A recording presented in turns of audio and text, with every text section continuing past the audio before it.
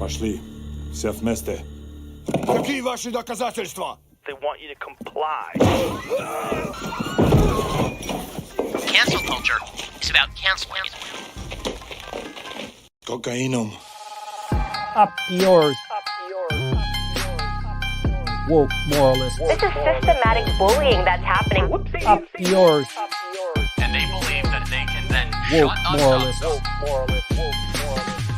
Not only can you take a load, you can take the ultimate load, and even better than that you find your true calling and destiny in your willingness to take the ultimate load. They seem animalistic is what I mean. No, they're worse than animals. Up yours. The woke mob, they ruin everything. They stopped Woke Ben moralist. Shapiro from going to events and speaking. They stopped Ann Coulter from doing it. I will never surrender even a single inch of ground to a pitchfork mob. You never cave to the mob. We will never bow to the mob. Ever. No matter what. Have it your way, buddy. You sons of bitches. Beta! I did everything right and they indicted me. Do you see the final expression of cancel culture in terrorist groups like?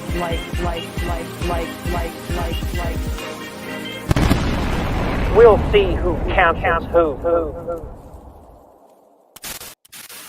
Oh boy. What's up, everyone? How y'all doing? What a wonderful week. What happened? I was gonna start like that, but I thought it would be too. Too mean. Yeah. What happened? What happened? Bender, I put my great. faith in Matt Bender's projections, and it failed me. Listen, 2020, I was on the mark. 2024, I couldn't have been more wrong.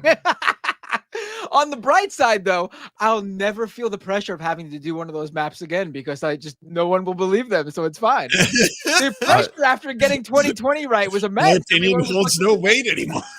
The fact that this has happened multiple times with how off the polling has been even though it happened, like it wasn't that off in 20. I mean, it was off in 2020. It actually under predicted Trump, but then midterms were pretty on. It's like when Trump's on the ballot, you can't trust anything. Is what this appears to be. The poll wasn't necessarily off. It's just that the trends of the polling were off. Like polling, Iowa was off. That was 17 points. But that was that one poll. We all but they were right for like 15 years since like Obama 2012. They were bang on. I was right since 2020, and look, that streak is over. Since 2020. Well, listen, one thing I will say is at least Alan Lichtman now has to shut the fuck up forever. Moo Dang now has a better track record of predicting elections than Alan Lichtman because Moo Dang is at 100%. We need to cancel Moo Dang's got the pressure now. Moo Dang's got to. Everyone's gonna be looking at Moo Dang now, right? We should let people know, by the way, that Rebecca was not going to be here tonight. She was called to Mar-a-Lago as part of Trump's transition team, and that's what she's not. She's just not going to be here. She needs another week, she said. And I get it. Some people are insane like us, and we're here doing this, and then normal good people are taking the break they need. I saw David's tweet and my heart sank in my chest, and I was like, wait, what? I didn't even know if this was going to happen this week. I forgot that so every 2 weeks I feel like I can't do this anymore, and I forgot afterwards that I'd never really said that before. So people took that tweet like, oh, he's done. Like, no, this is every time there's like bad news, I'm like, this is too much. I can't do this. It was like that movie where they're like, I'm too old for this. That's what that sentence meant. Yeah. I mean, I will say, when I saw people don't realize that basically once a month before Leftist Mafia goes live, me and David talk about quitting. Yeah, we always vent to each other about that shit. I will say, I saw your Yeah. tweet, David, and I felt the same right away. Like, I was like, why am I doing this? It's so fucking pointless. Like, what's the point of any of this? Why am I putting my family through this? I'm always head in the screen, making little to no money. Why don't I just go out and get a real job?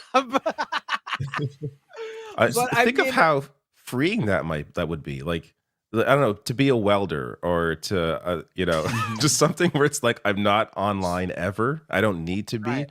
Really, like ideally, I'd like to run like a little restaurant in a small town. That'd be fun. But it's just, it's just head in the clouds. It doesn't actually make any sense. Love of the game.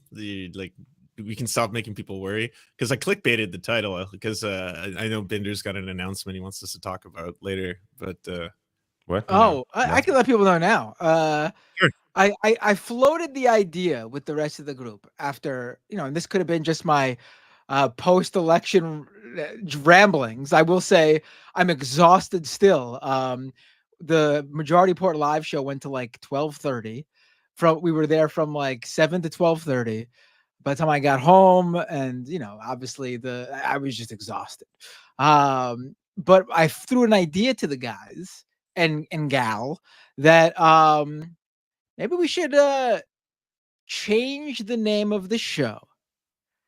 Not because we're abandoning our leftist ideals or whatever, but because I feel like, especially in light of post-election and what we do on here, maybe we could draw people in if we don't have the name like that, but still talk about the same things. We should call it Uncommitted. There's just an idea I threw out there. Yeah. My chat suggested the name InfoWars. It's for sale. It's got brand recognition. People will know it. we can buy InfoWars. Wars. How about just reverse it? Wars info. Just find something really stupid. We gotta find like a dumb name that like when the Nintendo Wii was announced. That sounds so stupid, but at the time it was so stupid. I'm like, what? Nintendo Penis? What is this? And now it's just like, oh, it's the Wii. Whatever. Like we gotta find a name that sounds really dumb, but people get used to it, and it's good. I wish I had suggestions, because I have no idea. I named my show The Humanist Report, so nobody should take name suggestions from me ever. I think yours is better than mine. Then again, mine is ambiguous. Like, oh, is he right? Call the show the Nintendo Penis? Right. You really are dropping the ball there when they're talking about how they need a left-wing Joe Rogan. I mean, you got the right-wing name, the right-wing looks. We could have called it the Rational National Podcast. you should be out there literally drawing in young Gen Z Nazis and turning them limbs. It's Antifa super soldiers. I'm too old for I don't understand Gen Z. The idea that I could try to appeal to them is not possible. Get the haircut they all have, where they fade their hair up and the top broccoli type thing they got going on. It's all curly. You gotta draw them in, David. How much I hate this generation.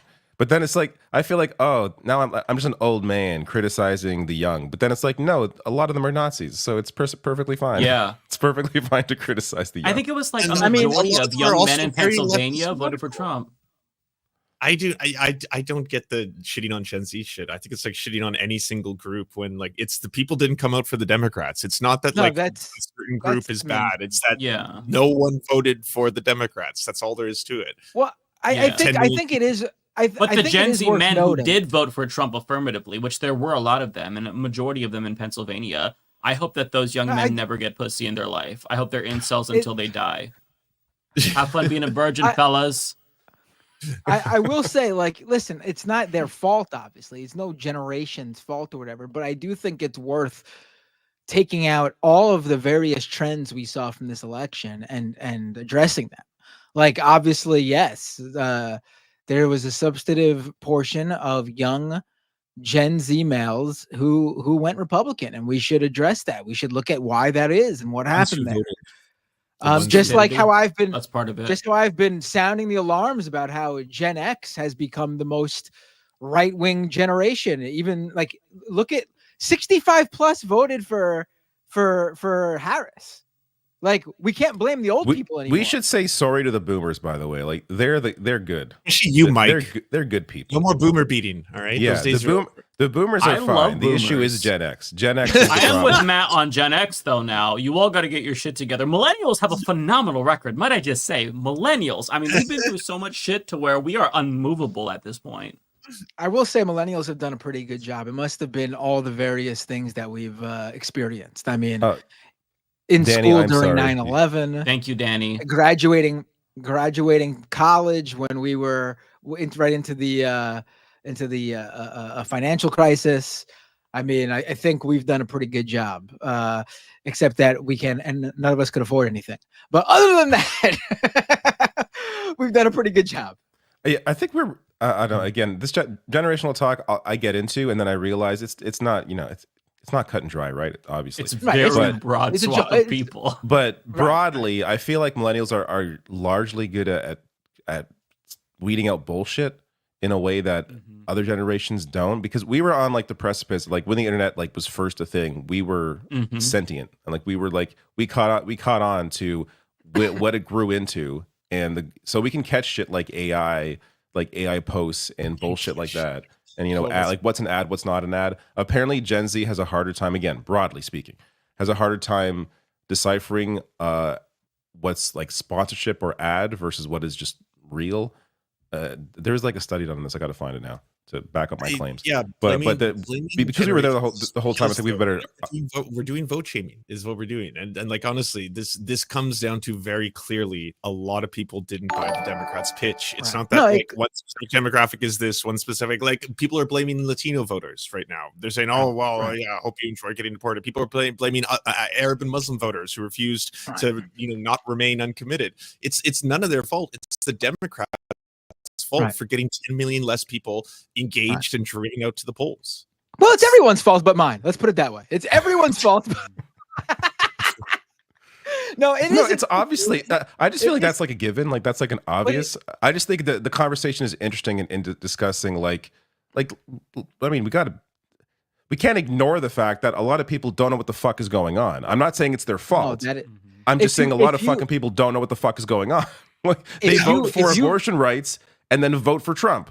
They vote for raising wages. They vote for sick leave, and then they vote for Trump. Like a lot of people don't know what the fuck is going on. I've got to say, I disagree.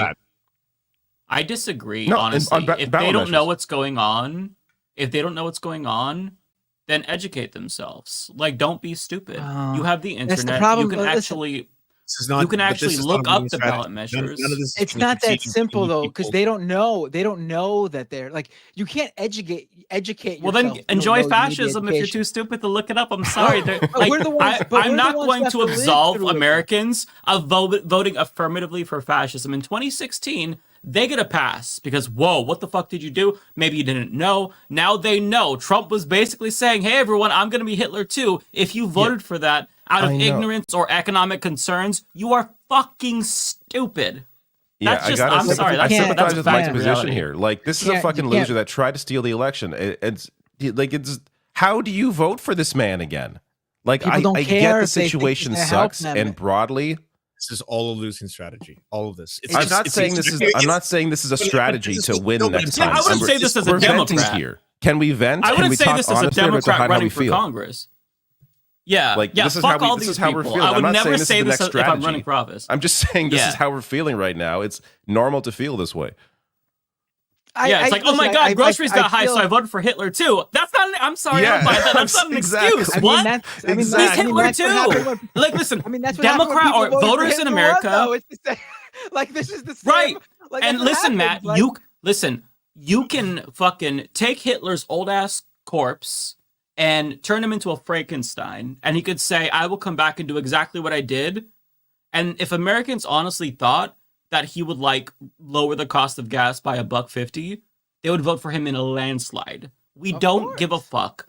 We're a psychotic nation. We are one of the dumbest countries on earth by a mile, and it's not even close.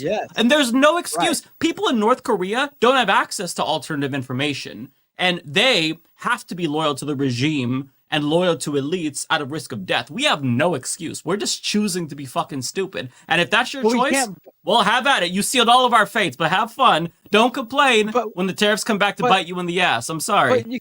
But you can't be like that though, because it's gonna hurt a lot of people who didn't vote for it, or people who legitimately and that's terribly sad. That's sad. Well, if you were tricked, you were tricked. Don't be dumb. Fool me once, shame on you. Fool me twice, can't get fooled again, motherfucker. I am gonna be like that. I'm a petty bitch. Fuck them all. Enjoy the suffering, motherfuckers. This is what you voted for. You just can't though. You just can't. I'm not wrong, and you all know it. I listen, I get the sentiments, but you just can't. I mean, it's what ostensibly separates what we believe and what they believe, and they as in Republicans, right? I can't, like, obviously you could have different levels of empathy for certain people, but you just can't leave people behind. Oh, but don't get me wrong. I have zero empathy for Nazis, fascists, all that kind of shit. Like, absolutely. But what I'm saying is that, like, people often say, Lance, why do you even care if Americans get healthcare? You're not American. None of this affects you.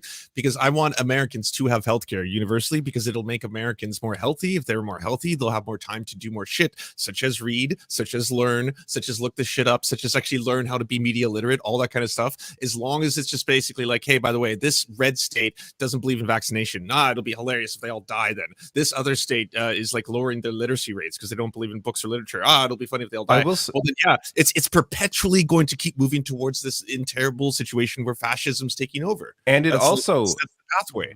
And it also does affect us. I mean, the fact, like, because the standard for healthcare in the US is so low, it doesn't require our political leaders to fight for anything better here, because it's like, oh, at least we're not the US. Like, that tends to be like how people feel about healthcare here. Like, we have real issues in our healthcare system where we should be properly investing into it and expanding it. And then people go, well, at least not the US.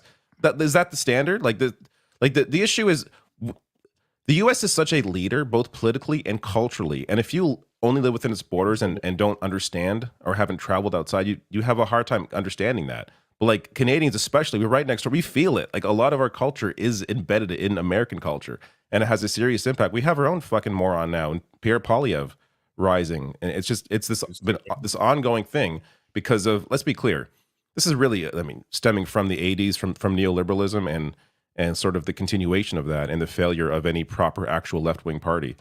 And the constant fighting against any real left insurgent in any country. That's what has led to where we are now. But it's these, when a Trump pops up, it affects us a few years later, and it's an ongoing cycle. I will say, I think that I'm not trying to say that like there's any one magic bullet. Like, I still think Bernie would have won. I still think that leftist populism and a competent, unapologetically left-wing Democratic Party would have won. But at the same time, Bernie Sanders catalyzed a nationwide movement, and after 2016, there were dozens of candidates, hundreds of candidates across the country that were running, and they got wiped out. So if voters are genuinely dissatisfied with the system and they don't pay attention to the options that they have, then I don't know what to say. Things will just continue to get worse. And I get that there's also systemic issues as well. But I think you can't absolve people of individual responsibility, especially if, like, anyone who voted for Donald Trump, they absolutely are culpable, regardless of the factors and the institutional factors. At this point in time in 2024, I refuse to accept this idea that voters just got hoodwinked or duped. Maybe that's true, but at the same time, if it's so transparent and you can't see that this person is literally Hitler too, and you vote affirmatively for that, there's just no escaping the reality that, like, these people are psychopaths. It doesn't take a fucking history major to understand that what we're seeing is very reminiscent of World War II. Some things are just, like, super obvious, and this was really obvious. And I don't blame third-party voters. I don't blame anyone who didn't vote. I blame the people who voted for Trump specifically. So just to be clear, that's the only voter shaming I'm doing. I saw. No, but you can't. You can't. Though. You just the last election and this election. You can't blame the Trump voters.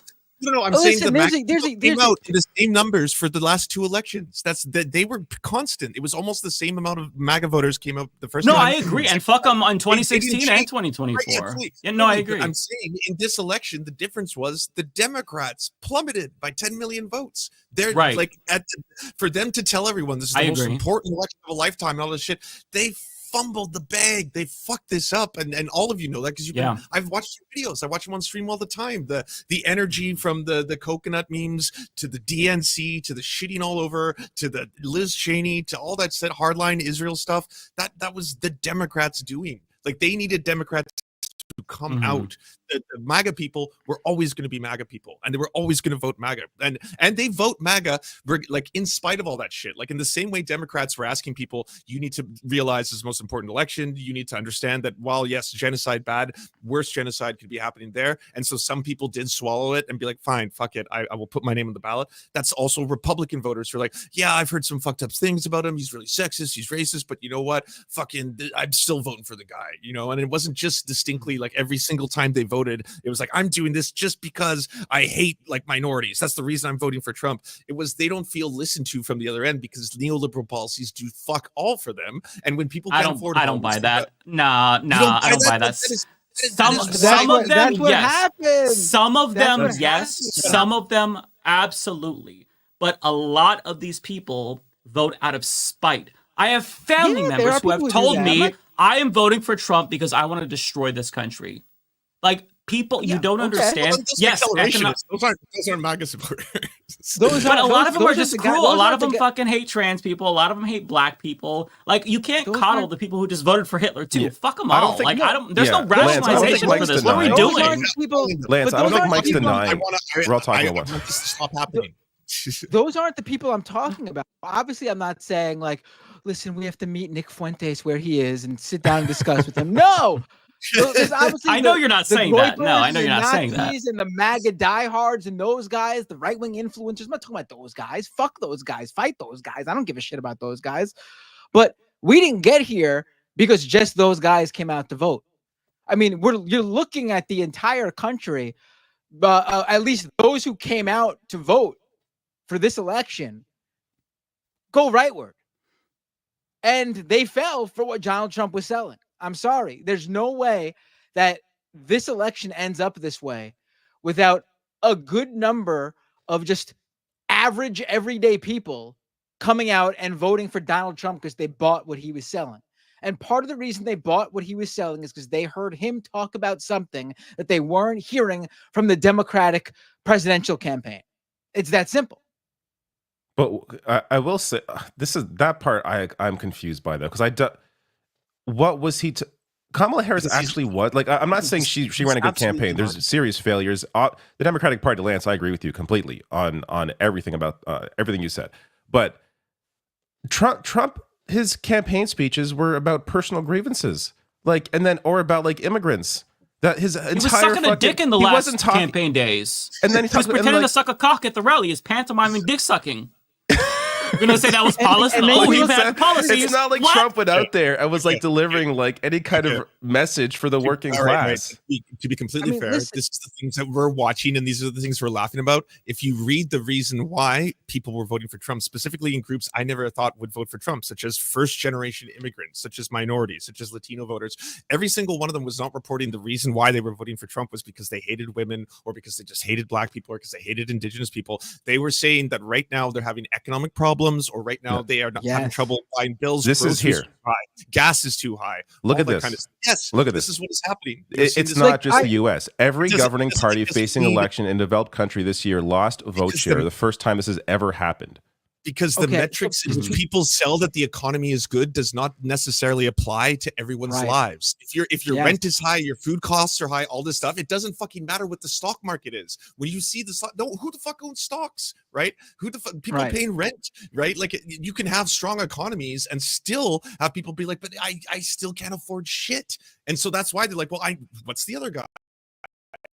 What's the other guy offering? Because neoliberal policies are just barreling them down this road. I don't even think it's about what he's offering. It's about not voting Democrat. It's like, hey, these people are in power. I'm not voting for them. I'm voting for somebody else. I think that's what goes to the graph here. Like people just vote for the other side. Yeah. And to what you're both speaking to that economic anxiety and the devastation of neoliberalism, I think that is a fine rationalization for somebody who's apathetic and stays home. It's not somebody like that. I don't apply that to the Trump supporters. I'm sorry. I refuse to buy that. People in this country, the culture is toxic and cruel as fuck. The immigrants who hate other immigrants, it's just kind of a fuck you, I got mine mentality. I'm going to pull the ladder up behind me because that's how we all are as Americans. It's a cultural problem. We are evil people. That's what I'm saying. No, I agree. People are very selfish, but that's a lot of people. Donald Trump got more of the vote in New York City than any Republican in something like 40 years or something like that. I've been looking at the districts that he won or came within points, single-digit points of winning. We're talking about districts, minority Latinos, district with minority Asian, Chinese, Korean. He won big gains with almost every minority group except for Black Americans.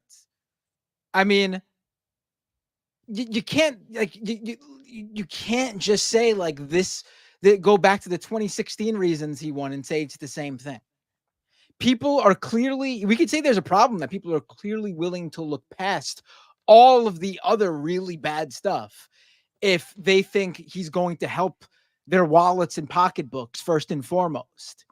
We can say that, but we can't say that, like, we can't just pretend though that they voted for the other stuff. It's a problem that they're willing to look past it, but I can't necessarily say they voted for it. Maybe they're going to learn their lesson after they realize just how bad it'll get, but just can't like just have this large swath of people from all backgrounds voting for him and say it's because of this one thing. Yeah, no, I think that's. I don't disagree. Like, it's absolutely abhorrent to see what just took place, especially like considering what it's going to mean for, like, you know, so many vulnerable groups that all of us in this room care about, right? That we all advocate on the behalf of, and like the revulsion at that, and that there is absolutely a percentage of people who do that kind of shit because it's a way to own or get lib tears or be like, I'm fighting wokeness by voting for a fascist, and you're like, there absolutely is. But I'm just saying, bigger picture, when you zoom out, and if we want to be able to fight against this kind of stuff, we have to recognize what is driving them. And I think it's a lot more than simply, like in the case of Hillary Clinton, that they just hated the idea of a woman president, right? Or something like that. But Lance, we have all been saying that. I think that's why this conversation for me is sort of like a given. Like, all of us since 2016 have been saying that it's the Democratic Party and their lack of a real message to working class people like that. Like the venting here about Trump's voters, I just think we're just venting. Like it's the fact that these elections are even close with this fucking lunatic, like, is insane to me. Yeah. So like that continues to be insane to me. It's hard not for that to be insane. But everything you're saying with the party, of course, yes, at liberals in the Democratic Party for not listening to anyone who is just, you know, it's not like they're not aware of any of these points or facts along the way. It's not like they didn't know that there was a risk in Michigan specifically of not appealing in any way, shape, or form to any of these, you know, committed delegates that they had gotten to the committee that they would refuse to let speak. They refused to platform. Like, them and their strategy of going center right and spending more time with Liz Cheney praising Dick Cheney than they did with any Muslim or Arab voter, while Trump, on the other hand, while we were all making fun of him, have you seen the clips where he was in Michigan saying things like Dick Cheney has slaughtered millions of Arabs and Muslims? He had billboards in Arabic in Michigan too. That he's playing the game while we're laughing at him, while liberals are making fun. He's the orange man. He likes McDonald's. Look at his weird face, all this kind of stuff. Well, look what the fuck he's doing on the other side, you know? And Democrats are still hoping Brat Summer and the Swiftie endorsement are going to change all this. That, like, 10 million fucking votes gone with this strategy. Like, you know, they should be absolutely revolted with they're the strategists, the insiders. Are they going to learn? Which is, I don't know why I asked the question. No, they're not going to learn. We all know. The two losses, I've already been seeing what the cable news clowns have been saying, you know, with the occasional, you know, Chris Hayes has a good analysis. Like, there's an occasional person that knows what's going on, and that's allowed on television. But the vast majority of them are just doing the same shit they always do. They keep complaining the Democratic Party isn't far right enough. They run a far right campaign, they lose. It's not far right enough. Like, how fucking more far right do you have to go than lethal military, immigration, deporting people? How fucking more far right do you have to go? She didn't even talk about her gender, like tariff, 100% tariff. The most lethal military force in the world. Like, there's two Democrats who are saying we got to get more transphobic. How far right could you possibly go? Yeah, and Mike's right. They're coming out now saying they got to get more transphobic. Well, that was one. That's one guy. Yeah. I saw. Two guys plus Colin Allred. That they're going to get more transphobic. That they think that they can honestly peel off the Republican Party's base by adopting fascism. And what I'm trying to get people to realize, and this is why I'm attacking Trump voters in particular, we live in two different planes of existence, okay? We hate each other. We have irreconcilable differences. One side has to win and the other has to lose going forward. The bad guys won, and they might just have solidified their victory. But given this reality, Democrats have to understand that this is always going to be about mobilization and not persuasion. Kamala persuaded less Republican voters to support her than Joe Biden did in 2020. Okay? So with that reality, they have to understand, which they won't, because they don't care. They don't want to win. They're losers. But they have to understand that this is about getting people out to vote, not winning over fascists. The more they try to pander to fascists, the more they fuck off, tell the base to fuck off, the more they lose. So we have to understand that in this polarized environment, there's two different types of people here. There's good people and there's bad people. And I don't think it is unreasonable to dichotomize them that way. 2016, yes, you can say there were a lot of people that ended up voting for Donald Trump in spite of his racism, which isn't a great defense for them, but they voted for him despite his racism because of the economy. But we are 8 years now into the Trump era. And if you voted for him after all of this shit, there's just no excuse. I don't care how much economic anxiety you're feeling. There's just no excuse. And I don't think you could win these people back to the extent that the Democrats should try by not abandoning their principles, sure. But it goes back to like, get out the base. Trump got out the base. He turbocharged his base, got him so excited. Democrats said, fuck you. Anytime somebody would show up to protest Harris, she'd say, I'm speaking when it comes to Gaza. And then dumbass liberals put that on a fucking shirt. So it just, we need to know what we're dealing with here. Trump supporters are evil. They're demons. Democrats can't win them over. If they don't understand that, and we don't understand that we can't win them over, then it's going to be fucked. We just have to mobilize the good people to the extent that we can and get the good people. And I think we're in the minority or plurality. Get them on our side to beat the bad people. Mike, can you pull up the graphic I put in the Twitter chat 1 second? Or sorry, the Twitter group chat. Twitter. All the liberal pundits right now who are telling you that this disaster happened because she was too left or too liberal or too woke, instead of identifying that her campaign is. Yeah, I know. It's absolutely absurd. It's ridiculous. I hope everyone knows she intentionally was choosing her words extremely carefully. This was not an identity politics campaign. She was not campaigning distinctly on being the first woman. She was asked once about trans rights, and she said she would follow the law, which is a very scary, fucking centrist answer to something where you should be actually standing for human rights. But when people say, like, the support of left-wing policies or populist policies, this is a picture of the independent donations that came in for Bernie Sanders versus every other candidate who ended up running until they kneecapped his campaign. So Bernie Sanders policies, I remember this. Bernie Sanders ideas are overwhelmingly popular. It's not wokeness. He doesn't say that I'm going to usher in the wokest woke that ever woke, and we have to, maintain that no slurs will be said and things like that. No, he's talking about how everyone should have paid sick leave. That's unbelievably popular position, right? Things like that. How there's a 1% versus the 99%. All of this kind of shit is stuff that resonates with all voters, regardless of who they're usually aligned with. Independent voters, sometimes Republicans, and those coveted, like, how do we get those kind of people? That's how they gutted this. Like, they had Tim Walz. Let's go. I just want to mention, and he had huge Latino support, which Trump ended up getting a big chunk of course, in this election. Like Bernie Sanders would have won 1,000 times over. Like this election, 2016, 2020, he would have done better than Joe Biden did. Like it's clear from all of the data. And the reason that people are like, well, then why can't he win the primary? Because primary voters are not general election voters. A lot of people come out to vote just in a general. Don't know what the hell's going on during a primary, but will come out to vote in a general election. Bernie Sanders, his constituency is an independent voter, someone who's not going to be a registered Democrat voting in a primary. His voter is someone who's going to vote in a general election, but he's never able to make it that far because of the fucked up system that exists. That's it. We're all done. Was Mike breaking up? Was David breaking up for everyone or just me? No, he was fine for me. Oh, it was. Oh boy, my connection might be going. All right, well. Should if I suddenly drop out, that's why. No, it's good. You sound fine to me, Matt. You're not Hey, you sound good. breaking up for me. All right, cool. All right. Yeah, I mean, I don't know what to say. I pissed some people off. I'm not taking it back. Fuck Trump voters, every single one of them. If I think it's fine to have these debates. My cousins, fuck them. Like, I know these people. That's why I'm saying it. These are my cousins, my uncle, my aunt. I know these people. Fuck them. They're evil. Even though they're family, they're evil. They're just bad people. They're like, they love the joy of like taking away rights from people. Like, you should have saw the fucking Facebook post from my cousins who are Trump supporters. Yes, they love it. These people are fucking evil. And I'm sorry if that hurts your feelings. If you have family members who are Trump supporters, I understand. I don't love my family members who are Trump supporters. Fuck those people. But if you love yours, that's fine. I understand why you're upset. But it's objectively true. It's not. It's subjectively true. But they're just bad people. They relish in other people's suffering.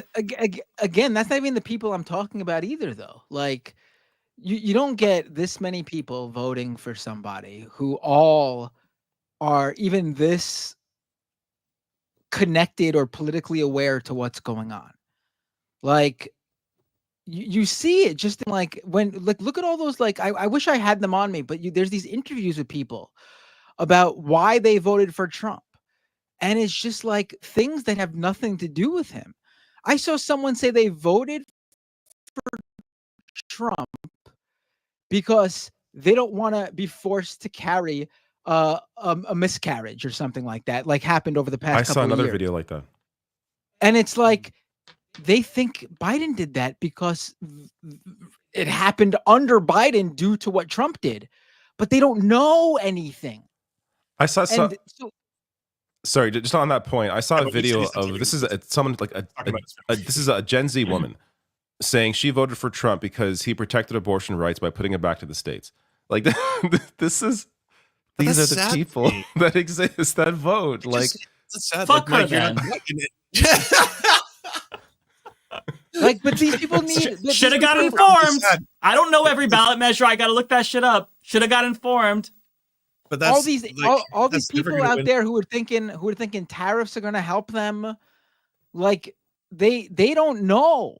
And like, I wish it was that so sad. Better know. Better start looking shit up, doing your research. But I wish I could say that. I mean, I wish it was that simple. But how do you want better and just give up on people who are going out voting? Like, I do think obviously the bigger fish to fry here is getting the non-voters, because they're obviously more amicable to maybe what you're selling, because they clearly weren't, swayed by Trump's message, but they also weren't swayed by the Democrats' message either. But there's a good, decent number of people out there who were just fooled or tricked and don't know any better. Why give up on them? Like, I could see getting mad at them. I could see that, but you can't just give up on them. Yeah, let me respond to this one. Is Mike giving up or redirecting energy? I'm absolutely not giving up. I've come to the conclusion that I don't think we can actually fix our system. So what does that mean? We just give up, stop voting? No, of course not.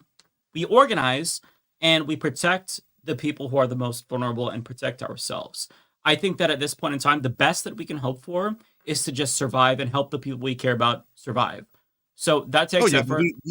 I'm not giving up. I'm sure you've been advocating for that forever. We should be doing that regardless of who had won this outcome, because it was always about picking your enemy ultimately. That doesn't change anything, right? Like, you should be looking towards, honestly, if you want to be winning elections, win local state elections, win local districts, campaign in that area. Watch Adam Conover's latest video if you haven't already, where the first half of it seems like he's just, praising the Democrats. He's not. He's saying they suck. But at the end of it, he's like, you know what? I live in LA. I was surrounded by homeless people. I wanted to do something about it. I joined an organization that is feeding and clothing for the homeless. And then we canvassed to get a leftist elected into our local council. And now we've reduced homelessness by doing housing first solutions. It's a real thing. You can manifest it. You can make it into reality. I did it. You can too. That's what you should be selling people on, regardless of who is going to win this election, because this election was never going to usher in socialism, usher in any kind of revolution or something like that. It was just going to hold off Trump. It was hopefully going to hold off Trump for a little while longer to buy us more time for the climate, to buy us more time for everything.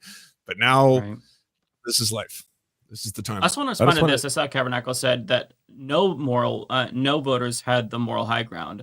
I love you, brother, but no, that's just so wrong. You can't tell me that me voting for Kamala to protect my trans niece is immoral. Yeah, it's there's no good option. There's no anti-genocide option, but we are voting out of survival and necessity. That's different. That's so different. So you can't equate the two and make it seem as if both sides are equally bad. Yes, both sides are capitalist. Both sides are the politicians, both sides are bad, but there's a meaningful difference there that you can't ignore. And the people who vote for harm reduction, they're not making that decision because they're evil. They're making it because there's no other choice. You have to change the system to get more parties. In Oregon, we finally had ranked choice voting on the ballot, and that motherfucker failed overwhelmingly. That's it.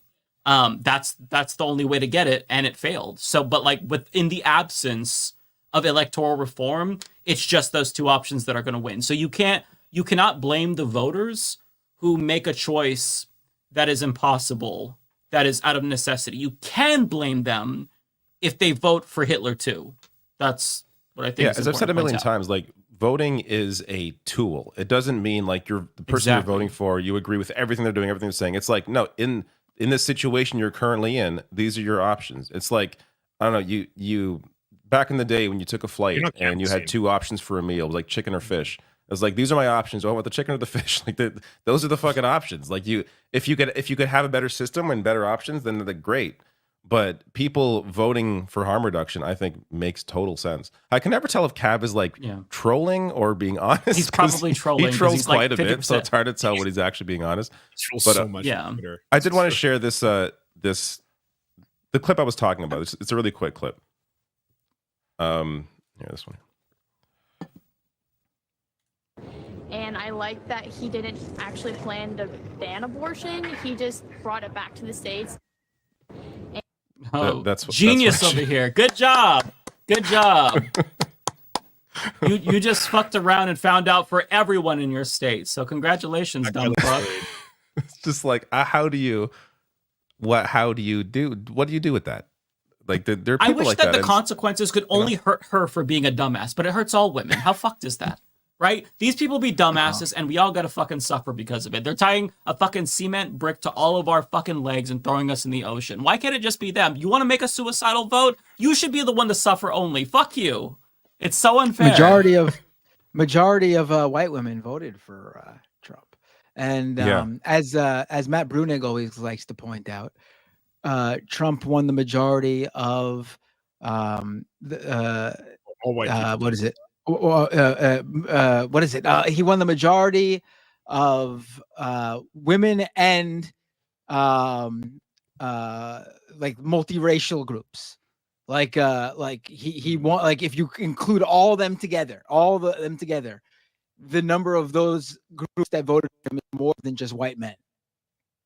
Oh yeah, I love how there's these charts about queer people. Like we did our part. 86% voted for Harris. I'm like, hey. Reverse. That means 14% voted for Trump. Let me talk to these F slurs real quick. What? Hey, brothers and sisters, what the fuck are we doing? Why are you so stupid and suicidal? I'll see you at the camp though. So, dumbass, like, what the fuck? Even blacks, even black women though, who are the most loyal Democratic voters, they get like 92% or something. You're never gonna get 100%. There's always gonna be people in every different demographic group who go the other way. 92% or something like that is a lot. It's you can't. What do you? But like 88% of American Jewish people voted for Harris. After all of that, and the complaints I was seeing, or the media, some of the media coverage of that. Oh, Harris didn't protect Israel enough. She didn't talk about protecting Israel enough, and that really hurt her. These are people on television that are supposed to know what they're talking about. That is I hope they go into the gulag first. Please, God, let them go first so I can watch it. Yeah, Mike. Your anger at voters, I get that anger for sure, but like that anger should be intensified on media morons. These fucking idiots. I've got a lot of anger to go around. Don't you worry. That has any power. I've got a lot of anger to go. It's really amazing though to see like the takes that don't want to like understand what happened. Like you're seeing a lot of the Democratic consultant class like not want to understand what happened. I keep seeing, she was a great candidate who ran a flawless campaign.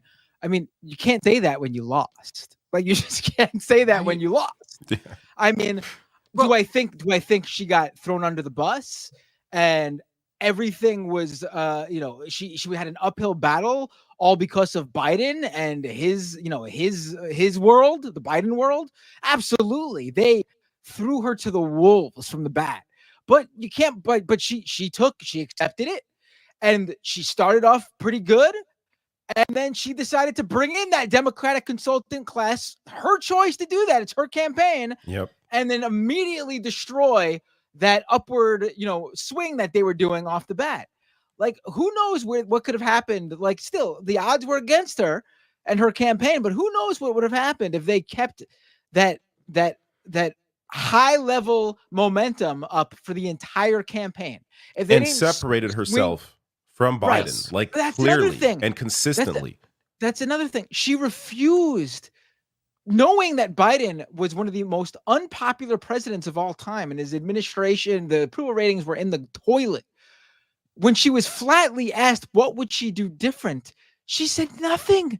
She said she would do exactly the same.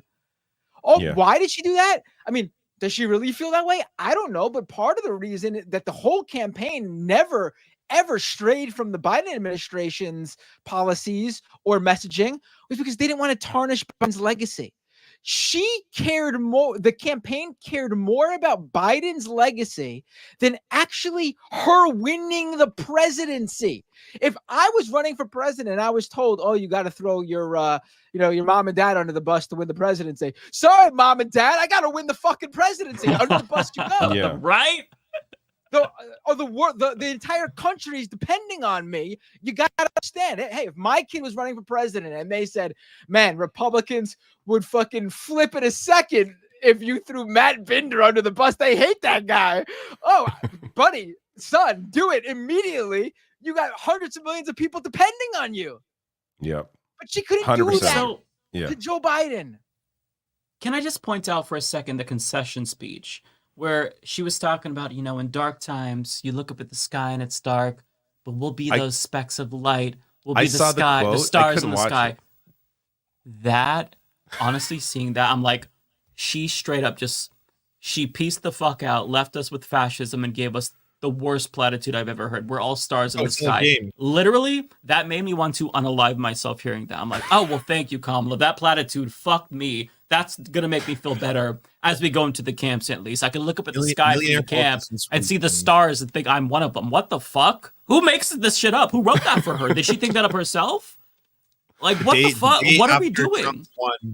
Did you see that billionaires got a record $68 billion in accrued wealth through stock enrichment? Yep. Like the billionaires, the elites, by the way, the elites that everyone claims Trump is going to destroy and they hate. That was the best day ever for the elites, including the billionaires. The DNC was parading around at their party. Everyone is fucking laughing right now, including the rich insiders in the Democratic establishment. Like everyone is fucking rich as fuck. What a payday! It doesn't matter. It's a game. It's a fucking How crazy is it? No, to your point, Lance. How crazy is it that the capitalist class co-opted the anti-establishment rhetoric? And now we have the richest man on earth running around talking about the establishment as if he isn't the quintessential establishment. And people are just like, yeah, this is fine. Like somebody I was arguing with on Twitter because I called Joe Rogan a baboon brain dipshit or whatever the fuck. They're like, see, but you're being elitist. I'm like, I, a non-millionaire, am being elitist to a multi-millionaire. Do you understand how stupid you sound right now? He's the wealthiest podcaster in the world. Right. Yeah. You could say I'm being a smug prick, but I am incapable of being an elitist to that elite.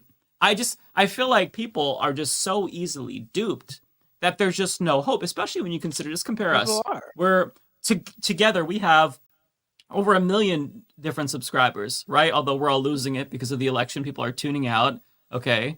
If you combine that, I noticed that the day after. It was just like I lost 1,000. I hit. And I was like, I get it. I totally get it. I hit 600K the day of the election, and I was like, oh, cool, 600K. The day after, it was 599. Well, you get to hit that milestone again, David. I get to hit it again. Can't wait. I don't know if I got hit on YouTube because I don't really have that many YouTube subscribers to begin with. That's why I was sort of, it's funny. You're like, oh, together we got 1 million subscribers. Yeah, if you I have 1 million subscribers if you count Dave Dole and Humanist Reports channel cumulatively. Yes, I do. But I did notice it on Twitter. Twitter, I dropped thousands of followers almost immediately after the election results came in. It was just like, no, and I barely ever care about that. I barely ever pay attention to that. But this was I wonder if that's so some noticeable bots. because of how many and how quick it was. I did wonder. I wondered if it was for Twitter specifically. I wondered if it was bots that, you know, their job was done, no longer needed for the election. Yeah, it is Twitter. Or I wondered if it was a large number of people who, because of Trump's win and Elon Musk's involvement, they were like, I'm deactivating. I'm off there. I'm not going to be on there anymore. I'm seeing Blue Sky more active, Threads more active. I'm going to be on Blue Sky and Threads more often as well. By the way, I have the same. If you follow me on Twitter, just at David Doel, David Dole, on both of those. But yeah, I want to share this as well, just because this is his chief of staff was a lobbied for a tobacco company. That's the kind of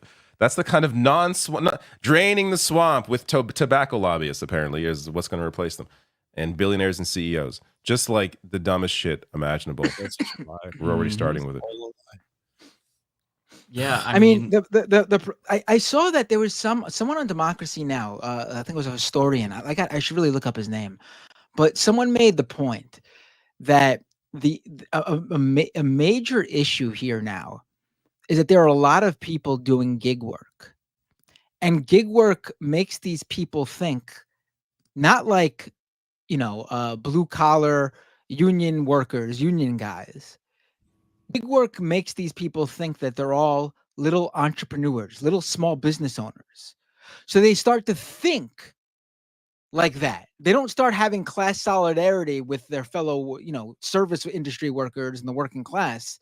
They start to consider themselves in the group of the small business owner and entrepreneur, even though they're friggin' opening up an app, but because they own the hours, they own how they work.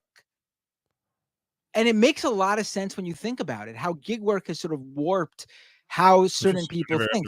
Like think about the whole like hustle culture. Oh, you know, work. You just like get out there, hit the streets, hit the ground running, just, you know, grind, rise and grind. Like the whole Gary V phenomenon. I thought we were like past that, but we're back on that. We're not though. Like maybe Sigma.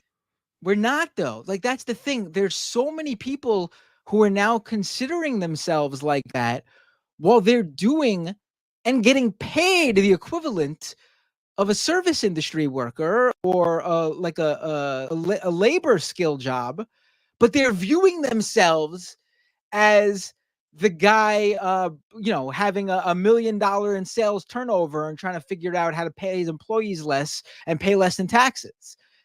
I mean, there's a real issue here that needs to be addressed, honestly. Yeah, but that's what Trump speaks to, right? At the end of the day, no one is mad at their boss. No one is mad at the company that exploits them. No one is mad at that. We're mad at immigrants. We're mad at trans kids. Like that's all of these fucking the inaffordability, the housing crisis, the fact that no one can afford anything, and it's just as bad in Canada as in the US. That's why people like this are capable of pulling off what they do. Because this shit, like, it's the same thing with why does Andrew Tate and all these other Sneeko and these like MLM scam multi-marketer assholes who teach men to hate women as a way of trying to appeal to women, why do they have an appeal? Because at the end of the day, all the dudes who have been told their entire lives to be a man, you have to be an earner and you have to be a protector and you have to be a provider and all that kind of shit. And then the world is hard and difficult. And then as you get hard, it gets worse and worse, more income inequality. Along come people with answers. They are lying. Their answers are false. The faux populists, the Trump shit, they are offering a solution to all this. But that stuff at the end of the day, it's just going to continuously make people more miserable. And it's gonna allow the rich, in this case with Trump, he's gonna fucking excavate the crumbs, like what little is left. Corporate taxes are gonna go down. Like, you know, there we go. That's exactly what's gonna take place. And to your point, what I was trying to touch on earlier was the fact that like we just can't compete with these folks. Before I brought up like the losing subscriber thing, we're farting in the wind, it feels like, by comparison. If you look at the top 10 streamers on election day, every single one of them was far right, with the exception of Hassan Piker. He's the only one. By the way, on that point, Mike, don't answer this. This is just a question, trivia question. If you guys haven't seen this chart, I assume, Mike, you've seen the whole chart. Who do you think is the number one on that list? Mike's laughing because he knows. I know. Take a guess. Lance, take a guess. Tim Pool. You'll never fucking believe it. Not Tim Pool. Binder, who's the number one streamer on election day? Right wing streamer. Take a guess. Ben Shapiro. Dan Bongino. Oh, Bongino. I like a lot. I had no idea that this fucking loser. Sorry, I might interrupt you. You can continue, but I just want to. He sort of continue. From like he sort of disappeared from like the discourse. Like he's not really involved as much as you used to see. Like a lot of these guys are in the muck, like getting involved in the big conversations throughout social media. Dan Bongino is sort of I don't see him anymore really. Yeah, getting around. Also he was never interesting. This is why I think it's.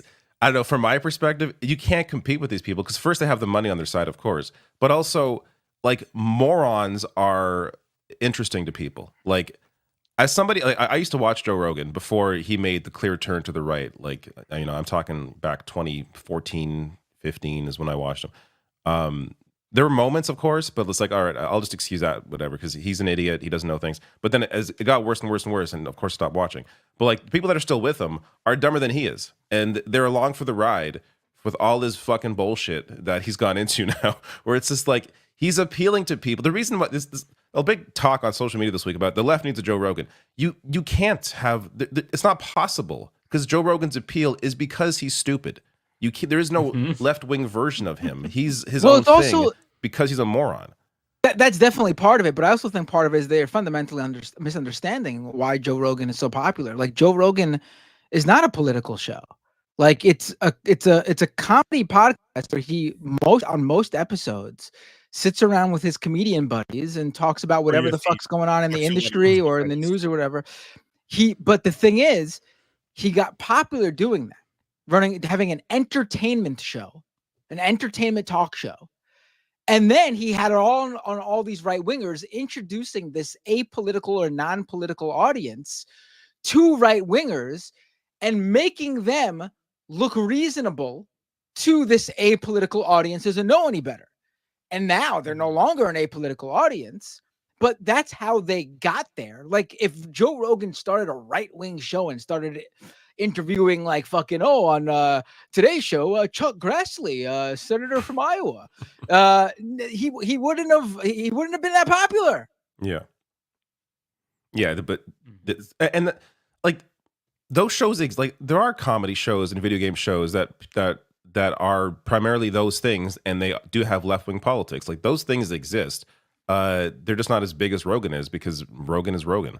But it would be tough for anyone with great politics to have a show that isn't about politics that to be as big as like a Rogan because it's just like it's lightning in a bottle. He's his own thing. You can't really do that. Did you see the post? Someone said that the Harris campaign spent almost $1 billion in their spending, and it was worthless at the end of the day because Trump won so badly. But that leaves them at a 3-to-1 spending. Trump was like $333 million on like TV ads and stuff like that, meaning they could have spent that $600 million on us, and I think it would have been better spent. I agree.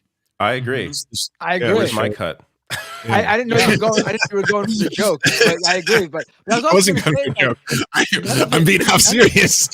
But none of it mattered though. None of it mattered. Trump had no ground game, no canvassing, no phone banking. No ground game. The Democrats had a whole apparatus for the ground game, canvassing, knocking on doors, phone banking. Something like millions of people were reached. Every major celebrity in just days. None of it mattered because the messaging wasn't there. You can bring out all of the accomplishments Biden had to help people, but the Democrats never got it through to people that this is what we did. This is how it helped you. This is what we are doing. This is how it will help you. This is what we are going to do. This is how it would help you. They never got this down, and they never did. They never did. They just ran on not being Trump and how dangerous Trump was. It just wasn't enough. It wasn't enough. It never has been enough. It's the same campaign that Hillary ran in 2016, and it wasn't enough. What made them think it would be enough this time? I just, and now when you really think about it, if not for COVID, Biden doesn't win in 2020. Trump gets reelected. 1000%. Yep. Trump gets reelected because they did not learn. They did not learn. They got lucky with COVID in being able to use that as the messaging because Trump bungled that so badly. Well, they did win, but the Democrats stole it. Trump won, but the Democrats stole it. We can admit it now. We stole it. We helped. Oh, by the way, on that note, amazing? Did you all see that? He was like, Joe "Oh, Rogan Pennsylvania's clip? looking. I don't know about Pennsylvania. Oh, never mind. It's all fine." Like, Yeah. so fucking gross. I gotta play this shit for you from Joe Rogan. This to me is just speaks to the rawest. Yeah. I don't know if the audience has seen this yet. Let me find it. I'm sorry. My heart is racing. I'm on so much caffeine. I know I came in hot. I apologize to all of you in the audience. I was gonna say, Mike, you're in rare form. I'm enjoying it. I had way too much caffeine. That's good. I apologize if I'm coming in a little bit too hot. I'm no way hurt. In fact, everyone in the chat was like, "Holy shit! I've never seen them all debate each other angrily. I like this." And I was like, "Oh shit! Is that the show now?" We need to disagree This is more. what the show should. We just need to become Piers Morgan. We should fight more. We need to. We need to. Yelling Neds the whole time. I agree. You know what? Fuck you guys. I take back my apology. Yeah.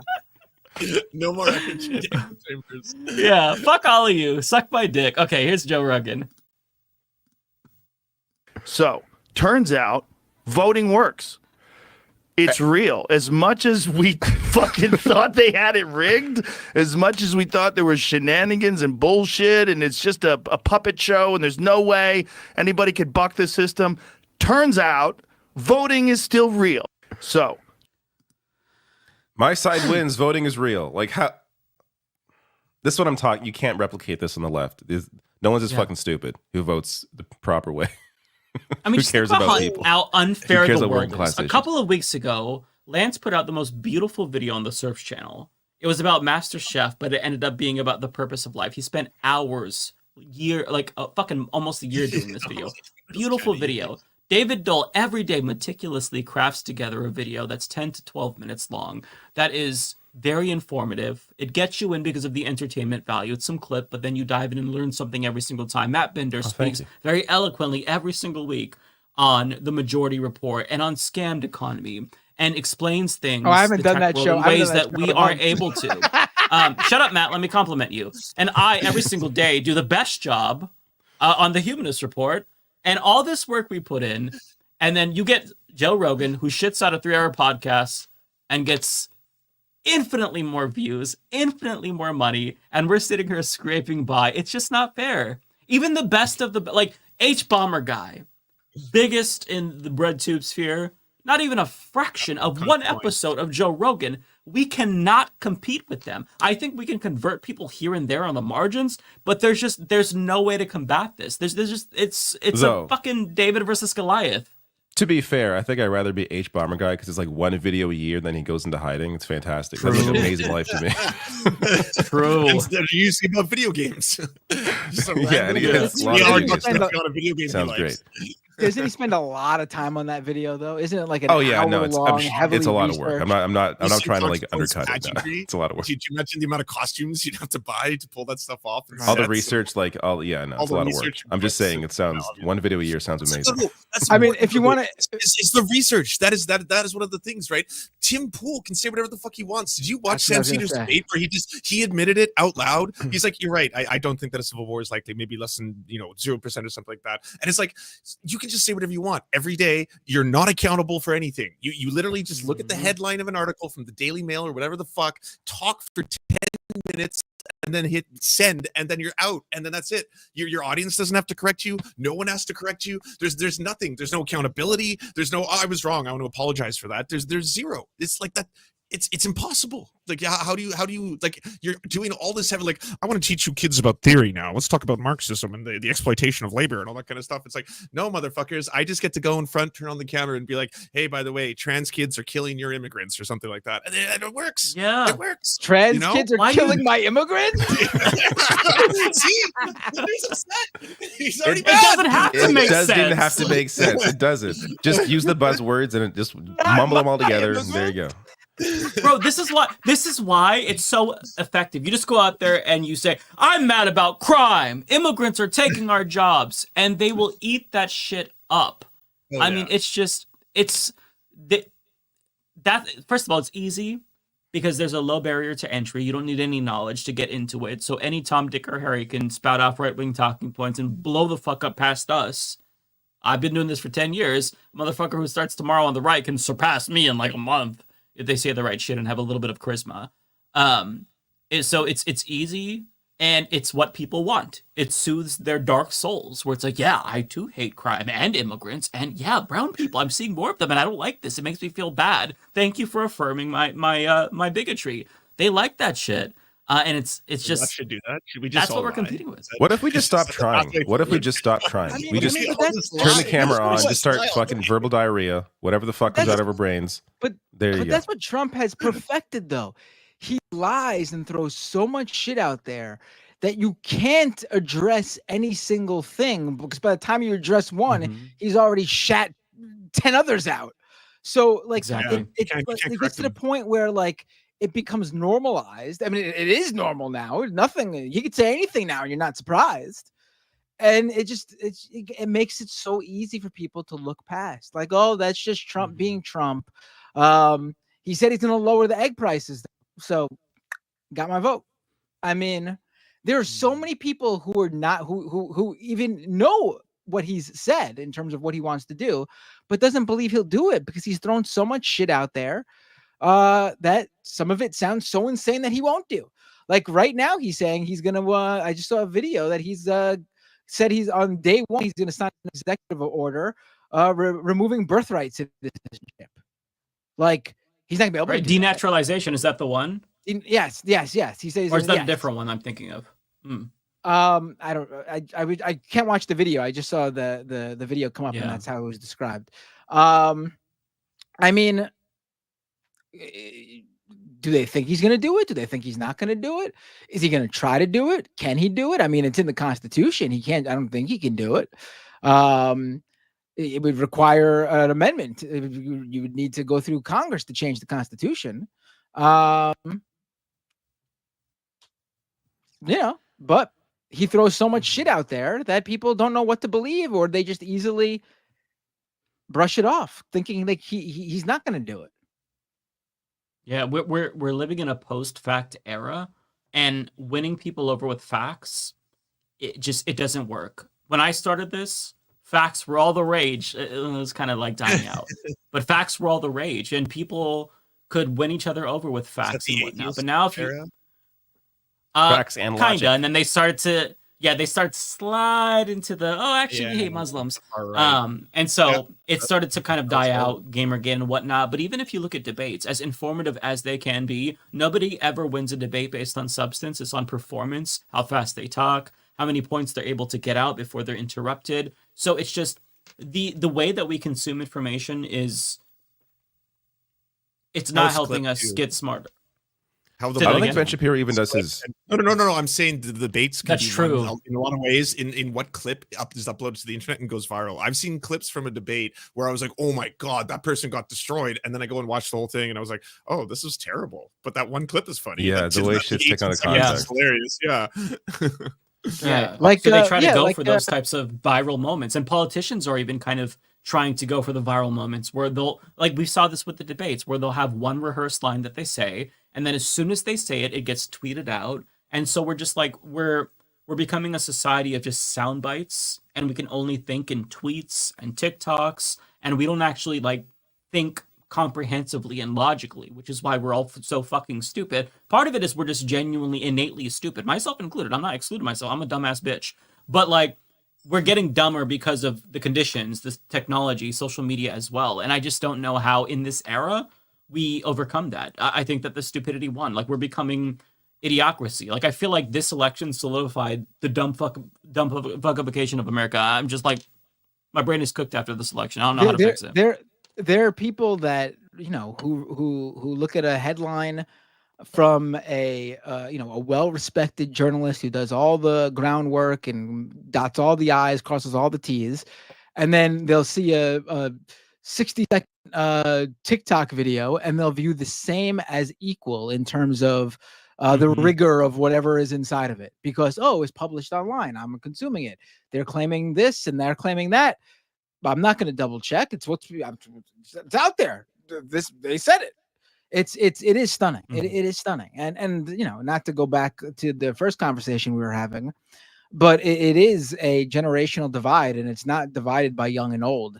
It's literally like millennials are in this bubble where we remember life before the internet and came up on it, so we understand what to look out for. And older people didn't have the internet, and younger people only had the internet, and they are getting fooled left and right. Yeah.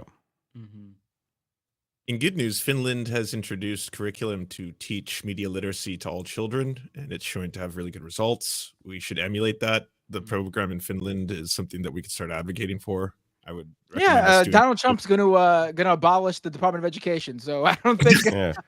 Maybe that's the way to start. Start anew. Burn it all down and start fresh. No, this is how I feel about that. Fuck you, Finland. You throwing that in our faces? Fuck you, and fuck Canada for having universal healthcare. Fuck you. It's universal. We got problems with. I'm jealous. The province. We still got issues. While so many people are watching, I will say you should subscribe to my channel if not already subscribed. YouTube.com/MattBender. There's more people than usual watching. I think since we have so many super chats, a lot of them may bring some conversations, and we should start going through them because there's a lot. Right. Okay, but remember, subscribe to my channel. YouTube.com/MattBender. YouTube.com/MattBender. YouTube.com/MattBender. Oh, by the way, I also am starting a second channel for strictly non-political content. You should subscribe to that one too. I don't really have a channel name for it, so I'll drop the link in the chat for you to all subscribe to that one too. But remember, YouTube.com/MattBender. I just want to address one quick thing. There's people saying like y'all won't even Amazon or Spotify, so how are you ever going to advocate for any kind of substantive change?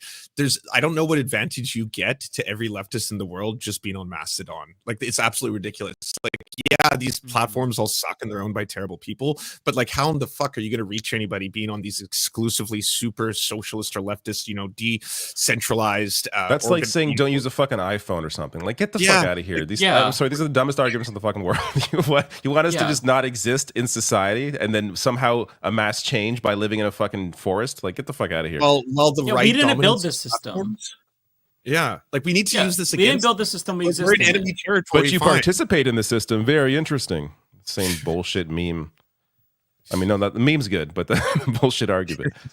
Anyways, see, we need to just go after the lefties now. Okay, we need some time for lefty infighting as well. Like, stop with the purity critiques about how you're more lefty because you fucking you don't shop on Amazon. Bitch, my medicine is cheaper on Amazon. Fuck you. They're terrible, but we don't have a fucking choice sometimes. How dare you save money? I mean, Jeff Bezos. Say I'm not a real leftist and can't be a socialist because I go to fucking Walmart. You got to kill Little your Debbie own snacks are $1 cheaper. I'm sorry, I'm so off. I think you're Mike. This is like maybe your best. I know this might be your best. Honestly, this is like one of our best episodes because we're all like fucking hyped up and angry. I think I just need to get really caffeinated, get high, and then just make a fool of myself, shit my pants on stream, and then I'll become the next Hassan Piker. No, because this only works on the right, so never mind. But if you amass a right-wing audience, there we go. That's how the deprogramming starts. You get them on board with your insanity, and then start educating. Yeah, Celeste. So I think we should just read through these. I could just read through all these to make it quick. Because it's going to be a lot instead of being like this yours, because we'll be here all day. Because there's actually a lot of these, but anything that where there's a conversation, we can stop. But Celeste, thank you for your super chat. Kamala never had a chance. Now we're in a nightmare. Yes, thank you for your super. I think she had a chance. It just was an uphill battle. She had it. Yeah. I mean, we talked about this earlier, but she had a chance if she was able to, or not she able to. Of course, she was able to. If she separated herself from Biden very clearly, of course, as current VP, that's hard to do. I get it, but if that's what you have to do to win, you have to do that to win, and she didn't do that enough. Raymond, thank you for membership. MC Smith, thank you for your membership for whoever you subscribe to. Chris, is it too late to expand the Supreme Court? Senate already killed the nominee filibuster. Yeah, it's not too late for Biden to drone strike Clarence Thomas or Alito, though, or have Sotomayor drop out. He's joking. No, I'm And not. he'd be I'm immune. not. He'd be immune. I'm He'd just be kidding. immune, No, by the way. I'm just joking. Any official act taken by the president, he No. can't get in trouble for it. On a serious note, though, this Is Biden gonna do anything in this Supreme Court said. time? Biden can do anything right now, right? But is he going? I guess my question is, Also- will he do anything? Also, you Not can't that, get in but, trouble for saying Biden drone strike a Supreme. It's not something that you could go ahead and ostensibly Sure, do you're by not- yourself. It's I- not like you're saying Matt, something Matt. You're realistic. not calling for violence. What if you were just Yeah. reporting on it? You said I heard People some know- people say, yeah. Matt, you I all had a know video I'm joking pulled when I down. talk about that. I had not pulled down. I had a video demonetized by YouTube because I showed a family crying, a Lebanese family crying. It was in the news, the New York Times article. They were crying because they lost a family member. That the video got demonetized because that's the part they clipped, like, because of this. Like, you so who the fuck knows? It doesn't. There's no consistency with this shit platform. It's so frustrating. Tokyo I Hans didn't realize. says, Matt, since you are straight edge, I want to drink on your behalf due to the result of the election. Shot of whiskey, vodka, or tequila. Already had a bottle of Chardonnay on Mike's behalf. Well, being that you yeah. sent that like 2 hours ago, I'm assuming you're already drunk at this point on all three. Hopefully, you haven't been waiting for my All the above. Elliot, is that Already Elliot? refugees. How long before Canada refuses refugees? We already clamped down on them. But I did provide links. If you haven't seen them already, there's links. I put them up on Twitter too. There are 2 pathways to get, if you're LGBTQ plus, there are refugee pathways and channels to Canada that you can start applying for right now. The typical routes, worker visas, all that kind of stuff, that does work. But you, again, if you are in a vulnerable community, especially in a red state where you feel that your life or the life of your children or the life of your family members are in danger, you can apply via that. Or you could just enter illegally, start saying sorry or about now, and they won't even realize it. You'll just blend in. Chris Theobald, David, I am from a small northern Ontario town of about 200 people. You can't escape the dumpster fire. That is the world right now. Sorry, you can escape the information dump for sure. This is not probably smart for me to say, but if this shit's overwhelming, like, check in every week or so. Like, if you still want to be informed, you don't have to be consuming shit every day if you feel like it's hurting your mental health. Yeah. As much as I would love for you to be here 1000%. all the time. Watching it now, why don't you all just tune out everything else and then join us every Thursday on Leftist Mafia? There you go. I saw a comment from some lady. She's like, Mike, I have to unsubscribe. You did nothing wrong. I just can't take it. And it's like, I really understand you so much. Don't even apologize. I get it. Trust me. Yeah. Oh, now I have 599,999 subscribers because you unsubscribed. Just stay subscribed. Stop watching, but stay subscribed. Tokyo Hans, let's change the name to Data Battle. I hate it. I'm sorry, Tokyo. I don't even know why honest. that. Yeah. I'm not sure what that really means. Knowledge fight, I don't- InfoWars, play on InfoWars. Oh, okay. yes, I of still don't course. like it though. Now I get it. And Now- and yeah, it'd now I be like it more. DB as the acronym. I don't like that. News acronym. clash. DB. Justin, hey David, since you're Canadian, good luck up there in y'all election next year. I heard a lot about Pierre Poilievre. Probably from me. I got a bunch. People are like, why don't you do more in Canada? First, I have. Secondly, it's currently a U.S. election, so clearly there's going to be a little less Canadian content right now. But election next When year. is the so Canadian I'm sure I'll be election? doing more on this. Next year, yeah. It may when be called though? It may be called in the spring. If not, it'll be later in the fall. Oh, you guys don't have like scheduled ones, right? Like you got to call them, right? It's scheduled if it's not. If it doesn't happen yet. For the schedule, yeah. So it will be in the fall if it's not called. It'll likely be called beforehand, though. Still alive. Are Matt and Mike going to move out of the country? Are you both at all worried about your personal well-beings? Me? I'm not moving. I'm here to stay, baby. I mean, you're both in better states, like Oregon. I would like to. I'm in New You York. saved I think we'll be fine. Obviously, not everybody everywhere will be fine, but why would I leave? This is this is our place too, our country too. Damn it. I hate the country, so I would like to move. There's a lot of options: Spain, Costa Rica, Brazil, Argentina, Australia, New Zealand. There's a lot of options. One day I would like to move. What is that? Maybe one day, probably not in the near future. What is that? What is that? Dido? What was that singer? That Dido song? Dido? I will go down with this ship. You remember that song? I'm not going down with the ship. Yeah. This is just a plot of land to me. I don't give a fuck. I'm going down with the ship, baby. No, this is a plot of land to me. I don't give a shit about it. I'm bouncing if shit hits the fan. You know what's fun? This is this short story, but it may sound a little melodramatic, but the day after the election, when I woke up, I'm like, I want to go drive, get a coffee or something. I need to like go for a drive. And I plug my phone in. I'm like, what random song is going to pop up to make me feel better? The song that comes up, I'm not sure you know the song, but it's called Lost Together by Blue Rodeo. It's a Canadian band. And it's about like, you know, it was the perfect song, I got to say, for the moment. Because it was like sad, but like, don't worry, we have each other to get through this. It was just like, oh my God, this is like the perfect song to come up right now. But it was just, there are music, I got to say, if you're feeling shitty, put some music on. Like, find what you're feeling and, you know, just kind of vibe out. And it's you know, you're not going to solve problems, but it may just help you a little bit. It's good. I don't know why, but your story, I really thought you were gonna go like all of a sudden I put on my car and the radios automatically starts, and all of a sudden I start hearing, "Ooh, don't worry, a bee." Oh God. That would have been a funny song to come on with. That is not on my playlist, unfortunately. Where am I? Tokyo Hans yelling at clouds would be age appropriate for a show name. I kind of like that. You know what? That's not a bad name. I kind of like that because that's what we're doing. That is actually a pretty nice name. I mean, we're not Grandpa Simpson age. I mean, no, we're not Abe Simpson. It's a funny reference that millennials would appreciate, but it does make you feel real old. Here we go, another podcast.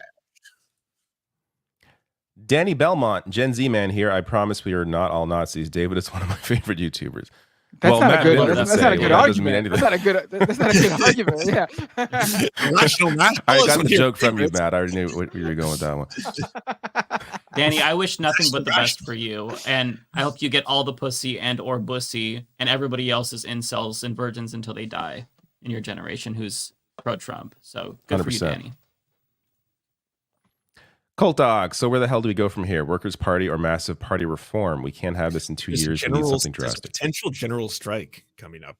You know, if Sean Fain can actually unite all those different organizations and unions and call for legitimate. That's in 4 years, though. Yeah, true. I'll believe it when I see it. What I would love to see is an organic socialist movement emerge where we literally violently seize the means of production. That's what I want to see, because the politicians aren't going to let you have that. Bernie kind of was moving there where he's like, I'll have some workers on the boards. We'll pass this reform. I would like to see an actual socialist movement pop up. Socialist militia, even, dare I say, where they actually take power away from elites violently. I'm not saying we have to kill them, but we can place them in re-education camps. Can we just not get kicked off YouTube, please? Okay, I'm just joking. I do not agree with this idea.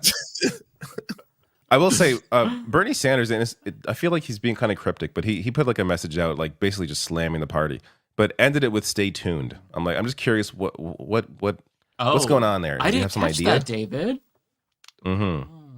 If he gives those comments with like a violent overthrow, I feel like Bernie has done what he can with the party, and now he's like, fuck this fucking party.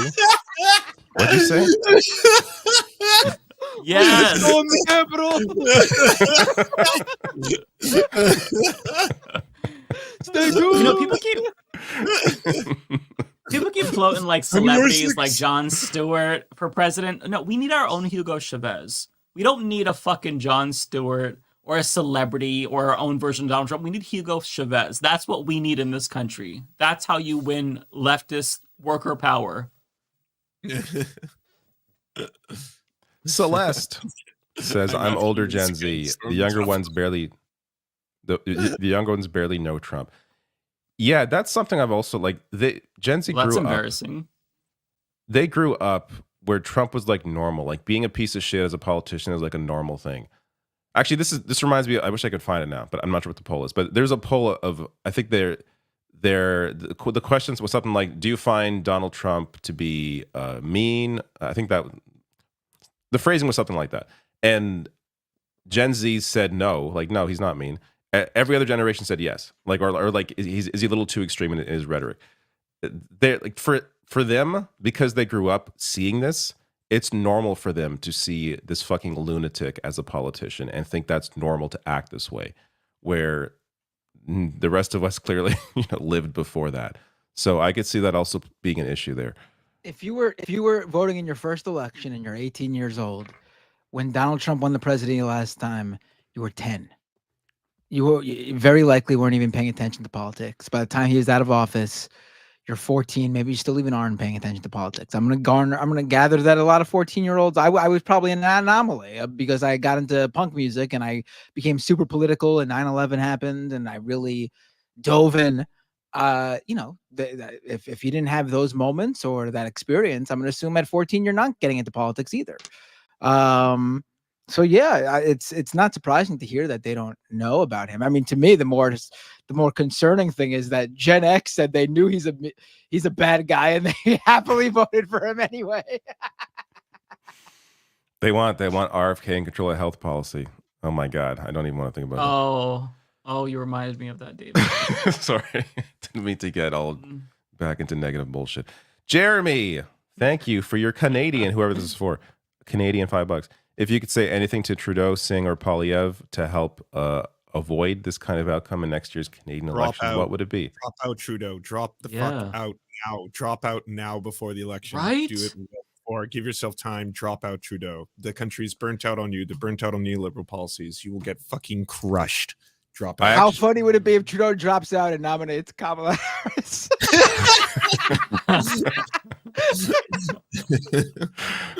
I actually think I agree with you, but I also think liberals are going to lose anyways. Like I think it's because the way politics works here, it's less about a figurehead. I mean, of course, people hate Trudeau, but it's also about just the party, right? Like people are not going to vote for liberals next time. We're seeing this in polling; it's very clear.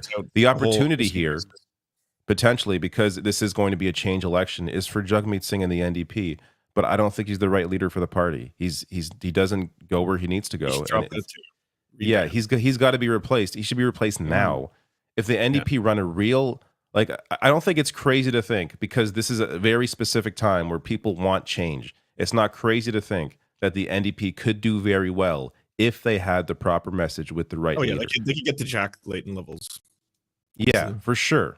Yeah, like liberals are going to be like destroy. Like I think they're going to be back to being the third party. I think they're going to get destroyed. But the NDP need to capitalize on this opportunity, and Singh is not the right leader for the moment. Do you all want to borrow our Nancy Pelosi? What's wrong with explain that to? Because I've only heard good things about him, but I'm not Canadian, nor do I pay too much attention. I personally like him too. He's not okay. I personally think he seems like a nice person, but he's not willing to buck what the people around him want him to do. They want him to be his like, I'm not sure what the proper title is, but the person that he works closest with, like chief of staff, like equal. She has the Kamala banner saying "I'm speaking" on her like Instagram profile. Like these are the people that are around him. Like they're these are neoliberal clowns. Is it still up? Because if I was today, I got cut up. But he's just been so hyper focused just on groceries for the past couple of years. While there's like, you should have been capitalizing on so many left wing movements in this the midterm, right? Just like every time you hear him speak, it's like grocery prices, Loblaws, grocery prices, Loblaws. That's and yes, good, though. That is good. But it's not. But that would have won the election here. I think he needs to be angry. Like, and he's not that kind of person. He's too nice. Like, they need somebody who's going to be vicious. Like, that's the kind of person you need to lead the NDP. You're not going to win over people who are dissatisfied with the liberals by talking kindly about grocery prices. Like, you need to be angry at the system, angry at the liberals, angry at the conservatives and their obvious bullshit, and call that out. And he, to be fair, he does call that out as well, but not in the tone. Like, tone is so much. Like, there has to be a. He's not the right person for it. There's got to be somebody else. Ooh, I think we should stop talking politics. Mr. Going down. You're cutting out. I don't know what you're saying. Oh, hello. You hear me? I hear you now, but your mic was cutting out. I was saying, all right, enough of the Canadian politics. Our view counts are going down. Don't worry. I find it We're moving on.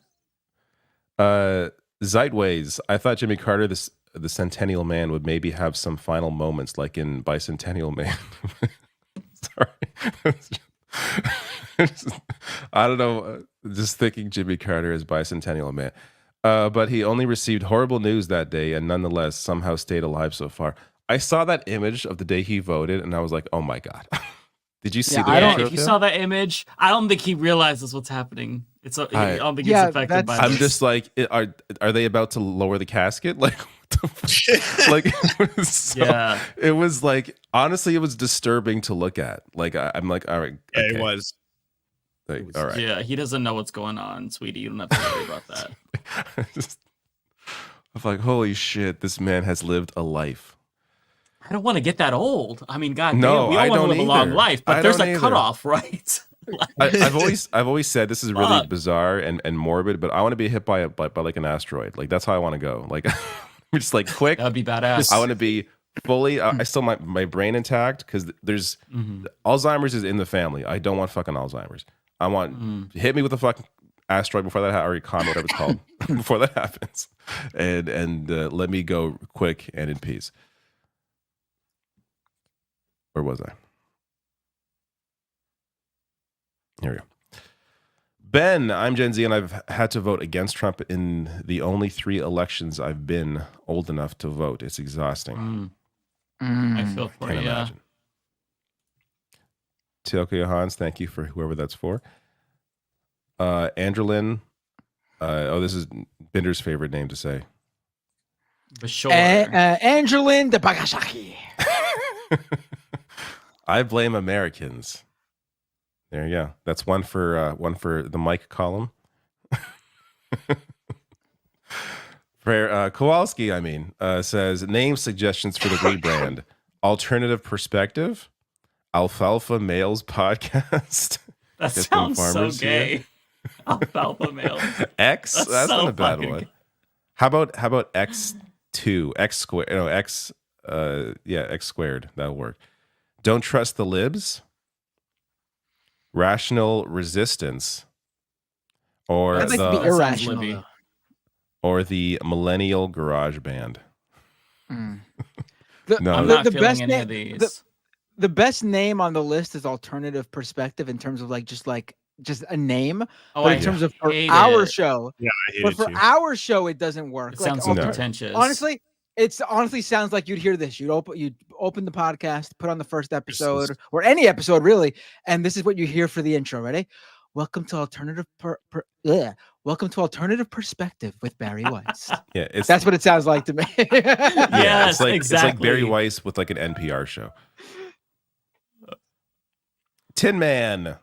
I'm Gen X and I'm with Matt on Gen X. I've heard a lot of Gen X criticize their own. Yeah, I mean, I'm not trying to be mean to Gen X. So there's great people who are Gen X, obviously, but if you look at who is breaking for the right wing, who are becoming Republicans in crazy numbers, it is Gen X, and I would love to understand more. I know people call them the LED generation. Maybe that does have something to do with it. Generation. Yes, I don't think I've heard that before. There's a graph that goes around here. Let me see if I can find it.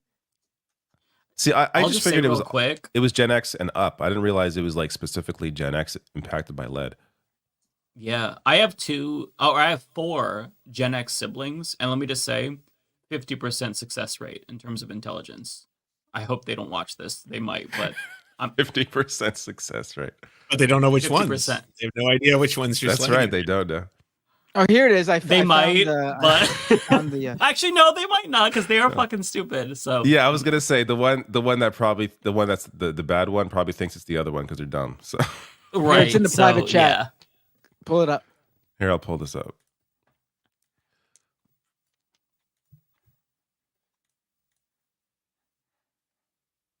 Wow, Generation that's actually led. really stunning. Oh my god. Damn. That's sad. Well, there you That go. is sad. It's not your fault, Gen X. No, it still is, but that's still sad. I mean, think about all the Gen Xers. Like, I'm pretty sure. Hold on. How old is? Let's think of some folks. Dave Rubin, Gen X. Who else? I don't know if lead is his biggest problem, to be honest. It's one of many issues, I think. Yeah, I don't know. I don't know if I lead with the lead. Jimmy Dore, Gen X. This is one. Piranha says Mike should have insulted his family. I will do whatever the fuck I want with my family. Don't defend my family. How dare you? I can talk shit about my family. As you if I find want more to. Gen Xers, I'm going to read this. Ignar Husky, I don't know about y'all, but at this rate, the Dems are a lost cause, and people specifically need to focus on labor and local politics. All we can do right now. Yeah. Danny. It's not stupidity, it's ignorance. Most people I know that voted for Trump simply don't pay attention to politics. But they didn't hear about the cats and the dogs. You know what I mean? Like, some things go past politics. They're cultural moments that they didn't see the Mexicans are rapists. Like, I just, there are moments that are just, they supersede politics. Right. Exactly. Some people are pointing out that Sam Cedar is Gen X. And to that, I just say that, sometimes the lead just hits differently. It doesn't. It's not like every single, of course, there are Gen X people in the comments here. Of course, there are Gen X people who are good. The ones watching right now, you are good people.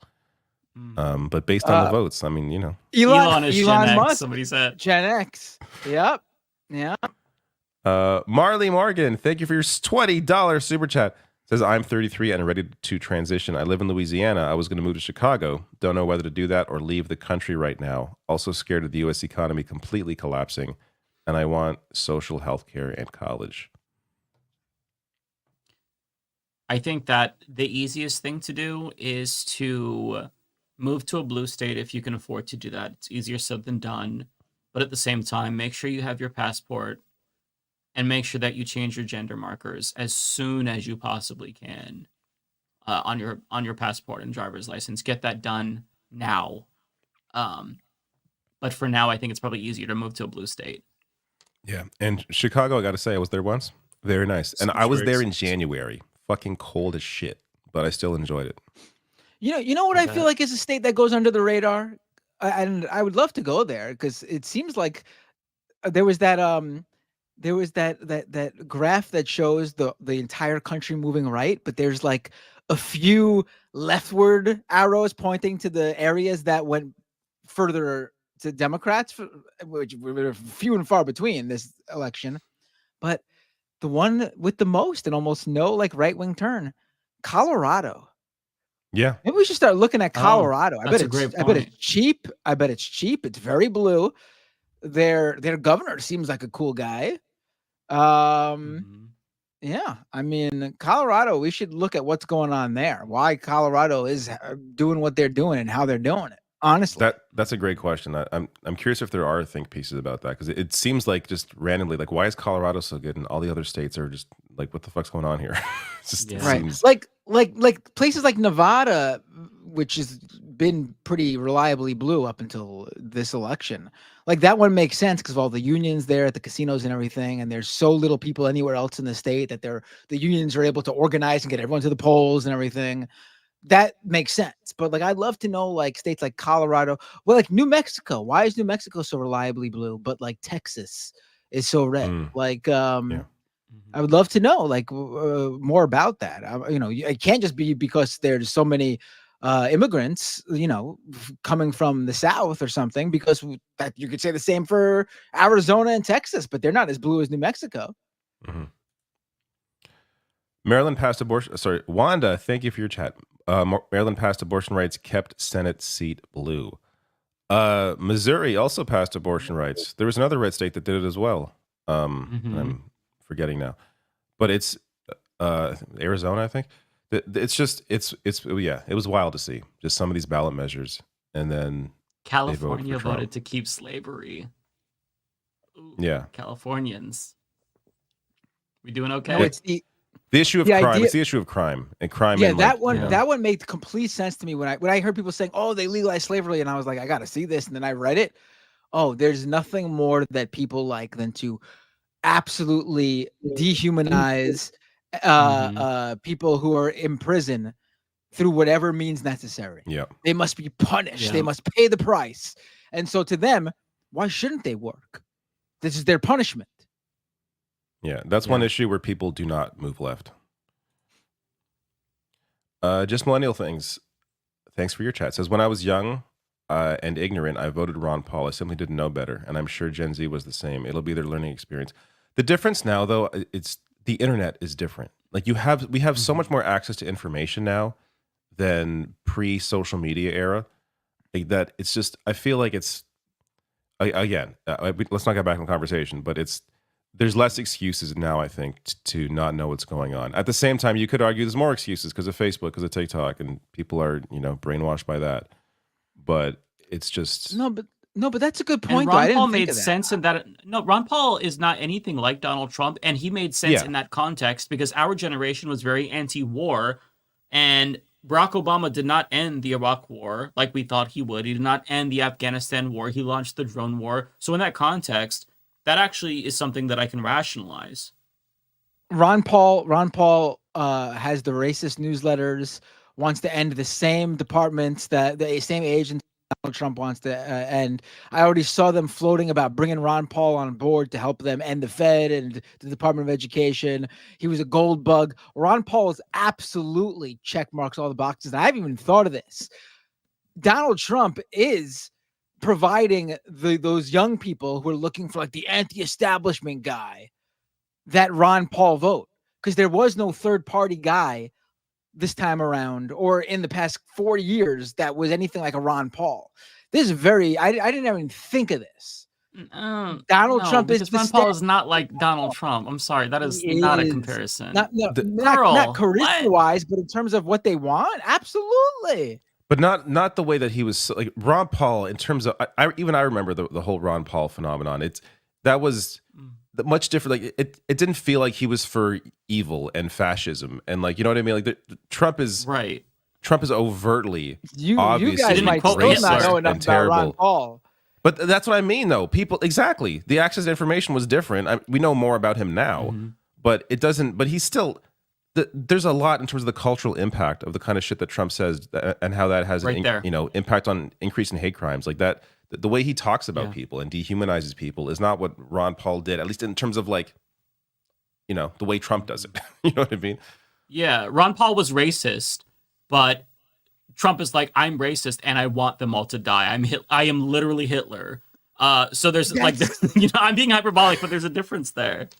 Ron Paul might not be saying that as outspokenly as Trump, but essentially that's what he's asking for by wanting to do what he wanted to do. I mean, it's the same guy. But he also didn't overthrow the government when he was in power. It's just that's a false equivalence. I'm sorry, they're not anywhere near the same universe. No, not even other Republicans are in that same universe. Like I would say, fucking take any Republican, even Rand Paul, Mike Lee, he's a demon and also an insurrectionist, but we didn't see him literally incite an insurrection. You know what I mean? He's providing that bucking the system anti-establishment appeal, though, that Ron Paul was providing to those kids in 2008.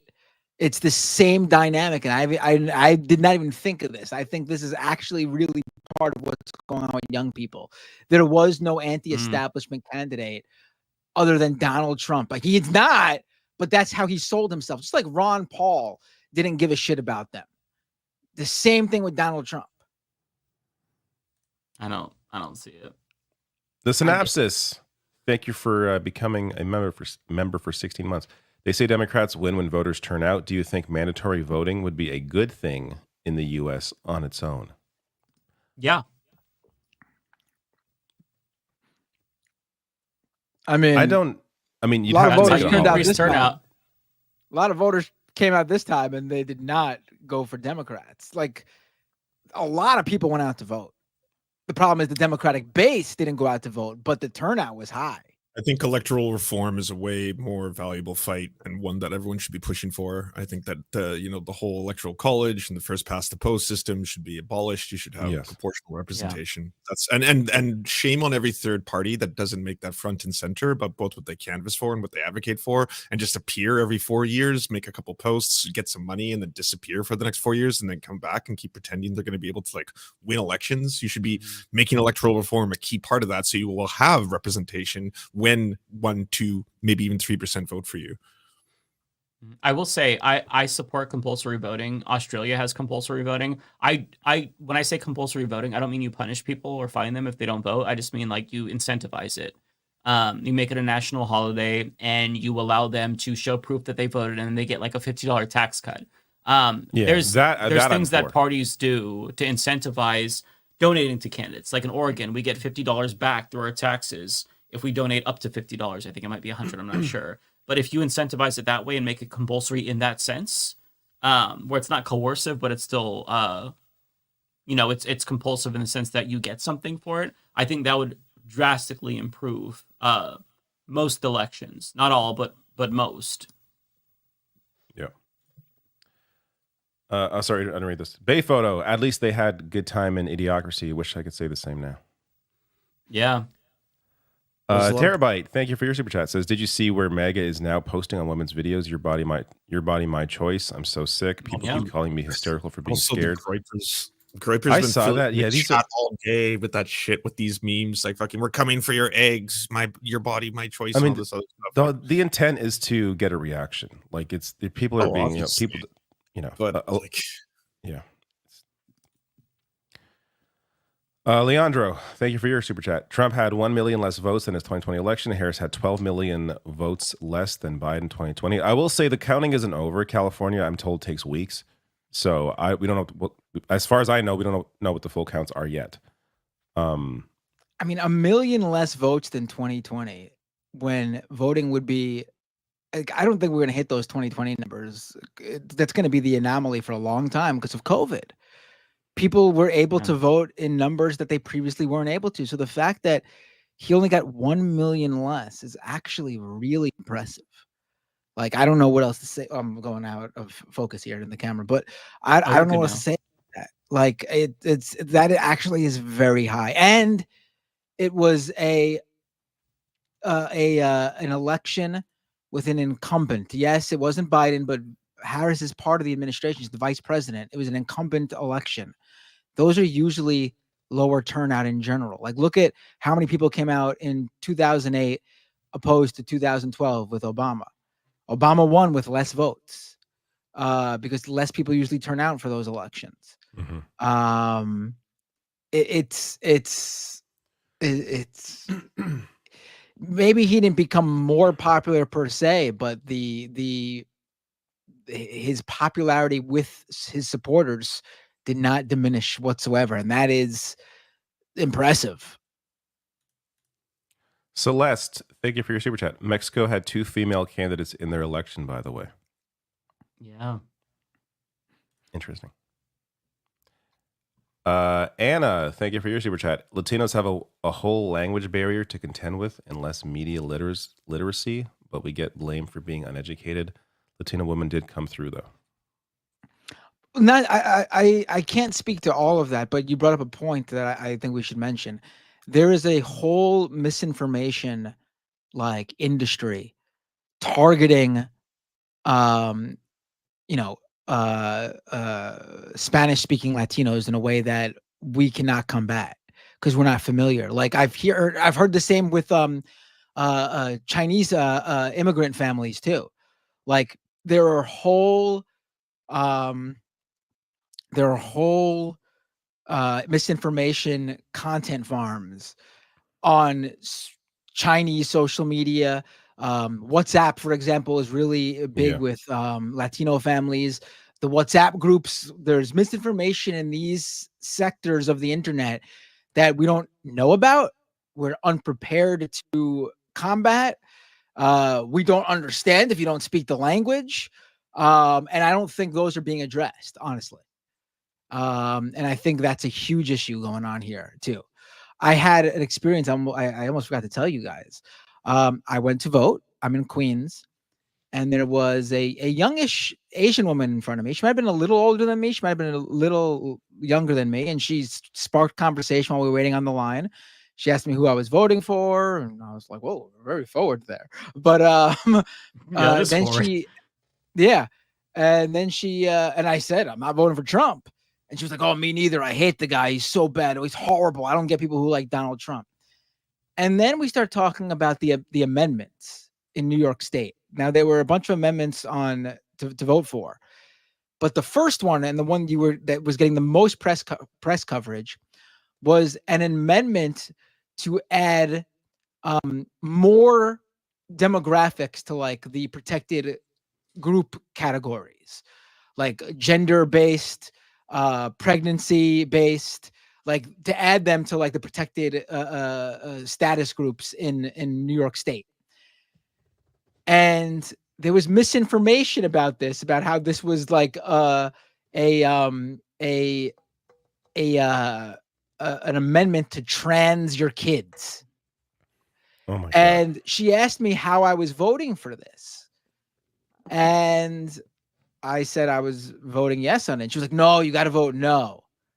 And I was like, "Why?"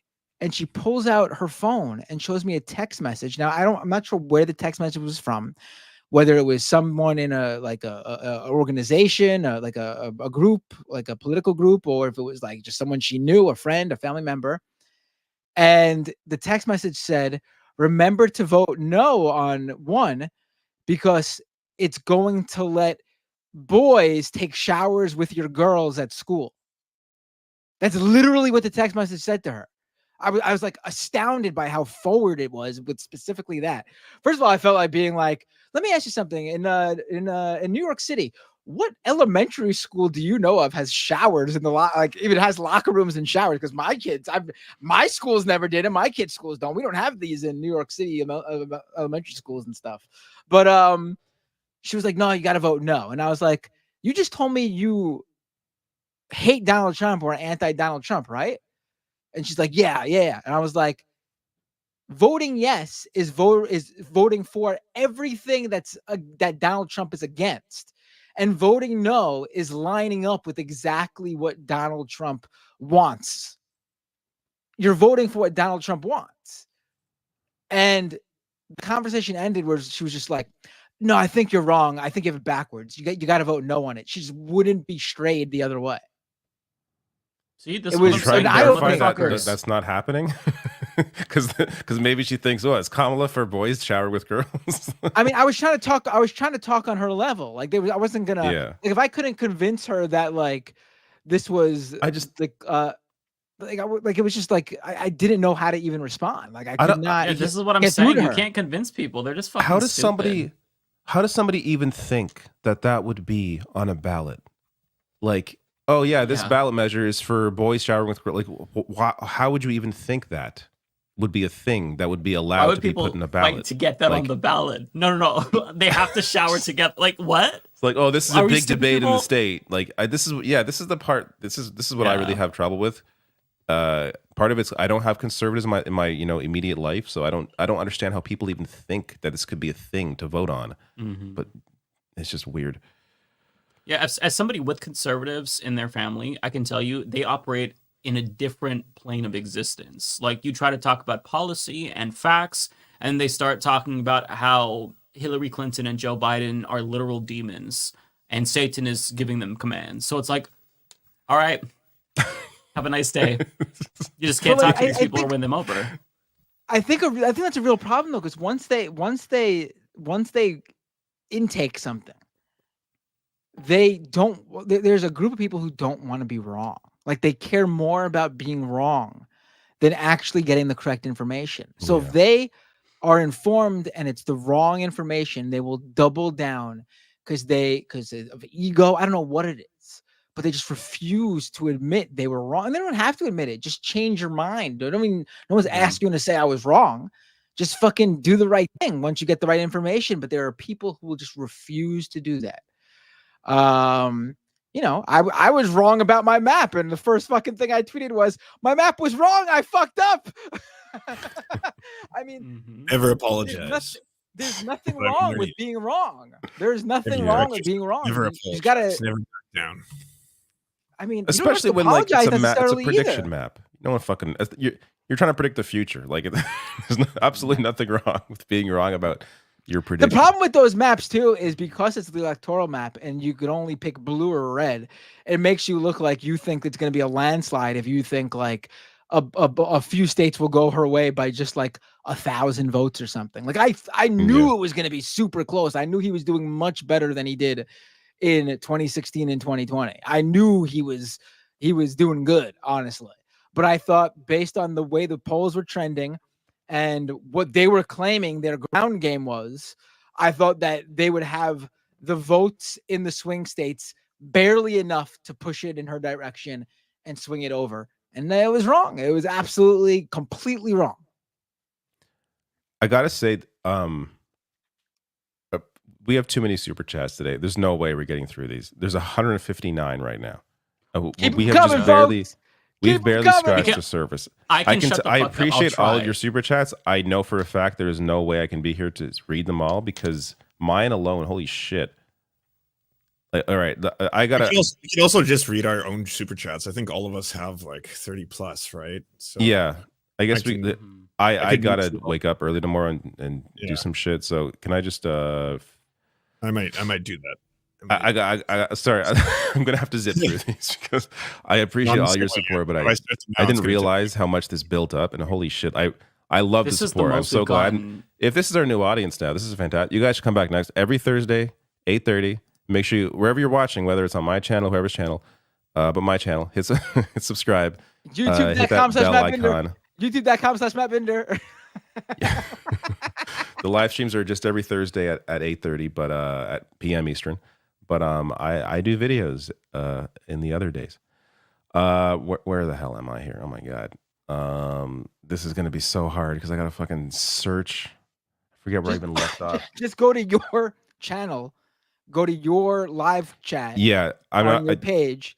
I can't even put them on screen. Funding it would be too long. So let me fan funding button and then just read them. Yeah. I'm trying to remember where I left off here because I'm Gen Z. All right. I think here we go. Danny, yes, it's not stupidity, it's ignorance. Most people I know that voted for Trump simply don't pay attention to politics. Thank you. Marley Morgan, I did read that. I read that one.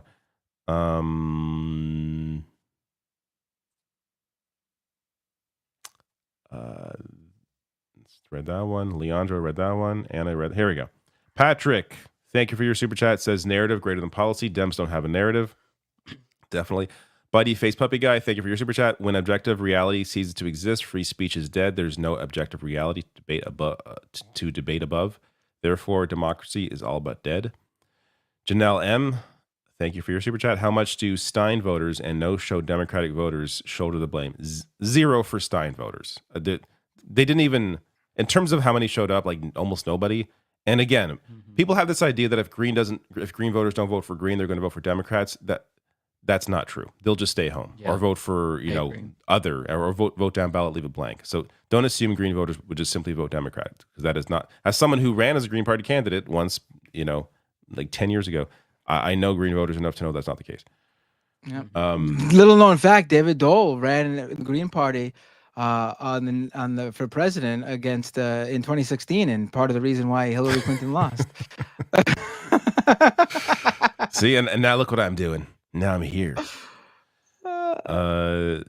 Kowalski, between Jimmy Carter, Joe Biden, and Trump, which do you think will die first? My money is on Trump, only because I think the generals are going to pester him at 3 a.m. to speed up heart failure. Jimmy Carter's going to run in 2028. He ain't going anywhere. Jimmy Carter. I'm staying in the race. I'm staying in the race. That clip will never not be funny. Gabriel, thank you for your super chat.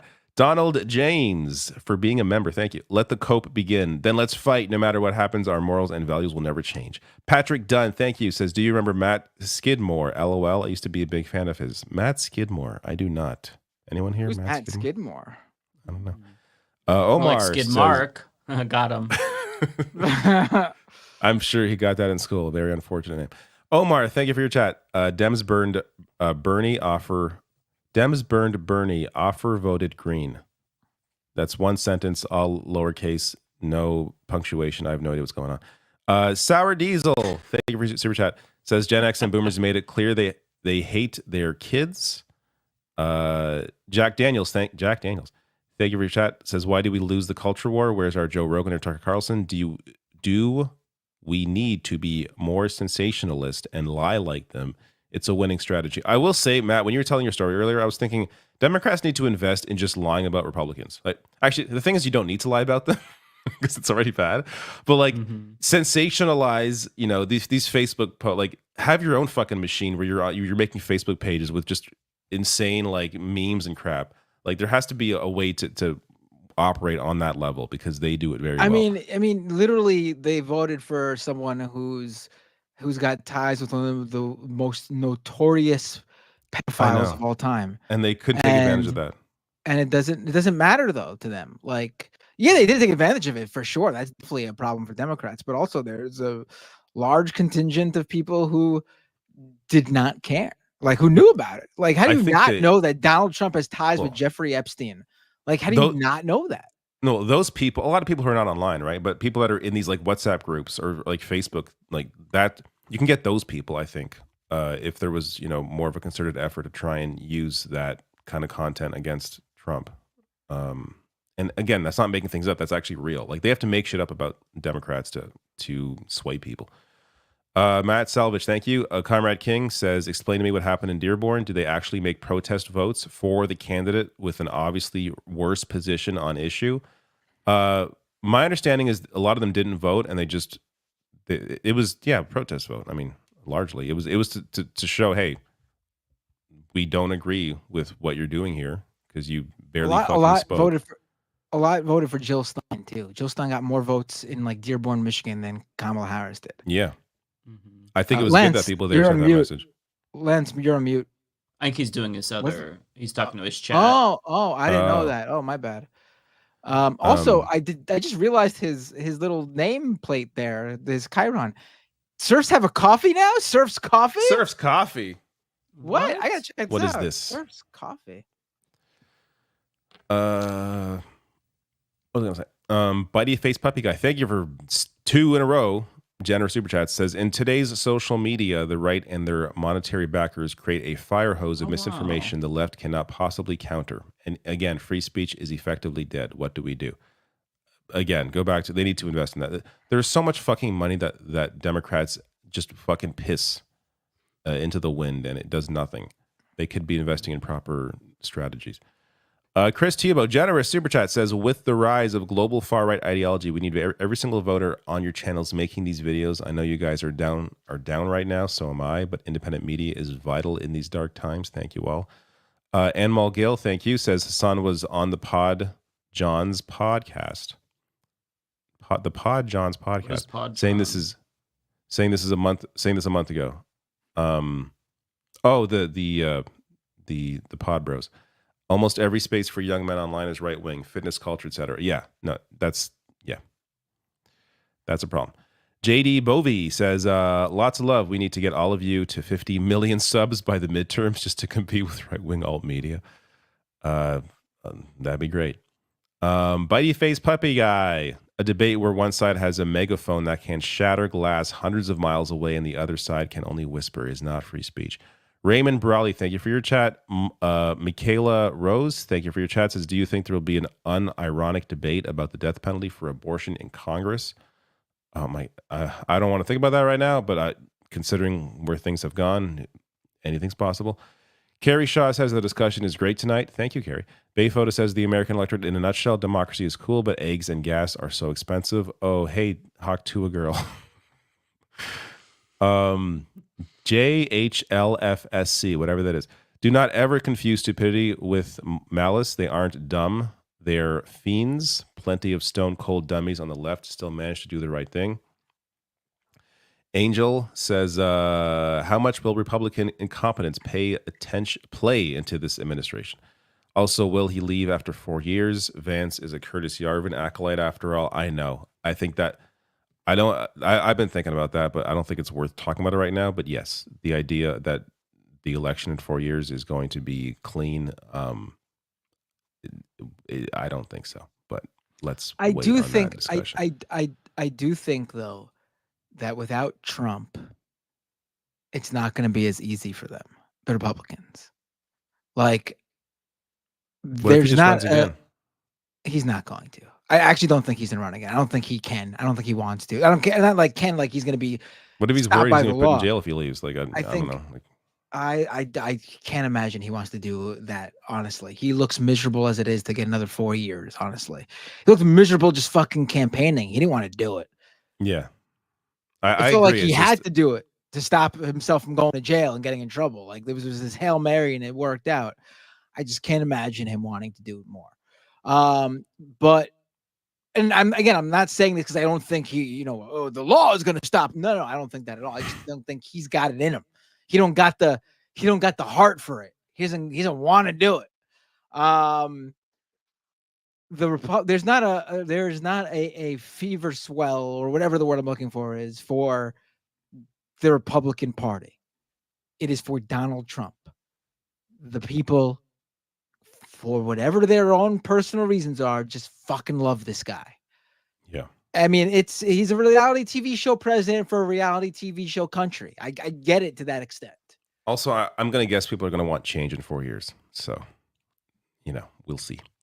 Jacqueline Leach. I also do wonder. It's not been that many elections to notice this pattern yet, but so far it's been 2 4-year term presidencies when right after we had a bunch of incumbents get reelected. Bill Clinton, George W. Bush, Barack Obama. We had a streak there. I do wonder if maybe we always talk about how people want what's the word I'm looking for? Immediate satisfaction in this age. Because of social media, the internet, they've gotten the idea of things need to get, they want it and they want it now. Like, Amazon delivers your package tomorrow. You get it tomorrow. You buy it now, you get it tomorrow. I wonder if like the public no longer has, let's give them another 4 years and see what happens. No. We gave you 4 years. You didn't fucking deliver. Out. Yeah, I think you're right. Jacqueline Leach, according to Gore Vidal, it was Thomas Jefferson who first used false facts to describe George Washington's charismatic approach to politics. Interesting. Instant gratification. That's the word I was looking for. I'm sorry. Sorry to interrupt. Yep. Chris Tiabo, I went to school for journalism. It's nearly impossible for me to disengage. I'm disgusted but enthralled. There's no hope for me. LOL. Notoriously bratty, thank you for your chat. Says, check out Steve Boots for Canadian politics. Ask Lance. I am not aware of Steve Boots. I'll check out David Dole, actually, for Canadian politics. It's not every day for me, though. Homespun Cover says Trump won big because of Christian nationalists. Armageddon is not getting here fast enough for them fast enough, so they feel the need to hurry it along. Totaling Wolf, Stormy Daniels, 2028. Angela W. says best song would have been the Log Driver's Waltz. Chad, generous super chat says, hi David, Blue Rodeo rocks and music is great for mental health. I'm a Canadian counting on you for clear, accurate Canadian election info. Thanks to the leftist mafia for doing all you do jointly and individually. Thank you, Chad. Lake Trout, I'm afraid the Liberals and NDP will follow the Democrats' playbook and spend their campaigns fear-mongering Poilievre rather than promoting policies. They are already doing that. I think that you could do both. I saw a Liberal post today. Actually, not just today, but like I've seen them consistently now try and just attack Pierre Poilievre, which let's be clear, I think you should. I think it's fine. But they also need to provide a coherent message. I think Liberals, it doesn't matter what they say, though. I think they're just fucked. The NDP need to replace the leader and go hard. Jay Cass, Radiohead was a go-to. What was a go-to? Listen to in dark times like these. Radiohead's so depressing, though. Like I agree with you if you're in that mood, but man, like you if you want to cry, sure. Lost Together was for me was like more hopeful. It was like this is shitty, but we have each other. Radiohead is just like, oh my god, everything is so fucking depressing. But it's great. I like it, but it's great. But it's depressing. But now I can't listen because of Tom York's Israel stance. Oh God, why did you tell me this? Now I can't either. Mang Tang, I'm with Mike and David. It's hard not to be pissed at a large swath of voters. I'm thoroughly disgusted with accelerationism, but the devil on my shoulder sure as shit sympathizes with it right now. Max Calder, how much do you think the manosphere the last few years, Tate, Fresh and Fit, Sneeko, Aiden Ross, influenced young first-time voters? I'm sure it did, for sure.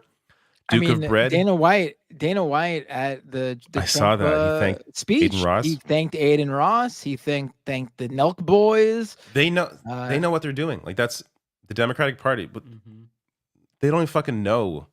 Like, Hassan exists, and he's massive. I mean, I'm sure some of them know, but for the majority of them, they think it's like, oh, some little thing online, and you know. It's great. Dana White also thanked the Rational National. Oh damn! Where's my front seats at the next UFC event? Duke of Bread. Do you think they will actually try to deport 20 to 25 million people? And do you think that imagery will cause mass protest riots? I think it'll cause mass protest riots if it happens. I don't know. I think out of all the things Trump he's said he's going to do, the one thing you can guarantee is the mass deportation one. I really think that's the sure thing one he's going to go for. Like, if you don't believe any of the other stuff, I think he'll go for most of it, if not all. But if you don't believe any of the other stuff, I think the mass deportation thing is the most prominent, the biggest priority for him. Yeah, the reaction to that's going to be huge, though. Like, I wonder, like, there was a video I saw on Chris Hayes discussed how, there was pushback on his child separation policy, and he actually changed it. Like, I wonder if he would care about his image at all in that situation, because I don't think people quite understand how terrible that's going to be.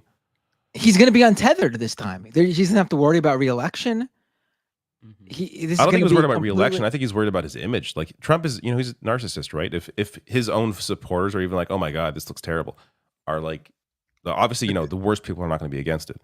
But the ones that were, that's who he siloed around him, though. That's who's surrounded him, though. Yeah.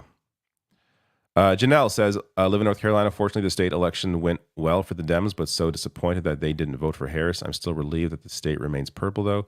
Notoriously bratty, Mulcair, Singh have not lived up to the fire of Jack Layton. They continue to tank the party. I agree. Douglas, especially though, Mulcair he's a fucking liberal now. Douglas Albert, North Carolina, be like, let's vote for Trump, but elect Dem governor, lieutenant governor, attorney general, and superintendent. It is bizarre that, that shift happened, but not for Harris. Tay, if Jagmeet Singh doesn't lead the NDP, then will you support the Green Party again in the next Canadian election? I haven't supported the Green Party since I was one. No. I'm strategic about voting. I've evolved on this issue. I think if you're in a riding, it depends what riding you're in. You want the Conservatives to lose, is my position there. I think Liberals, though, are going to get destroyed. So pretty much probably don't vote for them unless you're in a very clear Liberal riding. But apart from that, vote to ensure Conservatives don't have a majority.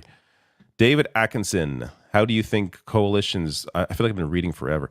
I'm almost done. How do you think coalitions can be built with older black voters? I say that as a 37-year-old black progressive.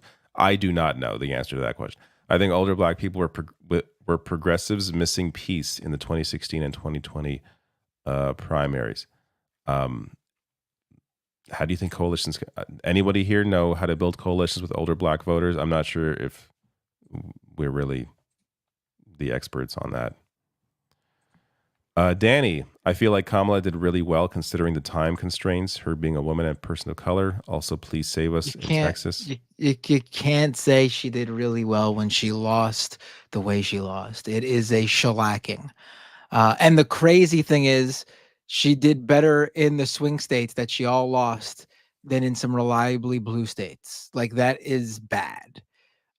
We could blame Biden has a huge part in that, no doubt about it. there's part of me that actually feels bad for her that she had to deal with all that shit. But at the end of the day, she decided to do it. She took the endorsement, took the nomination, and then ran a bad campaign. It's just you can't say when you lose like that all things considered.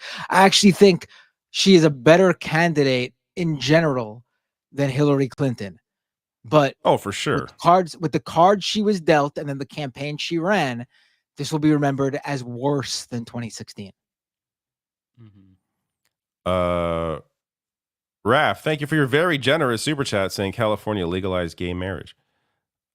Tracy Eva, I have enjoyed the chat. It is nice to be able to laugh again. Hugs. And last one, Kathy Wilcott, thank you for your super chat. I was in Ohio for the summer. So many YouTube and radio ads for Bernie Moreno claimed that Sherrod Brown voted to have men and girls locker rooms. Heard same ad in Arizona for Kerry Lake versus Gallego. Didn't work against Gallego, but I did hear that there was a lot of crypto money being run against Sherrod Brown. So I'm sure that played a piece. Yes, and idiots took part in the get out the vote schemes for the crypto money. Like the fucking band The Black Keys did a show for those crypto, did a show in Ohio for one of those crypto groups that was backing the Republican in that race. Oh my God. So, shameless. Fuck those guys. Yeah. It's ironic that Bernie Moreno, a gay guy, would be fucking running anti-LGBTQ plus ads. He's not out of the closet, but it's just funny. We'll remember this when he comes out or gets outed. All right, I am done. I just want to note before I leave, I was wearing a Concord shirt. I have faced 2 big losses this year. This one was worse. I will miss that game. Lasted for 2 weeks. Now it's dead, but I will have this shirt to remember it. Oh, they shut down the studio, right? I know. It's so depressing. That's really sad. The fact that the game was actually fucking good and that no one played it because it's just a saturated market, very depressing stuff.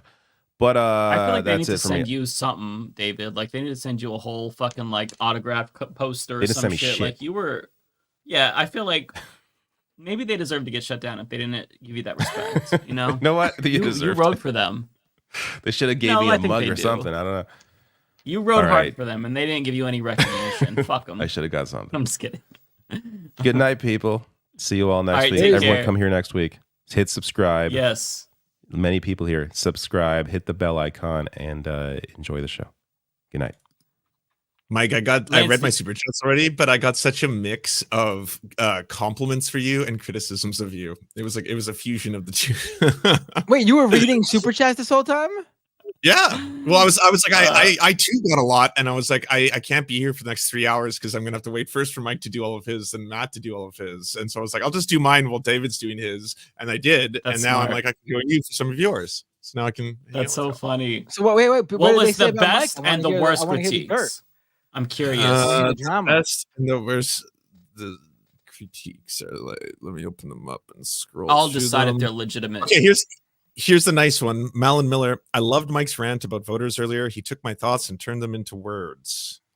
Matthew Jaffaro criticizing Matt Binder. Matt Binder is wrong. Kamala gave policy. Trump did not give any policy. This is a tired trope, Binder. They don't care about the average American does not care about policy in that way. They don't care about the CHIPS Act.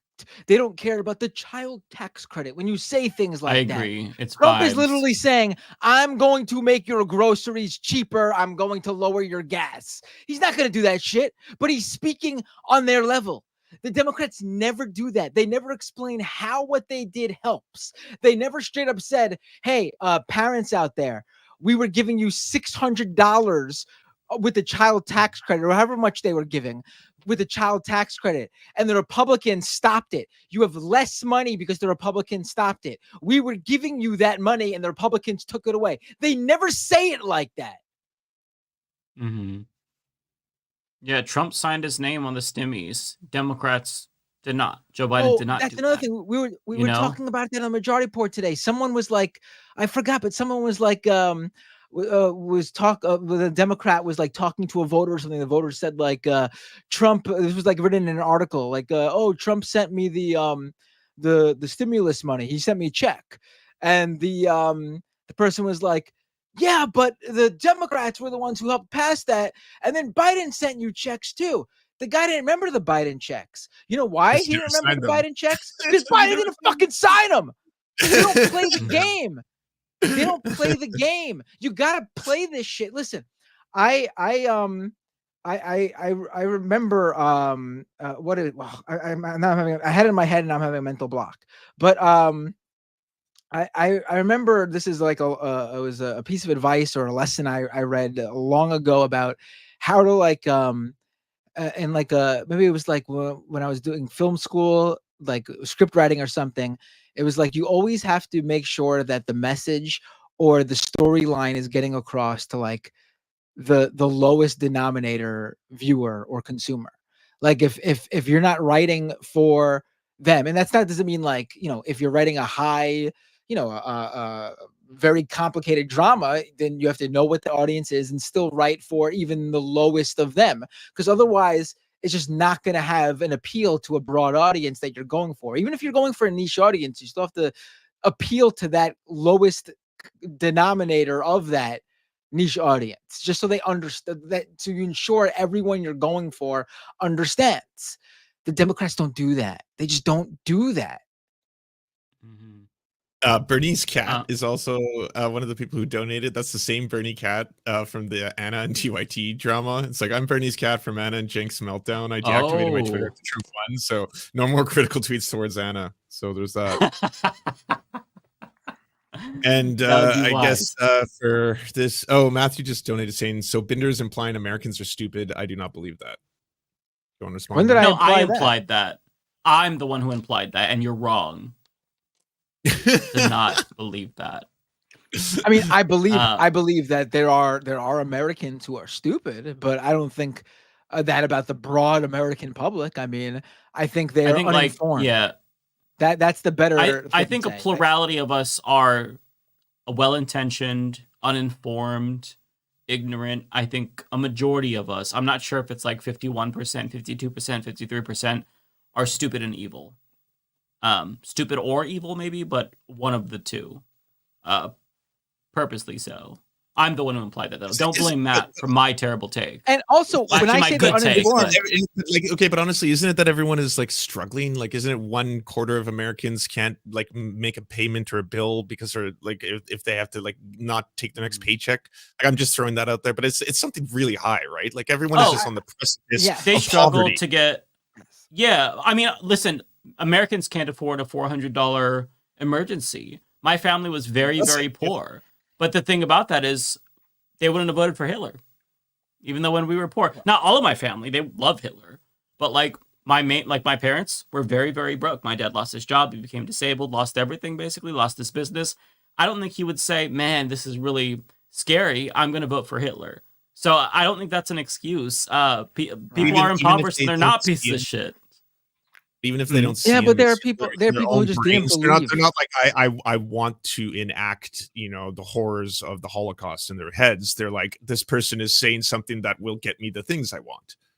I mean, they don't have to see that in particular, but it's explicit enough in certain ways. The racism, the vitriol, it's explicit enough. Overthrowing the government is explicit enough to where they get absolutely no sympathy from me. I don't care if you are struggling to get by. I mean, I care that you're struggling and I want policies to help you, but I don't think that that's an excuse to be a piece of shit and vote to just basically suicide the country. So that's why I reject that, because it doesn't matter. Like, there's so many people in the country who are struggling to get by, who are disabled, who can't work, who lost everything. And they're not like, man, things are bad. I don't know what to do, so let me vote for Hitler. I mean, they might not know much about the parties or even follow politics, but they have at least a minimal understanding to know that what Trump did was fucking evil. And that's just like obvious. There's things that are so obvious that you can't dismiss it. You know what I mean?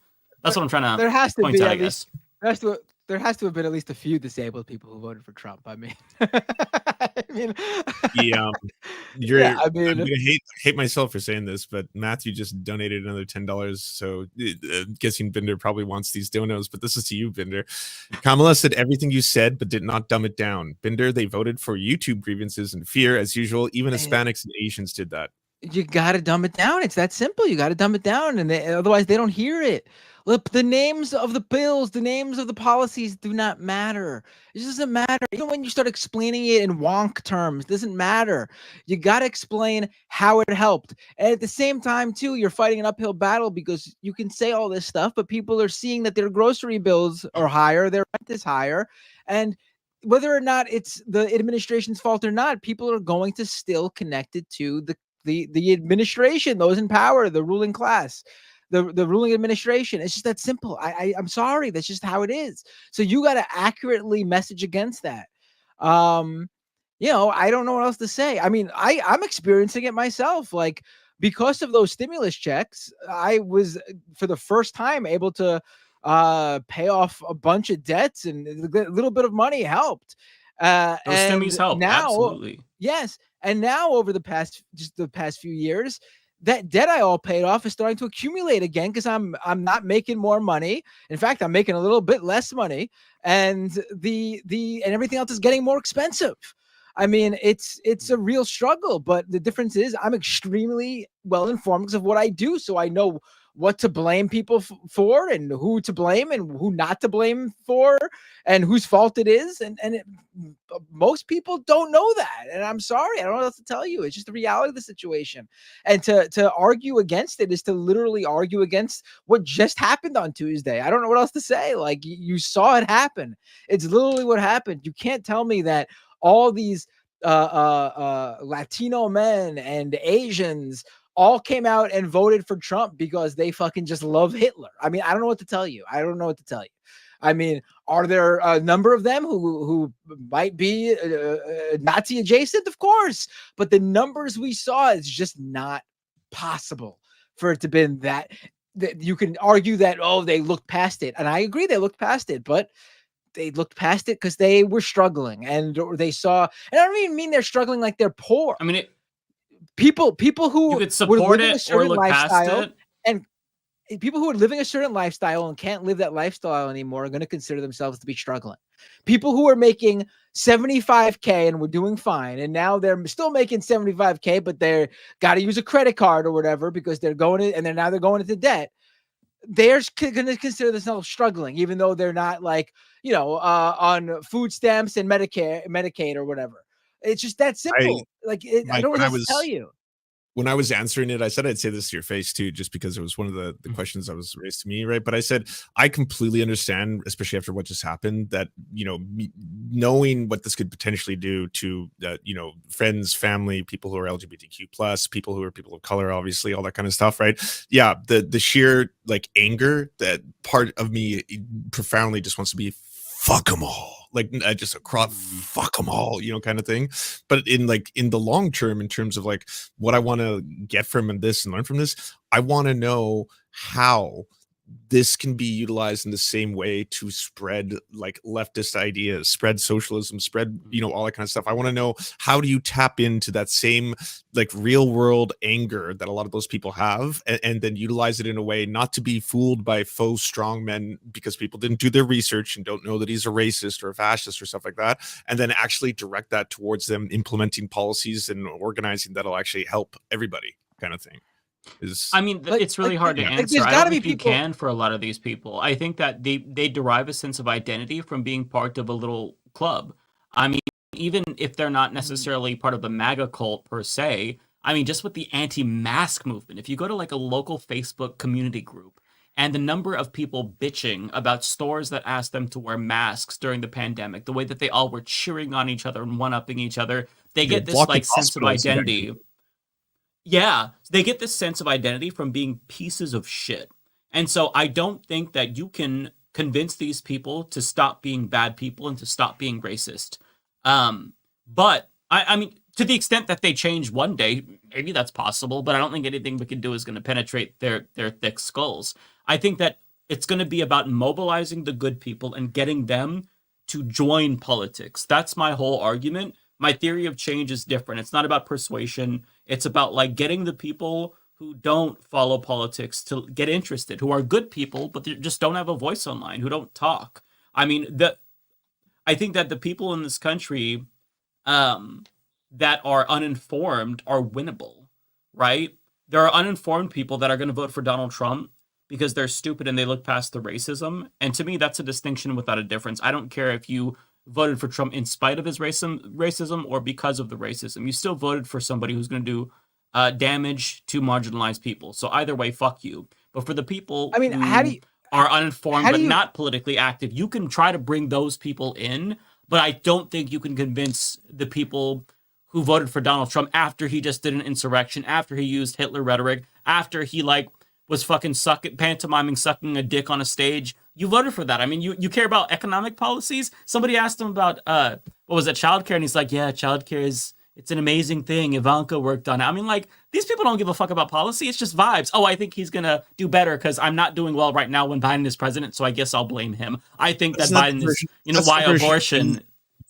We know, right? I think Matt's point is that for a lot of those people, they might have just seen something in a WhatsApp group or it's text or something that just says, hey, by the way, if you do this, this will happen. And they're like, oh, well, did you not know that if you vote for Prop 1, little boys will be showering with little girls? And then it's like, no, that's not what Prop 1 was at all. You've just been directly targeted and you've been misdirected by some mechanism, right? It doesn't matter if it's Twitter being bought out by Elon turning it fascist, doesn't matter if it's a Facebook group where it's just the anti-vax shit pulling people in that way. There's got to be a significant portion of them that are just voting because they think something that is fundamentally not real.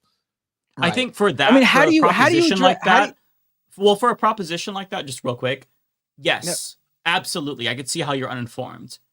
Trump has the absolute most name recognition. He's been president before. He's been here for 8 years. You can't deny, oh, I didn't know about Trump. We all know about Donald Trump. You saw the insurrection. So there's no plausible deniability is basically my point. You can't chalk it up to ignorance. You just have to assume that they voted for Donald Trump because they want fascism or they're looking past it, which to me, either you look past it or you like it. You're still a fascist if you voted that way. How do you address someone who, and this person undoubtedly exists, and there's a good number of them, I'm gonna say, based on how the elections have gone. How do you address someone who voted for Trump in 2016, voted for Biden in 2020, voted for Trump in 2024? You're gonna say, oh, they were racist. Oh, now they're woke. Oh, they're racist again. It's these. No, that's not what I would say. No, I'd say that they're more of a dumb fuck. And it's a skill issue. Get better informed. Understand that if you still can't make up your mind and you oscillate back and forth for years and you opt for the Democrat and then the Republican and nothing still changes, maybe do some introspection and research and think, why is nothing changing? It feels bad now. I'll vote for the other party. Oh, now I'll vote for the other party again. If nothing is changing after a very long time, the definition of insanity is doing the same thing over and over again and expecting a different result. These people have to apply logic, and the reason why they're not is because they don't have it, because they're dumb, or they're hateful, or they're fucking stupid. That's my point. I have no version of that, though. We kind of do a version of that under liberalism and neoliberalism, right? A lot of the policies that are continuing on by the very people we say you should vote for the lesser of two evils are perpetuating all of the causes of these problems, and we still, maybe there's something to be said about the people who are you're not directly organizing an alternative to this. All you guys do is complain for a living. I think that's a fair call out of me. I'm not literally working behind the scenes to build some viable third option or something like that. I don't know. I'm just because you can't. You can't beat the system. I think that's the lesson. You can't beat the fucking system. The system beats you. That's kind of the problem, right? I tried my hardest to elevate candidates who were running like Bernie Sanders, but at the grassroots level, and they got their cheeks clapped. Only a couple of them got elected to Congress, then they got voted out of Congress. So I think that the system itself is very, very, it's impossible to change. The best you could do is survive, and at least not voting for a suicidal option is one thing that you can do. So if you vote for the guy who wants to end democracy, that's what you made the choice. If you did it, at this point in time, I feel like they did it willingly. They had the information, even if you barely paid attention. I was a dumb fuck at 17. I would have known, oh, yeah, that guy is the one who did the insurrection. In 2004, I was 17 years old. I couldn't vote, and I didn't pay attention to politics. But I still had a very cursory and superficial understanding of what was going on. We were voting gay marriage in Oregon. My dad was very fired up about the election because he was against the Iraq War. I didn't understand a lot what was going on. But like that's way more that starting point is way more politically active and knowledgeable than the vast majority of this country, though. I think that's like then they have to inform themselves. That's what I'm saying. Like, go get informed. We all have phones now. Like, don't keep.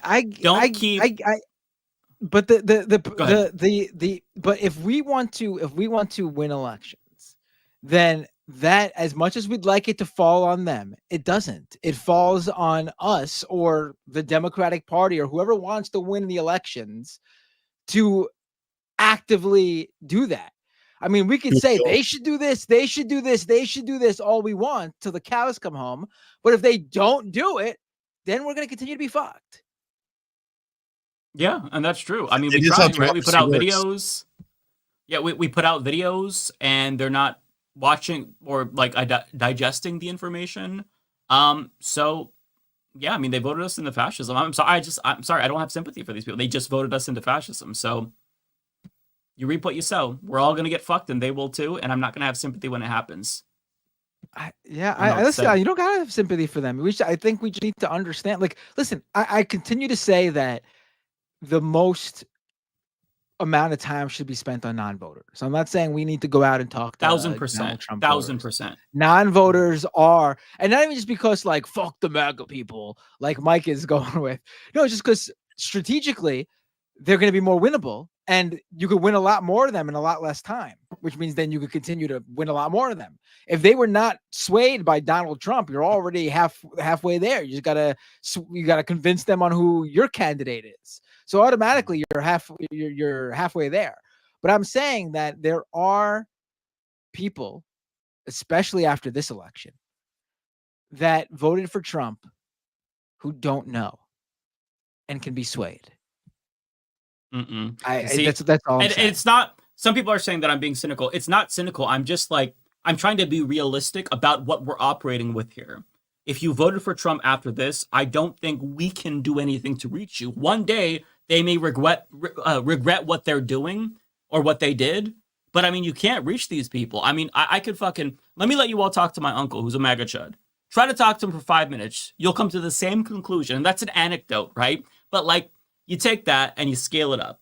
A lot of people are just like this. A lot of people have moms who are fucking psychotic. I saw a tweet from this guy who's like, man, it's crazy that I voted to save my mom's healthcare and she voted to take away my marriage. I mean, these people know what they're doing. They know that they're hurting their own family members by this point, and they're doing it anyway. So 2016, as I said before, they you know what? I hate that they did it, and I hate that they looked past the sexism and racism of Donald Trump. But now I can't say, oh, you looked past it. I can't say, oh, this was due to ignorance. Maybe we just need to educate you more. No, you're an adult. I'm not going to coddle you. You just voted us into fascism. We're grown adults. And as much as I like to focus on the collective, as somebody who was a leftist, we have to at least understand that there's some responsibility at the individual level. Like, I'm not going to be like, oh, this person who hasn't showered for a week and has a stink ass and is going in public smelling like shit and shitting their pants. They just don't know that you have to wipe your ass. Well, buddy, I mean, you don't got to get at some point, you got to figure it out. The personal attacks, okay? Personal attacks. I mean, you just have to figure it out. We have to be adults. We're not given a manual on how to be adults. We're not giving a manual on how to, like, navigate this world. We don't know. We're trying to figure it the fuck out. But the point is we try to figure it out.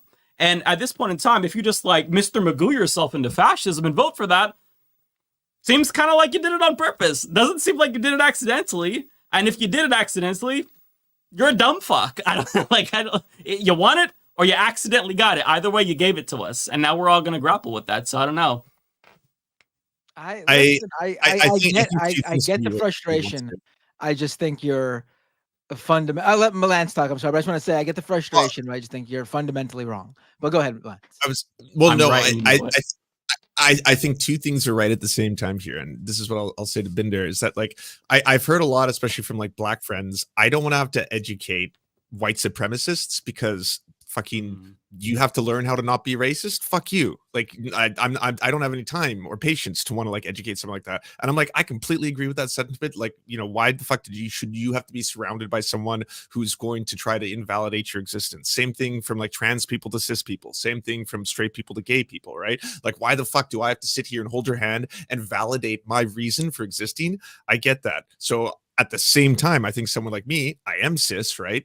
I should explain to these cis bigots in my life who are transphobic to be less transphobic, so they'll be less, like, you know, collectively worse to trans people. I have the ability to be insulated from that because I'm not trans, I'm cis, so I should talk to them and try to de-transphobia them in that process. That's kind of my point. Both are true. The trans person shouldn't have to validate their humanity and talk to a cis person and be like, here's why I have a right to exist. And I think it's a net benefit if I can get 5 family members to stop being transphobic, because they just don't know. They haven't done the research. They haven't actually gone on the computer. And like I have had success in that, right? Like I think, right? No, I completely, just like I don't think it's up to the voter to, we can't depend on the voter to get informed, and we can't put it on them to do that for our own good or whatever.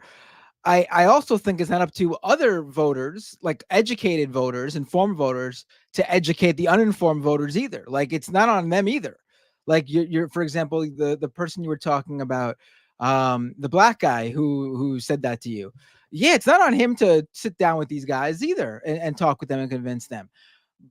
But if you're going to work in this and you want to get active and organized, then whatever your background is, this is what part of it is going to entail. If for at the very least to understand what happened, so we can make sure it doesn't repeat. I mean, it's. I don't disagree that fundamentally we have to win, right? We have to win. That's it, right? Like, we want to win, right? So when you want to win, you got to do whatever it takes, honestly. Yeah. And that's what we need to do.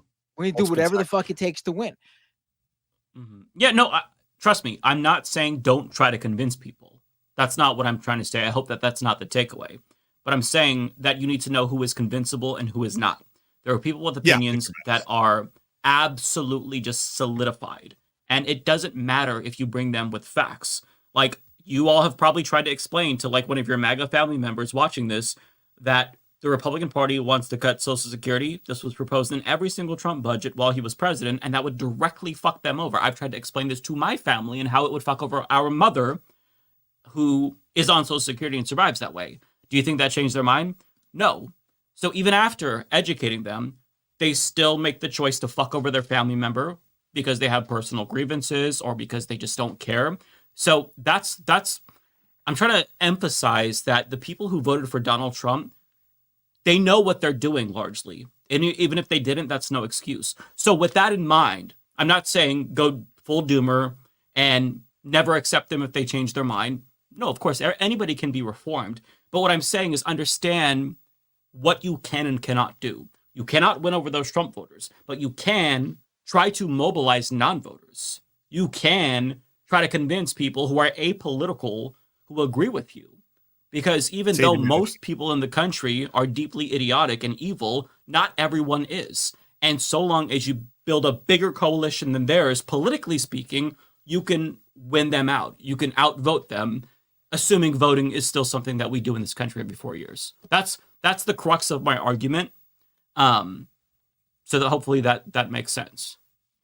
Makes perfect sense. I like I said, I love debating people on the left because I think it's in good faith and I want to learn. And I think there's usually a point where everyone's like, you know what? Yeah. So maybe a diversity of tactics is what we're kind of all reaching here. We're trying to. Yeah. Somebody made a good point. The humanist is arguing how people are fundamentally evil and lost. Hey, listen. That's why I'm a humanist, right? That doesn't mean that I think that the guy who has a podcast called Doomed is talking about how we think optimistically. Right. I mean, that doesn't mean that just because I think that they're evil and they're fascist, that I want to do fascism to them. I want to give them healthcare. I am fundamentally a humanist, and I want humans to thrive. But that doesn't mean that I have to love humans to want to do better for them. You know what I mean? Like, I'm a parent trying to get them to get their shit together and shame them so that way they stop being fascist, as if that like would work. You know, what am I even talking about? But you know, that you could be a humanist and think that people are dumb fucks. I don't think it's a contradiction at all. Should we get back to super chats? I'm sorry. Yeah. Oh wow! I thought you guys were done. I thought we were just riffing. That was like 35 minutes. We have literally. You guys are never gonna get through this. Holy shit! Only David Dole did his super chats. Oh my god! I mean, yeah. We gotta wait. Okay, so I'll go through mine just for people who don't know. We're not putting up on the screen. We're just reading them because there's just too many to try to figure out whose is who. So I'll go through mine and then we'll let Matt go through his. Is that okay? Or did you want to go first? No, that's fine. I mean, I'm assuming that at some point I will be sitting here alone by myself at 1:30 in the morning reading super chats. So go ahead. I'll try to go quick. I'm sorry. The caffeine is wearing off and I'm kind of heading into a caffeine crash, so I'll get less talkative as I go through these and shut the fuck up at some point. I didn't post a video yesterday, so that's why I'm so I have so much to get off my chest. I did today though. Okay. Tin Man XL 199. Thank you so much. I'm Gen X and I'm with Matt on Gen X. Hey. Ignar Husky. Member super chat. I don't know about y'all, but at this rate, the Dems are a lost cause and people specifically need to focus on labor and local politics. All we can do right now. I think we did read that one, but thank you. Bay Photo 499. At least they had a good time in Idiocracy. Okay, we read that one too. I'm sorry. I gotta get caught up here. Celeste, Mexico is more left than us, while more conservative. Very, very good point. Autistic Goblin, $5. Thank you. Hysteria is the only polypod that has addressed the obvious racism and misogyny in this election. Most refuse to acknowledge it. Hysteria. I don't think I've heard of Hysteria, but I'll have to check him out. George Arrett with $10. Unfortunately, I think one of the main things that led to Trump winning again is the right has won the messaging war. They've built this massive media apparatus over 50 years. And it's continued, and the existence of the internet has exasperated it. See Joe Rogan, Daily Wire. I think Trump going on those podcasts help him, and right-wing media unfortunately gets more traction. Yeah, I think you're right on the money, George. We just cannot fucking compete. It's a losing battle, it feels like. Unknown with £2. Labor sent strategists to quote help Harris campaign. Hillary did too, so all the worst people. Kowalski, thank you for the $10. Dems messaged poorly on their success like CHIPS Act and IRA. Totally agree. The Dem strategy was incoherent and thought Trump's was evil. It was blaming the immigrants for all problems, which is simple. Unknown, £5. The Onion's take on which minority will the Democrats blame this time was just hilariously sad and accurate. I did not see that from The Onion, but they're already doing it. So I don't know if they beat The Onion or The Onion beat them to it, but that's fire. I don't know if you've seen their YouTube videos. They've been so good. I saw a couple. They're so good. Thank God for The Onion. Zero PE. Thank you so much for the $10. I'm with you, Mike. It's pretty crazy. It's pretty. Sorry, I just want to say it's pretty crazy what happened with The Onion, where they I'm having a mental block. What's his name again? The dude who used to write for NBC News. Oh my god, I can't remember, having a mental block. He's the CEO of The Onion. I can't remember his name. Seth something. Ben Collins. He worked for NBC News. He was a real deal journalist. He covered disinformation and stuff like that. He was constantly pissing off the right and Elon Musk with his coverage, and he was he heard The Onion was on sale. He contacted some people he knew who were I guess cool tech CEOs for startups or whatever. And they got the money together and they bought it, and now he's running The Onion. That's an awesome story. Fans of an outlet, I love that, or a media property getting together and fucking taking it over and bringing it back to its roots and getting rid of the corporate garbage company that had originally bought it and took over and fucked it up. And they're bringing it back to its roots, doing the old Onion news videos that they stopped doing because of the corporatization of The Onion. It's good to see. It's a rare, awesome thing to see with a media, online media property where they get bought out by people who actually fucking love it and know what to do with it. Yeah, I'm so happy to see that. Okay. Excuse me. Okay, Zero. 999. Thank you, Zero. I'm with you, Mike. If we here can search for channels like all of y'all's to educate ourselves, others can too. So yeah, some of the onus is on voters, but this is Dems' fault for running to the right. Yeah, I agree. I think it's a little bit of both. I put this on Twitter. I blame Dems and I blame the people who specifically voted for Donald Trump. I don't blame third-party voters or Democratic Party voters or non-voters. I think that Lance probably put it best on Twitter that apathy won in the end. I saw Mike's original tweet before he deleted it. He said, "This is your fault, Latino men, Arabs. This is all your fault." I think he even said he's no longer going to any corner stores run by Arabs. Did you see that tweet? That was insane. Have you seen that tweet? I was gonna say, I was like, Binder's actually not doing a completely made up shit here. That's what liberals are posting right now. Like, there's liberals posting that shit on Maine. I saw that. If I go into a restaurant or a corner store or whatever, and I see an Arab running it, I'm walking out. I'm boycotting Arab-owned businesses, and it's like, what the fuck? I saw another one that was like, I hope you're all happy. I'll be enjoying my Starbucks latte while you're all rounded into the camps. And I was like, Jesus Christ! Like, I was like, are you all just becoming MAGA in real time? Like, we're gonna have two different flavors of fascism in this country by the time fucking Trump dies. That's God. How bleak. Liberals, fuck me. And there's Okay, TikTok Rolando. There's TikTok people filming videos of themselves going to Starbucks and buying everything on the menu and showing it off just to piss off the pro-Palestinian people who are boycotting Starbucks because they blame them for Kamala's loss. It's amazing. How can you blame them for that? That's wow. Mathematically, it makes no sense. Yeah. They've lost their mind. They've lost their mind. She could have won if she had done better in all the other swing states without Michigan. Had she done really, really well, like Michigan single-handedly, she needed it. Like you fucking that is so frustrating. I'm not gonna get into that. Sorry. Do your it's a whole can of worms. But Jesus Christ, people, I still love the. I hope you're happy, Jill Stein voters or whatever. Like, bro, you could have combined Jill Stein, Claudia De La Cruz, and Cornel West, and still would not have done shit. Like, maybe stop like screaming at third-party voters and win their voters the fuck over. Or do electoral reform. Either way, like that's not gonna shut the fuck up. That's not gonna make up 10 million fucking votes. Right. I mean, Jesus. It's going to be a really frustrating time, not just because of Donald Trump, but because of the Democratic Party and the response to this. We'll have Mark Cuban or Joe Manchin in the next election if we have elections again, which will be great. Maybe, you know what? Maybe we shouldn't have elections again. Just fuck it. Just dictator Don. Like at this point. Dictator Don. And then Dictator Vance. I still haven't even processed that JD Vance is going to be the vice president. That's so fucked.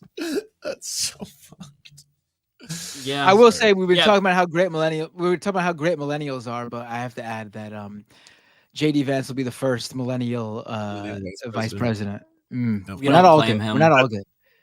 Yeah, true. Okay, Rolando Capalleja, thank you so much for the 10. I just hope this election result dispels the myth that aligning with former Republican officials helps Democrats gain Republican voters. Unfortunately, it will not. The D-base and working class policy should always be the priority. You're too logical, Rolando. Unfortunately, that's not what they're going to do. Tara, thank you for the 10. Appreciate you. I was in the wrong chat. Hope David likes the money, but truly I am scared for what is to come and for those that will be impacted. I am too, Tara. It's not great. It's not great. Like, my instinct is to always say it's going to be okay because I'm an uncle and I just want to comfort people, but you're okay right now. You know, we're all okay right now, but I don't know how bad it's going to get. So it sucks. I'm scared too. Autistic Goblin, thank you so much. I'm with Mike. If they knew, they're evil. If they didn't, they're complicit and woefully ignorant. It's 2024. There's no excuse for being uninformed.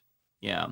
Zero PE 4.99. Thank you, Zero. Lance is right. We need more people joining orgs that educate and empower. I mean, but listen, I hate to go back to this conversation over and over again. Oh my God. You can say that, but what does that get you? You go It's your fault. You were uninformed. Oh, okay. Voting for the Republican next time. Like, what do you get out of that? Like, it's not going to help you. You get it's not going to help you anyone. get a pragmatic response of who to reach, not how to reach these unreachable people. That's my.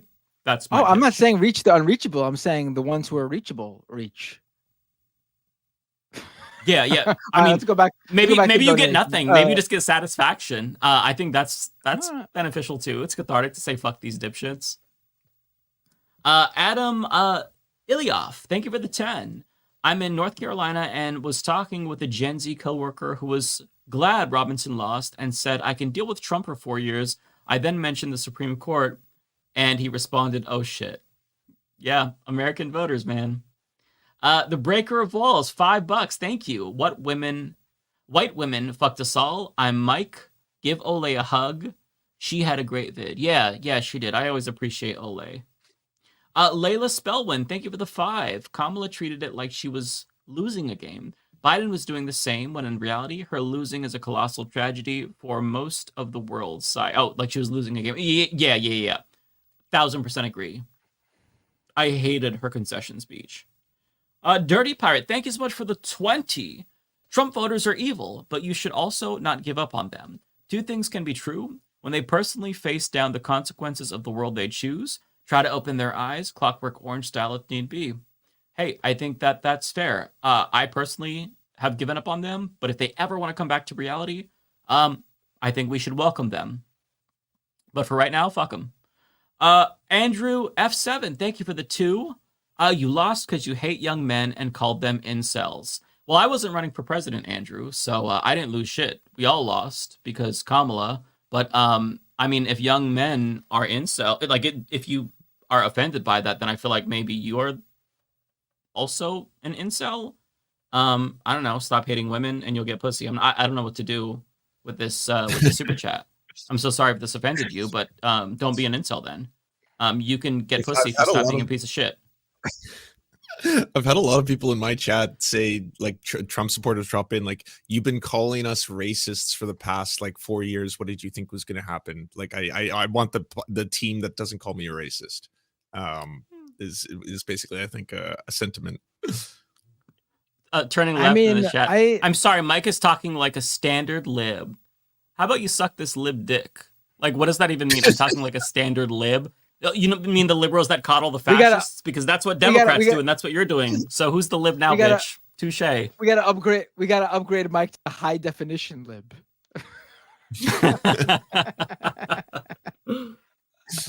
High def lib Mike. Yeah. I mean, I would actually love to talk with like Gen Z Trump voters. I would love to talk with them, honestly. Like, seriously, like not to, I would love to, but I don't know how to get that. Like, whenever I used to do that, no one would call in, because usually if you just make that open call, those people don't want to do it. I can tell you how. Do a Twitter space. It's the fastest way to get a whole bunch of people jumping in and calling you. Oh, that's smart. All right. I would love to understand, like, what, and especially people who vote based on how they are doing in their social life, which is usually not good if they're voting for Trump. I would love to understand what's going on with your life. I mean, I gotta tell you, I didn't have any of these problems. I was everything that these guys think would be an absolute loser. I was short. I still am short, but I was super short in high school. Same. I was super skinny in high school. I mean, I still am, but I guess as you get older, you fill out or whatever. Even if you are still really relatively skinny, I was.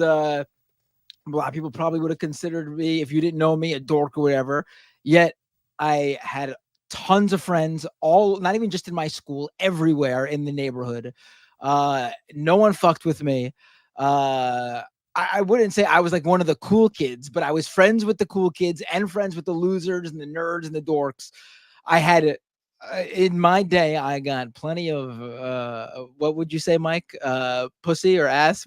I was clapping many cheeks. Whatever you want to call it. Yeah, there you go. There you go. I was not having problems, and I was not what they think a alpha male would look like. And You were never bullied at all in high school? High school was ruthless. Man. I really never was there a time when people would call me like short or whatever?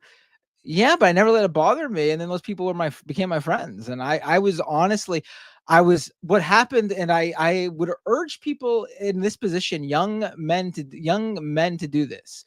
I found like the thing that like formed me and fit my personality. I found punk rock, and like I just became very sure of myself and confident. That's a great and piece of advice, Matt. Everything came from that. And I found it super early on, like to the point where I never got to the point where I felt socially like, all kids at some point have friends before people start becoming assholes. And like, I don't know, 6th, maybe 5th, 6th, 7th, like junior high or whatever. I found it that early. Like I found skating then, and then I got into punk rock music, and then I was in a punk band, fucking people chanting, like my friend, like not even just my friends. I'd play shows and people who knew me from school were fucking chanting my name at shows. Like I have this shit on now video. You're just bragging. I got so much ass. I had so many friends. I was so popular. They were chanting my name. They chanted my name when I walked into a room. Everyone bowed. Andrew's just like, man, I just want one girlfriend. Yeah. Everything about me should have been a fucking loser is what I'm saying. Everything about me was what I should have been a loser is what I'm saying. But I'm telling you, I could turn these fucking kids. Send these kids to me. I'll fucking find out who they should be. I'll get them super confident, and I'll have them fucking getting the girls and respecting women in no time flat. All right. But Matt, what you said in there was perfect though. They need some sense of identity, and you derive that from community oftentimes. You found punk. The problem is that a lot of these young men, they find Red Pill or Andrew Tate, or they find they like gaming, but then they find some weird right-wing reactionary gaming community. Find a community from other fellas who aren't pieces of shit, and try to also socialize with women as well. Treat them as if they are equal to you. It's I know that's a crazy fucking idea, but treat them as if they're equal. Respect them, respect your peers, look out for people, be an alpha, actually protect people. If you find a sense of community, if you have confidence, you will find a girlfriend. You don't have to be an incel. It's not like a permanent sentence. Maybe I should make some fucking dating advice for straight men. I feel like I could crush it. They just need a gay uncle to tell them, take a fucking bath, put on deodorant, and brush your teeth, floss. Like they just need a Jordan Peterson who is a homosexual who will be a prick to them and tell them bluntly what they need to do. I'll do that, okay? Second channel, Mike Figueredo. I take it back. Maybe you won't be the best messenger for this.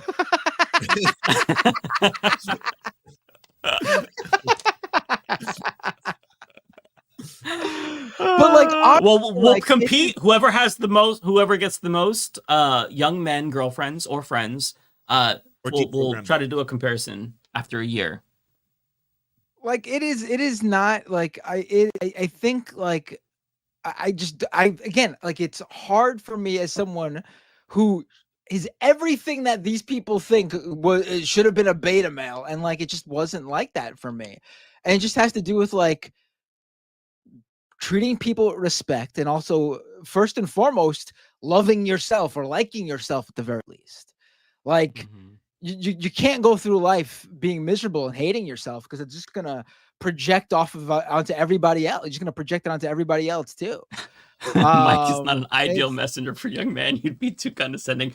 I'll rein it in, okay? I shut the fuck up, okay? Well, actually, I'm proving your point, but I'll rein it in, okay? Not right now. I'll start right now. Okay, thank you for pointing that out. Okay, we have a lot. I'm sorry, go ahead. I just had 10 seconds. One quick thing to Matt Binder's advice, which was all actually really good advice. And when the part about having women as friends, also have women as friends who you're not trying to eventually date or have sex with, because just that mindset of being like, every single person I talk to, you're not treating them as people, you're treating them as potential future partners. women are awesome. Women friendships are awesome. I am a firm believer in, you know, straight heterosexual people having relationships that aren't based in them trying to date each other. And it'll also help change your worldview. If not every person you meet, you're just like, oh, I wonder if she likes me. I wonder if we're going to date. Blah, blah, blah. No, that's not the way you should treat anyone, because there's a lot of people who want friends who don't necessarily want to date them and don't want them to eventually have a sexual partner, stuff like that. It'll definitely help shape your worldview. Yeah, and also let me just say, I had a have a gay friend. Tail. Well, you know all the hot girls. I had a rat tail in the 90s, and even that didn't hold me back. Oh, Imagine what being the a fuck? kid Now with I a think you're fucking just rat tail. I would have bullied you, Matt. I was the biggest freak. I got laid so much. Freak. Such a loser. I was, man. They built monuments to me at my high school, okay? Rat tail, there's no chance. I was fucking cool, I just don't believe him when I said the right? rat tail. But once you mentioned the rat tail, I'm like, cool, okay, you're man. full of shit. Yeah, lies. Nah, you said the rat tail, Matt. You just lost us all. Someone in the chat said, try being fat, Matt Binder. Listen, and I get it. Like, different people are gonna have different experiences here, but I promise you, if you get to the point where you are so confident in who you are that you let any comment like that roll off your back and not bother you, even if it does hit a little bit inside, if you just project the feeling that you don't care, I'm telling you, your life will be so much better because people will start liking you. And I know, who cares if assholes like you, but then they'll just stop bothering you too. I'm telling you, like, this is the way to go about it. It's the only shield against bullies. And I was fat in high school. I knew a lot of fat guys who had a ton of confidence, and they were getting, you know, tons and tons of girls. There were tons and tons of relationships. You know, it wasn't just the fact that they were fat that was holding them back. It was the fact that they were confident and charismatic and funny, and kind and fun. All those things. The fatness meant nothing. Yeah, 1,000%. I mean, we all have our insecurities, so don't let something about you that you don't like hold you back. Every single person has that same feeling about themselves. Even the prettiest person, they all have it.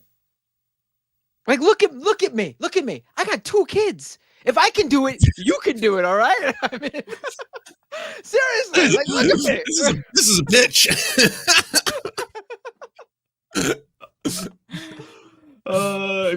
You about to launch Hustlers University 2.0 with Matt Binder.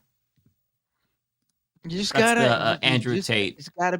Just gotta be confident and be sure of yourself, and then not be an asshole too. Because when you do the whole being an asshole thing, that just covers how not confident you are in yourself. And maybe you'll get by on that for a little bit, but you're gonna be soft.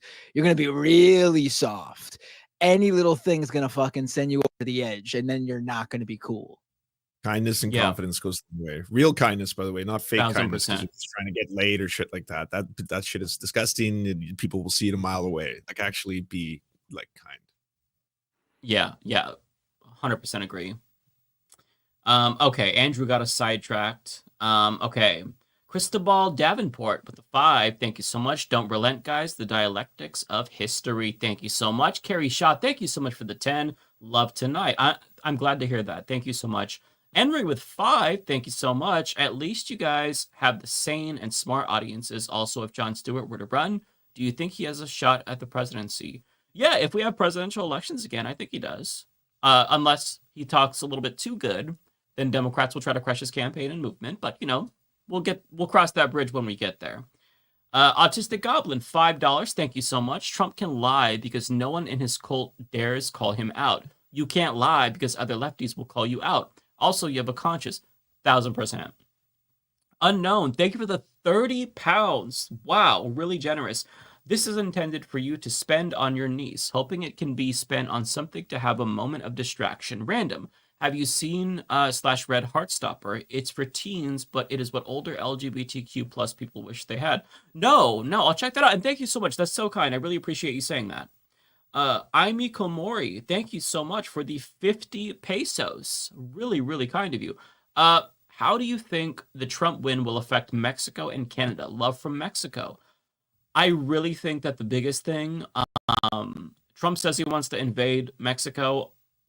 I hope he doesn't do that. I think the biggest thing, though, is culture. Maybe Mexico will be a little bit more insulated from that because you actually have sane people in charge right now. But assuming Polyev, or whatever his name is, if he wins, I think the culture in Canada in particular will take a hit.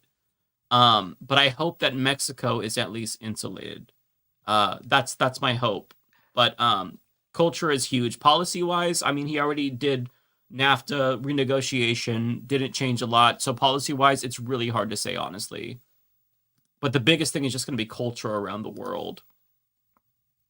And I hope that, like, him being, like, popular, if his approval rating goes up, doesn't lead to, like, a Mexican Trump.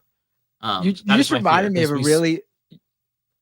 I know it's getting late. But you just reminded me of a really funny story that I just saw about someone who was talking to someone in South Carolina. Maybe it was a reporter who put this out there. I can't remember, but I saw it on Twitter. Someone was talking to a voter in South Carolina, and they said, "What were one of the issues? Like, what was the main who they voted for? They voted for Trump.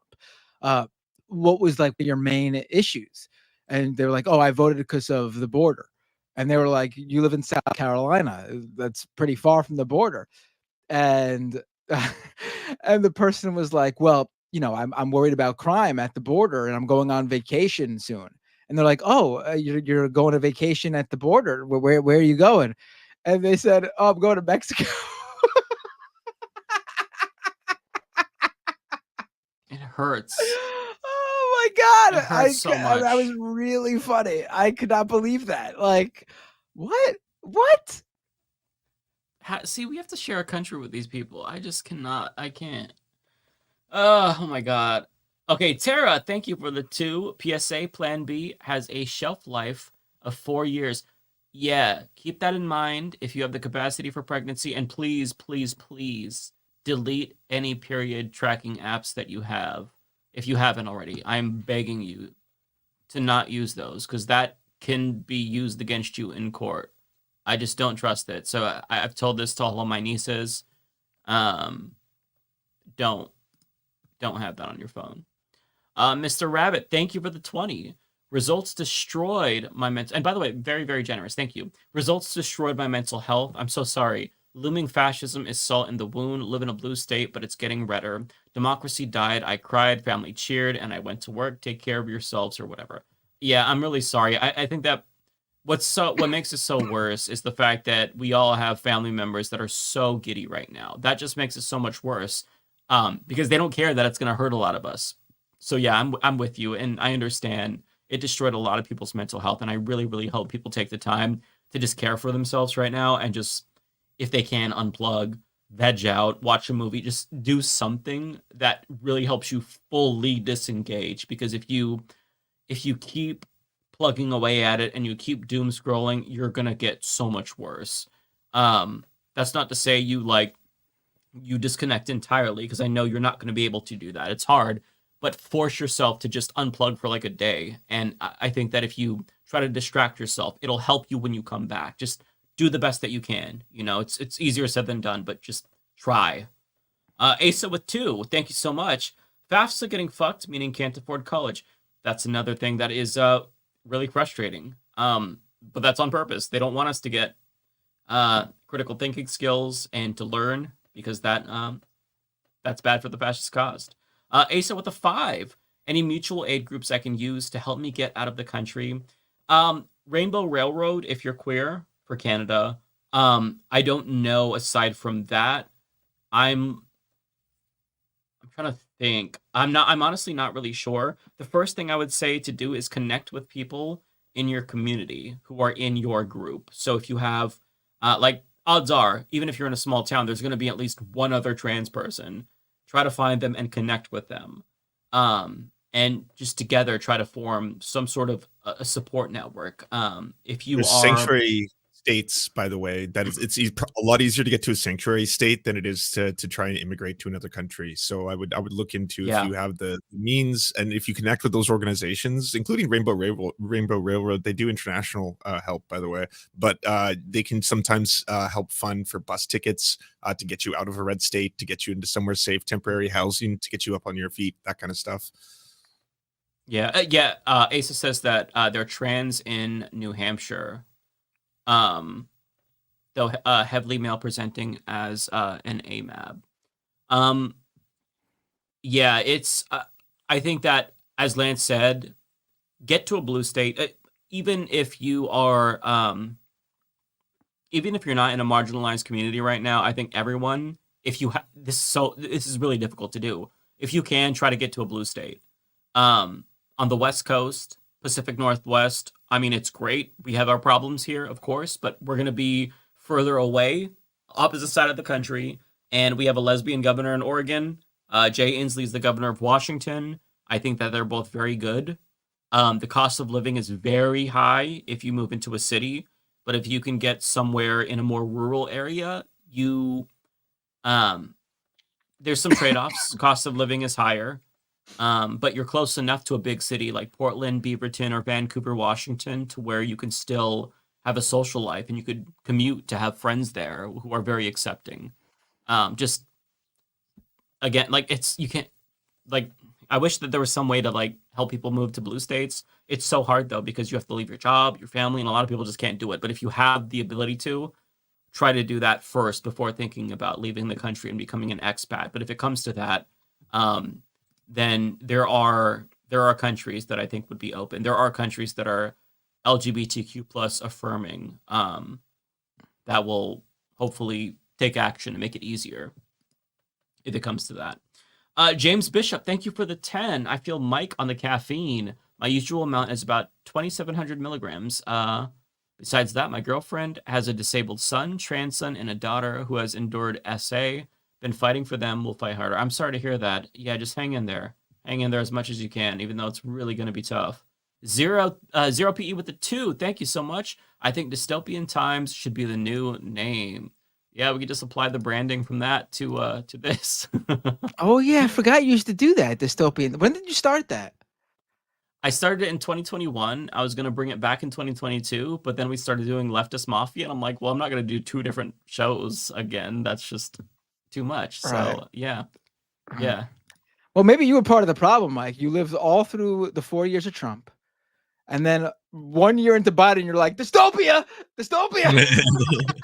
Yeah. Although I mainly launched that because of COVID and leftist infighting. Not necessarily because of Biden, but no, point taken. Adam's next. Adam, Kopke, I'm sorry, I have so much, I'm trying to get through them really fast, I'm sorry. Thank you for the 5, Adam. I appreciate each and every one of you. You all have helped shape my political views and have kept me more informed than ever. Love you guys.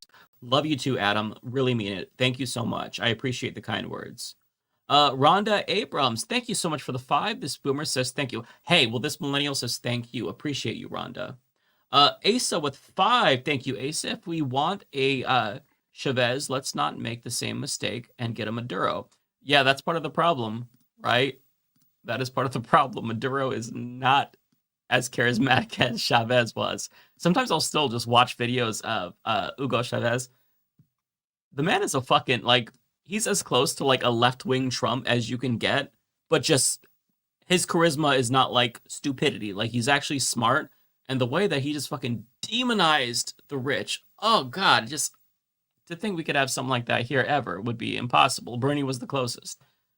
He did so many good things for Venezuela too, but I won't start a new conversation. Yeah, no, he was great. I mean, he dabbled a little bit in some authoritarianism. But you know what? Nothing is perfect. But if you look at just like nationalizing oil, you spend all that money, improving literacy rates explode. All of a sudden, healthcare explodes and infant mortality plummets. And it's just like, that's what happens when you just reappropriate a resource and give it back to the people. But yeah, of course. I mean, no one's flawless.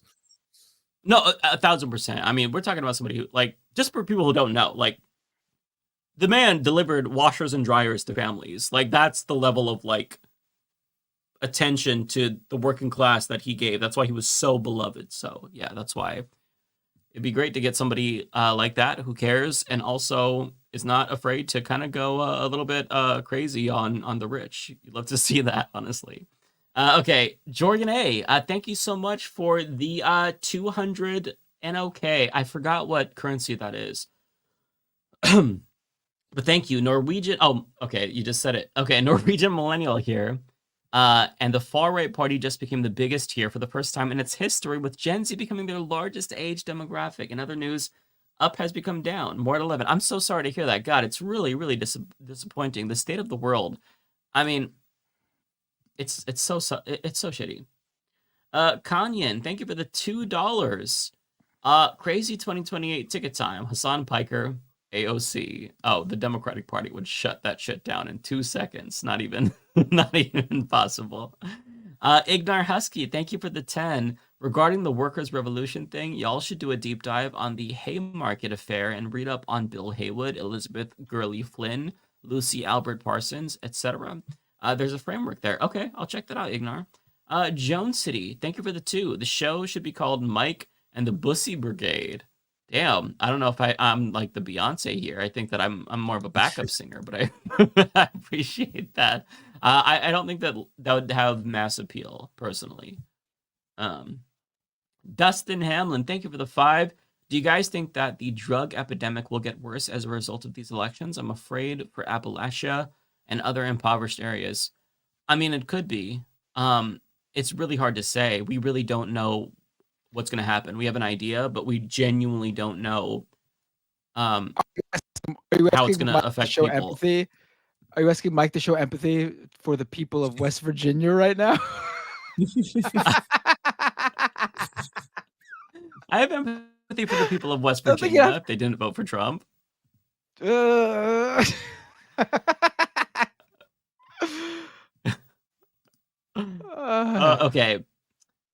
Let me see. Z with $10. Thank you for the 10. Appreciate that, Z. I'm on Mike's level as a fellow gay man, done with the Trump supporters who voted for this, and I'm happy to watch the leopards feast out of sympathy. I'm out of sympathy. Sorry, not sorry.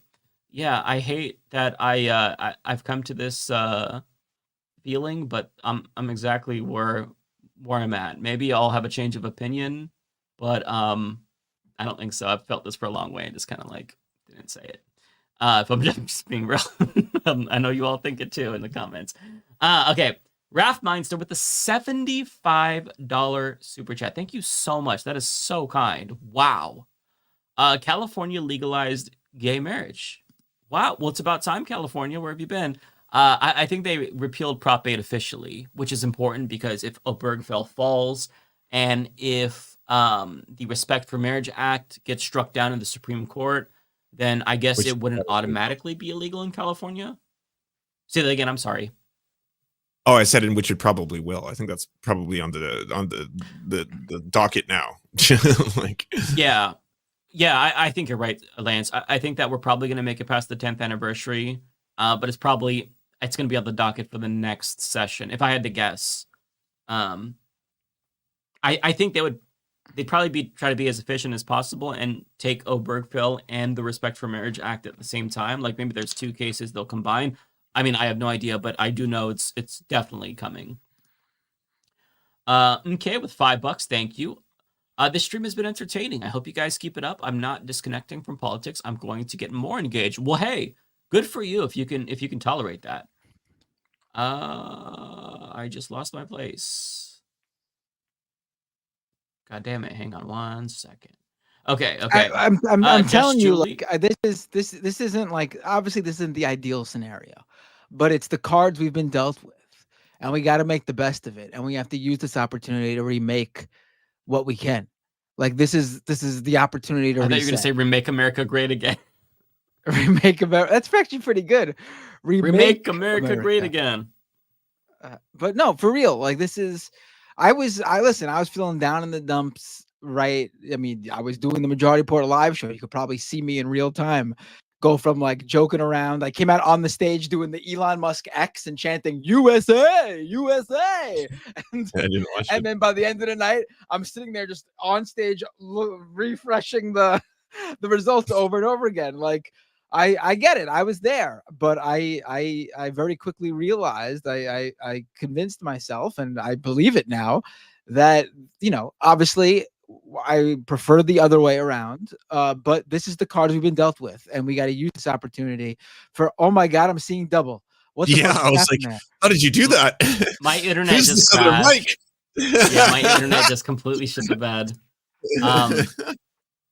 My super chats are now no longer loading. So let me see if I can refresh and fix it.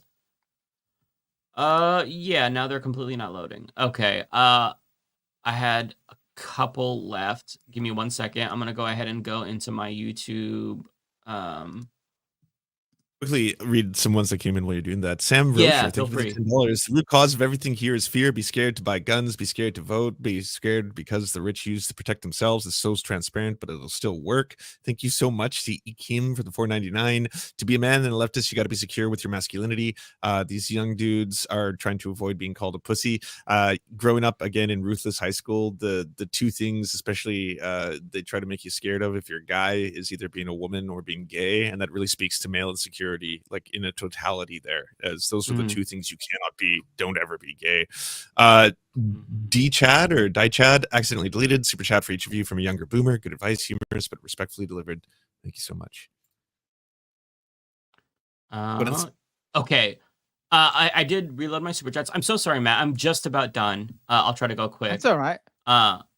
Just mind if you're still looking. Okay, you got it? Okay, go ahead. Yeah, I did pull it back up. I have about 7 left or so. Just Julie with $10 and a little fist emoji. Thank you so much. Angela with $6.99 Canadian. Thank you. As a super online atheist Gen X woman in the aughts, I see the parallels between Ron Paul and Trump. Very white male centric and anti-woman. Well, there you go, Matt. Tracy Eva with 5. Thank you so much. Keep the name. It always makes me smile. Love and hugs from across the pond. Peace. Thank you, Tracy. Bonobo with 5. Thank you so much. We certainly have structural issues to deal with, but the disinformation is a massive problem we need to deal with. Yeah, absolutely. I'm not sure where to begin, but I totally agree. I exist with $5. Thank you. I plan on helping start a DSA chapter in my town soon. Interested in unionizing my workplace and joining a tenants union. It's time to mobilize. Hell yes, that is the best thing you could do right now. Debo, thank you for the 10. On a personal level, we can try to get people who are tuned out to tune in. Most should have at least 1 to 2 people we can provoke, and we can provoke some thought in with open conversations if we meet them where they're at. Yeah, I think that's fair. Celeste, thank you for the 2. YK, majority of people do not care about politics. Like, I know, and that is a challenge for us to get them interested. And I think that trying to be more entertaining, try to blend politics with something else like Hassan does, I think that really is the ticket. Like, I think Hassan is brilliant. He struck gold by blending a bunch of shit, but still being political. The Breaker of Walls, thank you for the 2. Who missed Trump's insurrection in 2021? LOL. Yeah, I mean, that's, yeah. Meh, thank you for the $5. Me and my drag organization in MTISCSM we're already in a lawsuit to protect our right to perform. Now Project 2025 is a queer performer come together. Yeah, I'm sorry to hear that. I wish you the best. That's so fucked up. Mara Hermita, thank you for the 10. Gents, he is a effing criminal. I have no remorse if you vote for a guy that should be in jail right now. The laws need to change regardless of everything else. This matters above all else. Yeah, thank you, Morrow. JCast with 2. No regrets, Mike. JK, love and support you all. I'm not going to read the mispronunciation. JCast always likes to give me a complex and say that I'm pronouncing it regret or Democrat. I know what you're doing, Jay, and I'm not going to fall for it. Okay, couple more. Sally Boo with 20. Thank you so much. I saw this today in the comment section on Cam James's video. Quote, she had to be flawless. He got to be lawless. Yeah. Mr. P, thank you so much for the 5. I agree with Mike, she 50%. She didn't have to be flawless, though. She had to just not invite Liz Cheney and Mark Cuban to the stage. I mean, listen, like, I honestly thought she was a decent candidate and way more likable than Hillary Clinton, and didn't have all the baggage of the years and decades of right-wing conspiracy theories around her. She was way better than Biden, but you know, at the end of the day, she made decisions herself that did not help. If she made different decisions, would she have won? I mean, that's just pure speculation. We won't know, but we do know that what she did do didn't work. And she deserves some of the blame for it at the very least. I mean, I do give her the obviously like the addendum that it wasn't fair that Biden did that, where he thrusted this on her and decided at the last minute. But also he shouldn't have done that to us. I mean, there should have been a primary. Yeah. Okay, Mr. P, thank you for the 5. I agree with Mike 50%. MAGA members are intentionally acting badly, but they are brainwashed. Thank you for the 5 Bay photo. Just want to point out that 2 areas that moved left in the sea of red were North Carolina and ATL that were hardest hit by the hurricane. Oh, interesting. D.I. Chad, thank you for the 10. Super chat for each of you for a younger boomer. Good advice, humorous, but respectfully delivered. Well, hey, I appreciate you saying that. I feel like I was not being very respectful, so thank you. Blue X, thank you for the $2 and a little pear sticker. Thank you. Meh become a member, thank you. And Meh sent a $2 super chat. Also, if anyone is MT, ISCSM is a queer nonprofit. That is the drag organization that's being sued, just to remind you all. Okay, I've got 2 more. Ellie Void, thank you for the 5. Progressive media is neglecting 260 million people did not vote for Trump. We need to stop saying half the country. We need to talk about Republicans. I think that's fair. That is absolutely fair, Ellie, for sure. And then last but not least, Jeremy Can, thank you for the $10. I'm trans. Half my family supports me. Half think I'm a demon, but all voted for Trump. I tried to discuss it with my mom. She said, have you listened to both sides? You mean pro-Nazi and anti-Nazi?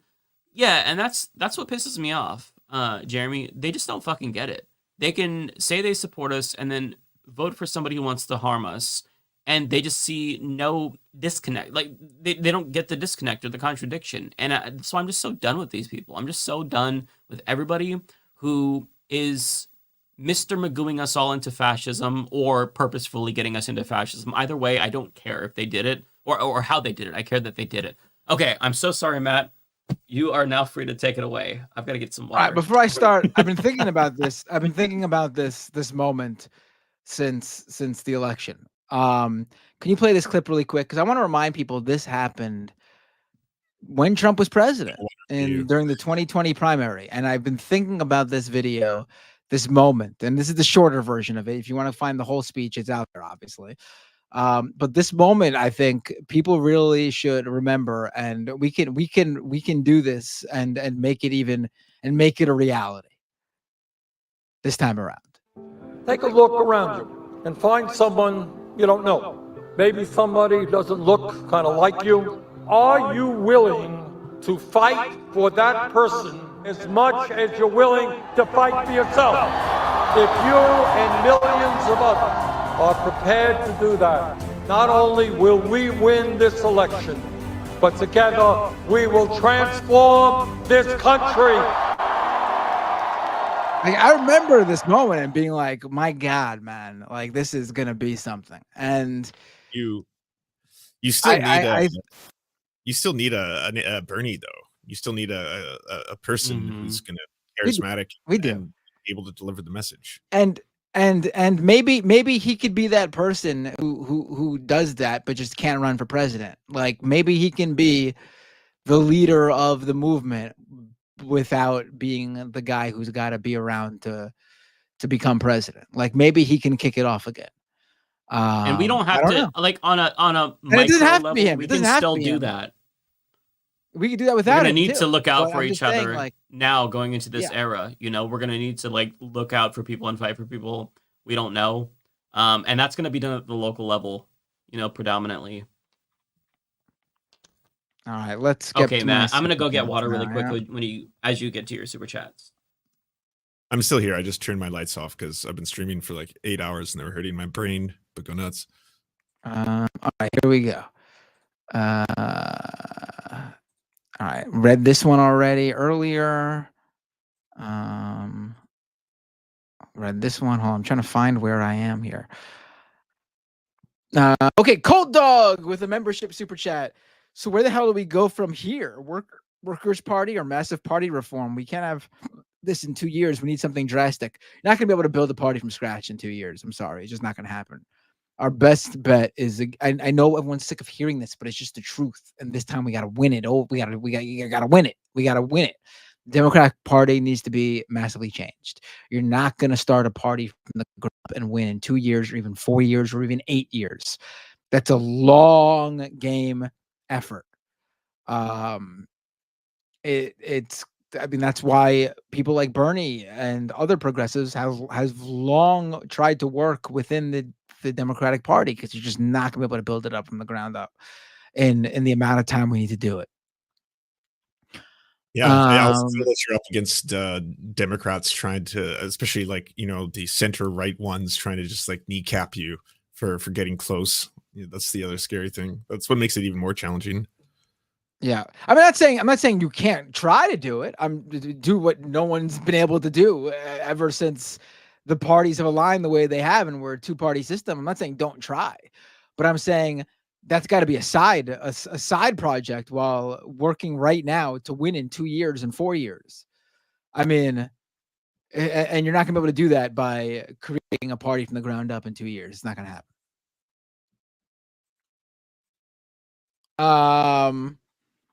Celeste says, I'm older Gen Z. The younger ones barely know Trump. Right. I said something similar. Maybe they read yours. I'm not sure. This is from Angelin Debagashaki, but I think David read this one already. I blame Americans, right? I think Kowalski with a $10 super chat. Name suggestions for the we read this too. Man, David really missed this by reading some of these. Wanda with a membership super chat. Maryland passed abortion rights, kept Senate seat blue. Awesome. Yeah, Maryland is I think Maryland is pretty, and you guys defeated Larry Hogan too in the Senate, right? Yeah. Maryland is Did they really? is doing, yeah. Larry Hogan lost. Okay, Maryland. Yeah.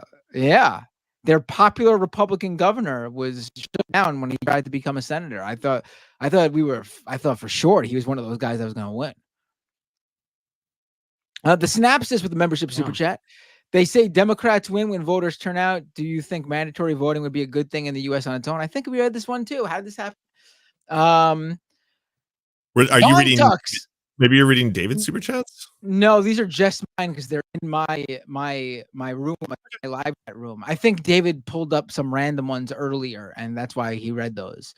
Von Tux with a $10 super chat. The American experiment is over. Isn't anything but survival and dealing with whatever comes after the United States as we knew it. Just cope. Life doesn't end if America does. Well, I mean, America's not over yet. Tokyo Kamala and Liz had the country over party banners. They're already celebrating before the election was over. Remember that country over party? We're having a country over party. Right, that's what it looked like too. Like it wasn't even like the words weren't even put correctly, so you wouldn't read it like that. They're relishing the end of America. Right.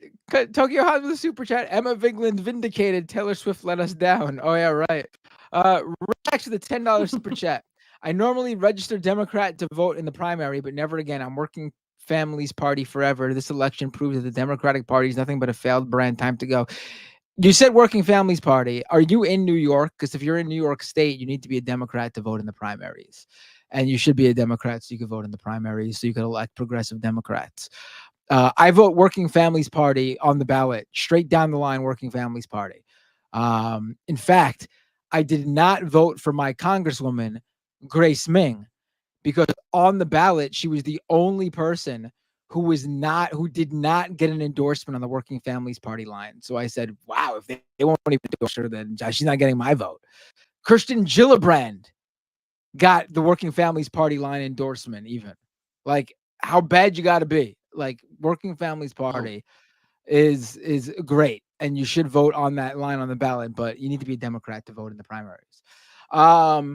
Ryan Chan with a super chat. Rashida and AOC won more voters than Kamala, even in their conservative parts of their district. Were liberal Trump AOC voters. Yes, there were. That's why I'm trying to tell Mike that there's something more going on here. They just can't throw everyone in the same basket of deplorables like you usually could. Oh, I can, and I will. Maybe you can't.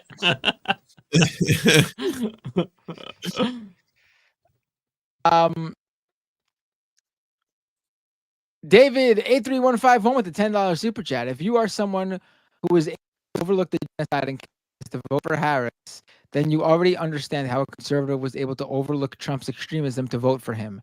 Meg Indurty. I don't know who that is, but yeah, I think that's a decent that's such point. a false equivalence. No, that's a terrible I mean, point. I think that's What a are you decent talking point. about? That is a decent point.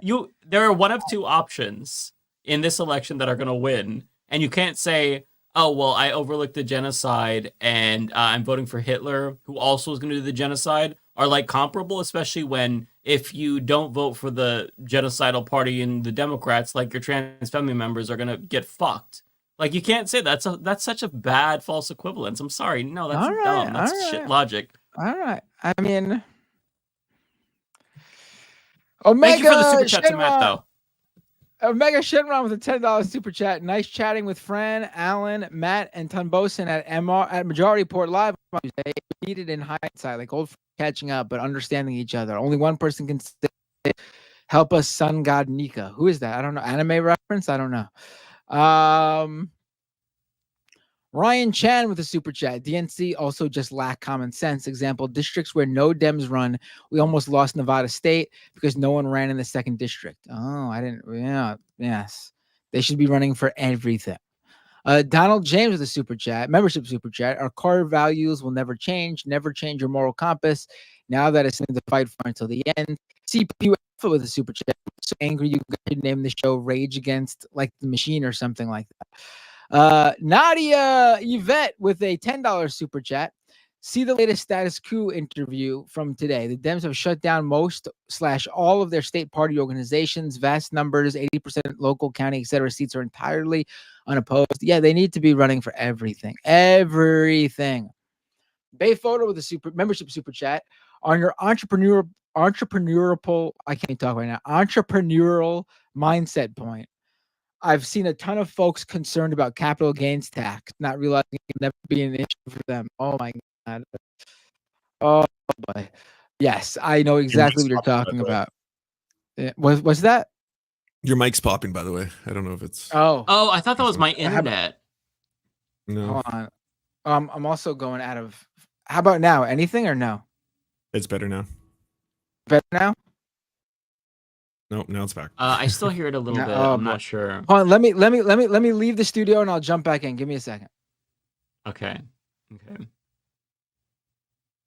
Yeah, somebody responded to what I said and said, they're both evil. I'm not denying the evilness of the Democratic Party, but I'm just saying, like, you can't fault somebody for making a vote based on harm reduction. Like, there's actual lives at stake depending on who wins. So that's the point I'm trying to make. You can't, like, compare that to somebody who is gleefully voting for a suicidal fascist who's going to destroy the country. Like, I think that if you try to make that false equivalence, you're doing it at your own peril. Any better here? Yep. That sounds better to me, honestly. Oh, I think I know what's happening. My computer is quickly running out of disk space. That's not good. I gotta. Yeah, I am getting a new Mac tomorrow. The new Mac Mini came out, and it's fucking very affordable and much more powerful than the one I have. So that should change a lot of things. Yes, it's. I should consider that honestly for in here. The Mac Mini M4 is starting price 16 gigs with the M4 chip, which basically is like having a much more powerful computer. $500.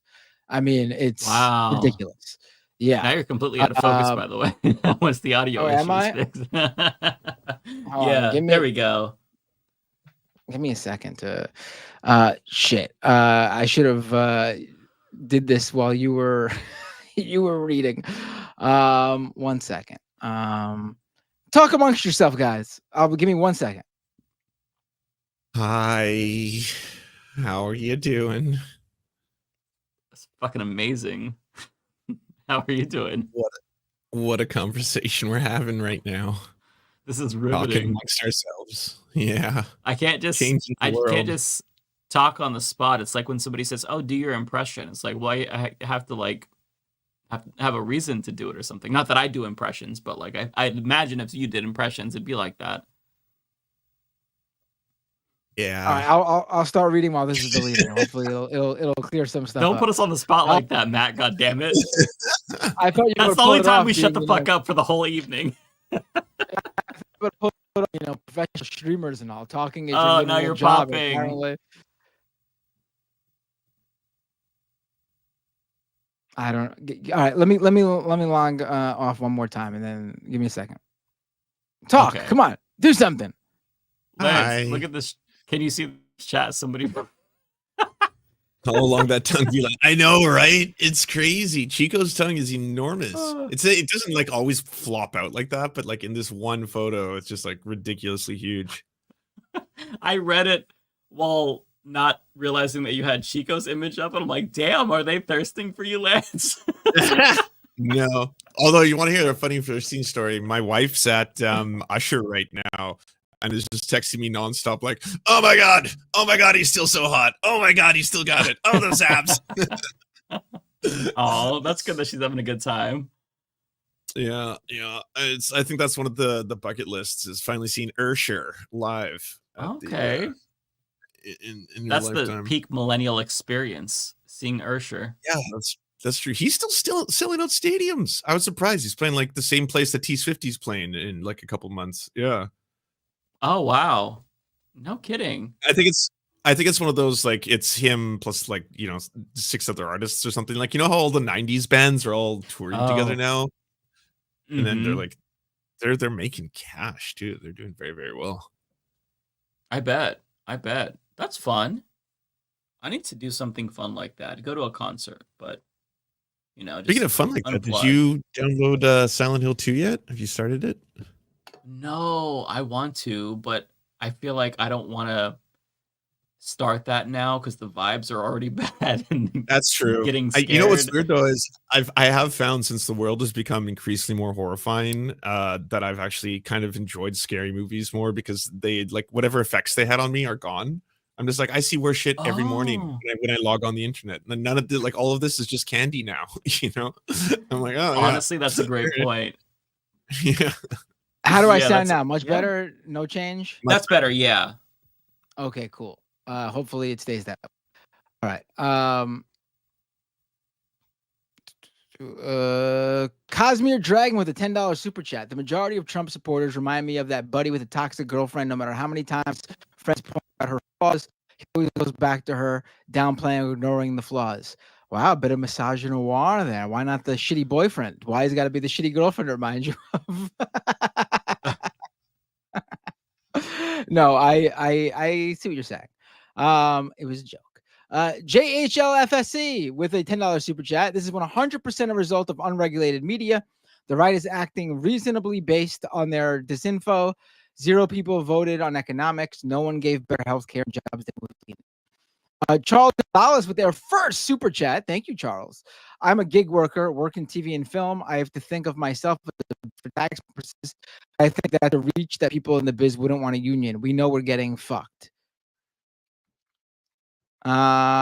T King with a super chat. Mike Cavernacle, an accelerationist and focused drama. Kyrie Shaw with $10 super chat. Great discussion tonight. Thank you.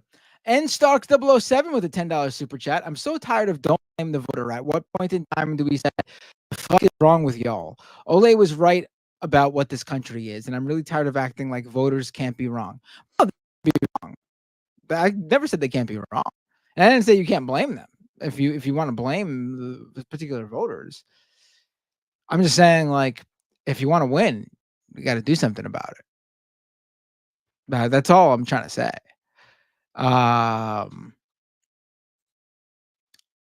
Carrie Shaw with a $10 super chat. Progressives need to do the 60 to Republican. What? Flood the party and change Trump. You may not be able to change his followers, but Trump would rather be with cool progressive people. I don't know about that. I'm trying to imagine Trump being like, I'm woke now. They like me. They really like me. I'm woke now. Mom914 with a super chat. Now we are going to see if the accelerationists were right. It's too late for incremental change. Climate can't wait. Colt Dog with a super chat. LOL. Lance is going to start an underground railroad. Radio friendly box with a super chat. Time Trump won. I quit news for 2 years. I mean, you got to do it. Sure. Take a break, without a doubt. Jay Clay with a $10 super chat and their first super chat. Wow, thank you, Jay. We can't beat red MAGA until we beat blue MAGA. Hold on, my browser window just shut down and now I lost where I am. I'm losing everything. Everything is dying on me, Mike. The mic is still popping in and out too. Oh, it like starts to get better and then it starts popping again. I think it probably won't fix until you have more memory, I'm assuming. Because like when you leave and come back, it fixes it for a little bit, but it still is very poppy. All right, give me 1 more second, and then this should. I'm gonna restart the whole browser. This should fix it for good. Give me a second. Okay.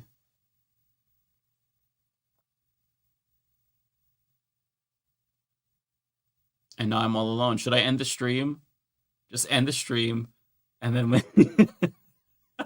Or I could read through all of the super chats in like 5 seconds. I could do that, because Lance left too, so I can do whatever I want. I'm right and they're all wrong. So... We still have quite a bit of people this late. We have, across all platforms, 4,500 people watching, which is a very large show. Unusually large. So thank you all for watching. I will take this time, I guess, to plug my shit, because I'm not just going to sit here awkwardly. So subscribe to the Humanist Report, the Rational National, Matt Binder, and the Serfs. We're on all platforms. And yeah, don't forget to show up on January 6th for our Stop the Steal. We're going to be there. We're going to storm the Capitol. I'm just kidding. I already have said enough shit to get myself on an FBI watch list. I need to stop and just shut the fuck up for the night. Hey. Hey.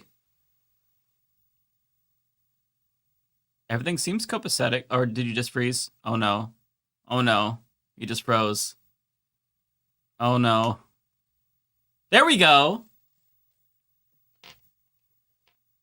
Oh no, he froze again. Oh.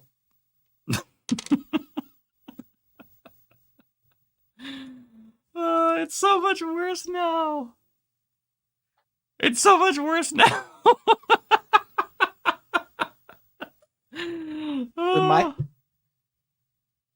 Oh, it's so bad, Matt. It's so bad. I'm going to type it in the chat because I don't think you can even hear me.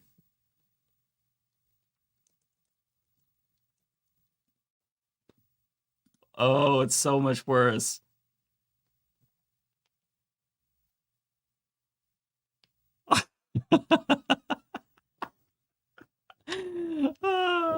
Okay, I'm going to read some of my super chats because we just did get some more in on my side. I got a couple more. The Phantom 5-3able, thank you for the 5. Those in power can kill 1, 2, or 3 roses, but they will never be able to stop the coming of spring. Lula de Silva. I love that. Thank you for sharing that. Chris Corcoran with the 5. Thank you. Squiggly Miggly 2028. He'll be the only one making sense in the race. What is Squiggly Miggly? I'm out of the loop on that one. I don't know what the fuck that means. Oh, and there he goes again. What is that, like a Peanut the Squirrel thing? I still don't know what the fuck is even going on with Peanut the Squirrel. Hello?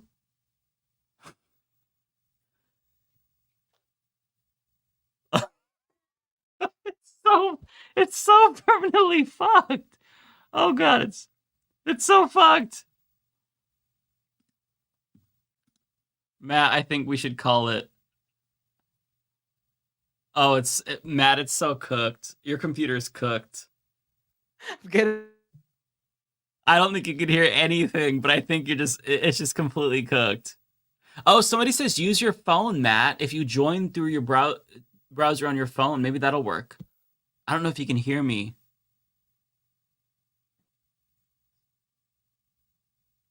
When he unfreezes, I'll say it real quick. Oh! I was going to be like, use your phone! As soon as he popped on. Oh my god.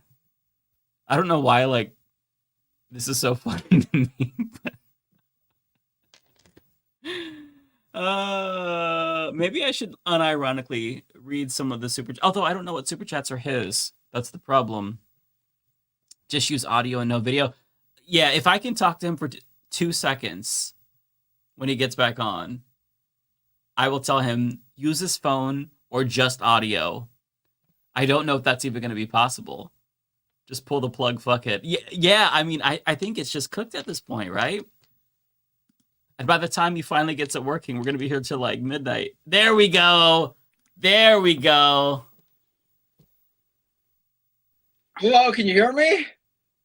Yes, yes. They were recommending in the chat use your phone. All right, well, here I am on my phone, not using any sort of... Could I do this? Could I? No, they wouldn't even let me switch it like that. Oh, no, that's just my desk. Whoa, careful there. Dirty ass desk. What's that? Let's I don't know what that thing was there. Looked like a bong, but I know you don't smoke. It just something looked like a bong, but I know you don't smoke. Oh no, that's the earbud, the AirPod. No. The red thing in the back by the Wi-Fi router, I think. From okay, it's a little flag. Oh, okay, I like that. Just for a split second, I'm like, what is that long thing? Okay, very cool. All right, really quick. Oh my god, my face looks so red in this. I don't know why. I think it looks. No, it looks fine. No, you're being too harsh. It's fine. No, you're fine. All right. Where was I? 1 second. Okay. Can you hear me, by the way? Oh no, it's starting to fuck up. Are you serious? Hold on. Oh, okay, you're back. Oh, it's like, oh, holy shit. Okay, no, you're good now. Oh no. No, now my internet is fucking up. Oh god damn. Okay, just go, and then I'll assume that everything is fine. Worked. Okay, there you go. Wait, this way. All right. Jay Clay, then read this one. We can't beat Red MAGA until we beat Blue MAGA.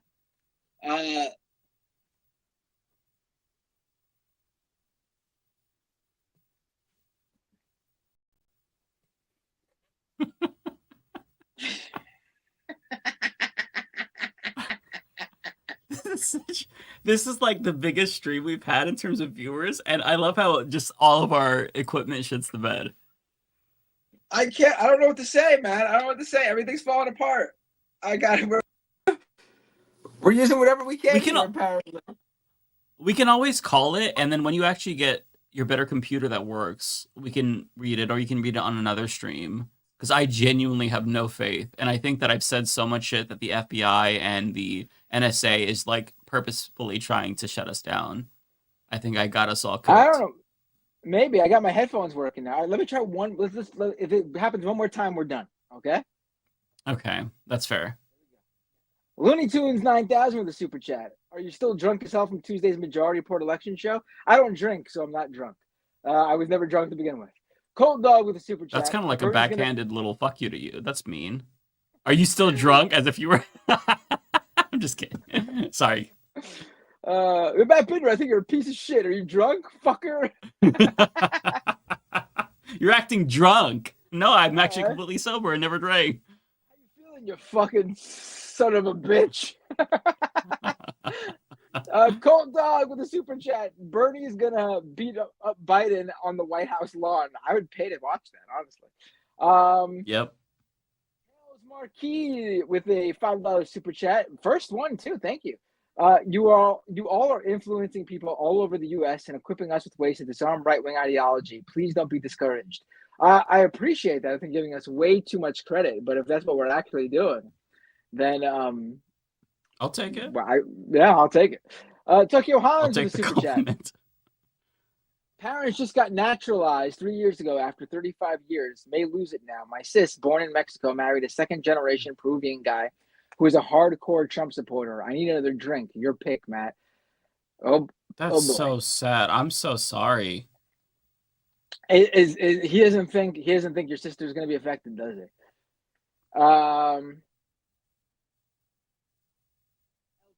Del Norte with a $10 super chat. Do you think these right-wing shifts are a reflection of actual shifts or depressed turnout from 2020? Example, Latino shift to the right versus Latino Dems maybe staying home because of lack of policy. A little bit of both, obviously.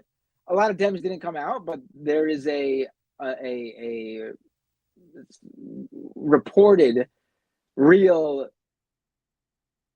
much less than the people who sat at home, but there are people who switched.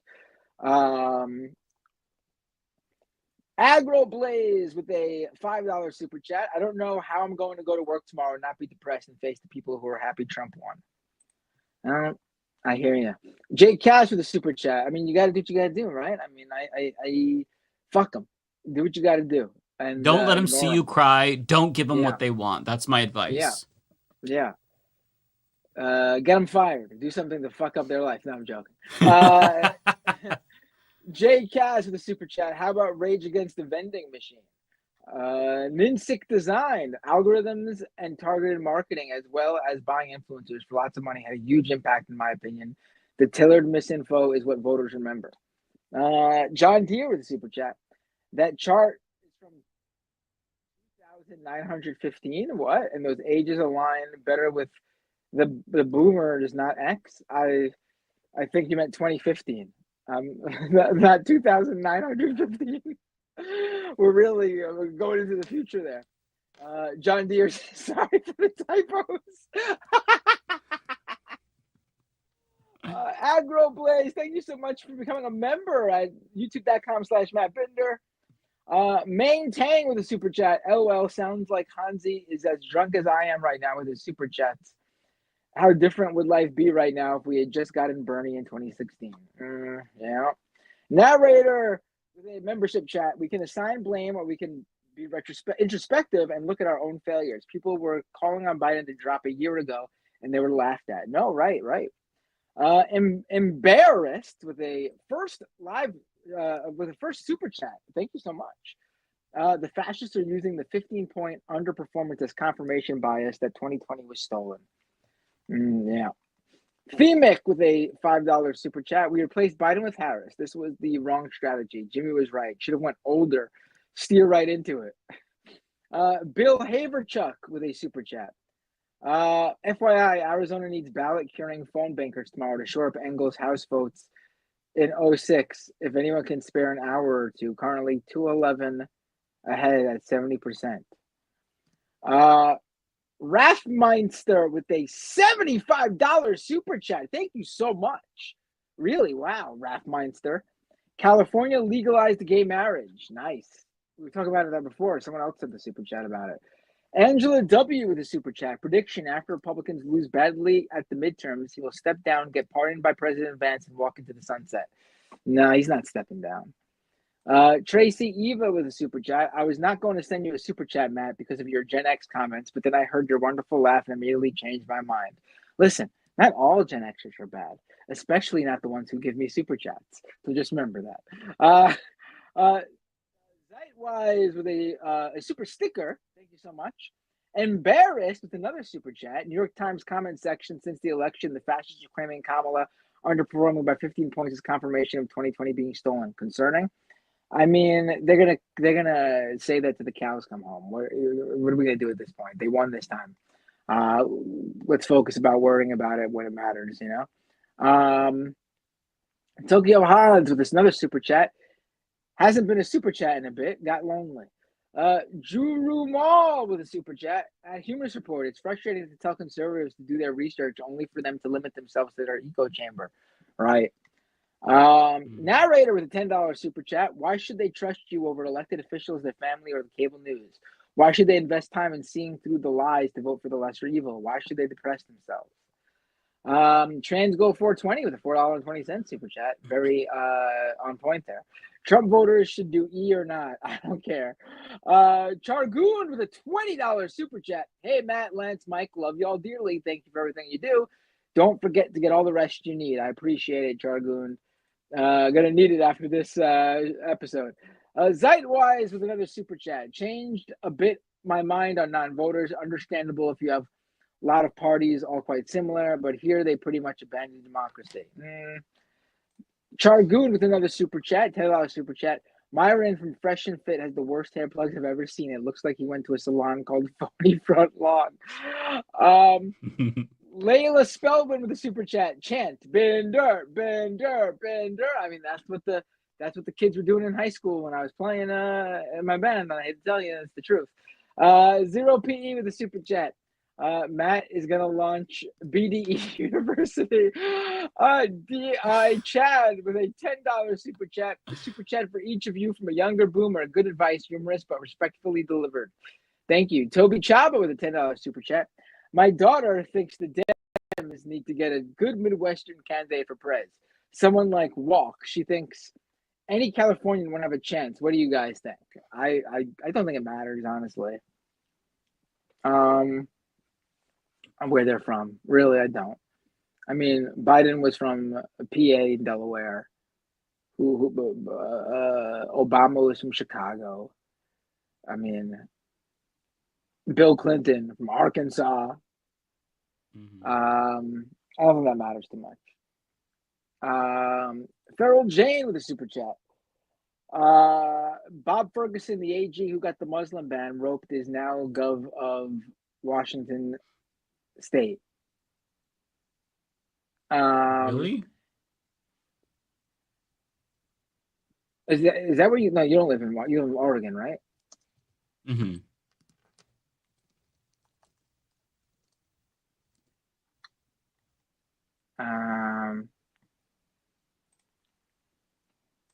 Agroblaze with a super chat. I'm so done with America. Country was founded on racism, but yet we are all equal according to certain people. Narrator with a super chat. AOC 2028 campaign starts grassroots December 16th. Tony Barbosa with a super chat. I'm from Brazil, and for some reason, YouTube suggests you people. Anyway, fight continues for all of us. Have a nice life. Oh, wow. Interesting. Thank you and thank you, YouTube, for promoting us in Brazil. Love Lula. Ruben Walton with a super chat. Thank you so much. Just nothing there either. Just send me a super chat. Wolfpack did the same thing. Thank you. Now Ruben Walton did send a super chat with some comments. Mike, you are killing it tonight. Right on the money. Your hubby's a lucky dude. Oh, Mike, you hear that? Thank you. Oh, he knows it. He's watching. He knows it. He knows he's lucky. I am too, though, to be fair. Oh, he's so lucky. He's a star, but cry. No, okay. The Ralph with a $10 super chat. Keep your head up, fellow progressives and Democrats, thinking though Kamala was put into a really hard situation. I mean, she was, but it wasn't the only thing that made her lose. Wolfpack with a super chat. First, they gave Bernie a heart attack. Then they saw it didn't stop him. After that, we got COVID. Then the Dems nominated the two worst candidates. Wait, you act like they shot him with the heart attack gun. I mean, they probably did. Narrator in the super chat. I blame Bernie. He should have let. Oh my God, my browser just died again. I can't wait for this computer, man. I think part of it is not just my. I think part of it's the computer too. Yeah. Yeah. This is gonna be a 4-year-old computer very soon, so I got a new one just in the nick of time. The narrator with a $5 super chat. I blame Bernie. He should have let Harris know American voters wouldn't elect a woman. Maybe like Warren in 20. She hadn't heard of patriarchy. Bernie should argue a woman cannot win. A woman cannot win. Did you ever see that clip where it's like America's There's a really funny clip out there of Bernie saying something and then listing off all these people, like these these marginalized groups, but like he's saying it in support. But when you but the first group he says is women, it's like it says like, I can't stand women, and then it just cuts. I haven't seen it. I gotta find that clip. Oh my god, it's gotta be out there. Hold on, give me a second.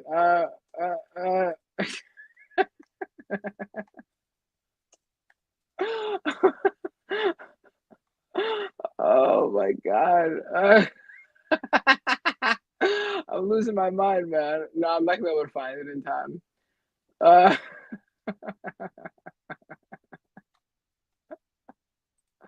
Oh my god.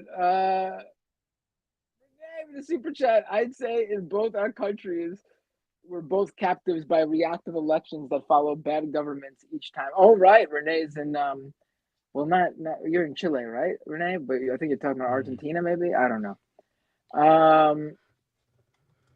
Nadia Yvette with a $10 super chat. Everyone had been telling me to shut up about doing anything to deal with the potential for a Trump victory for years.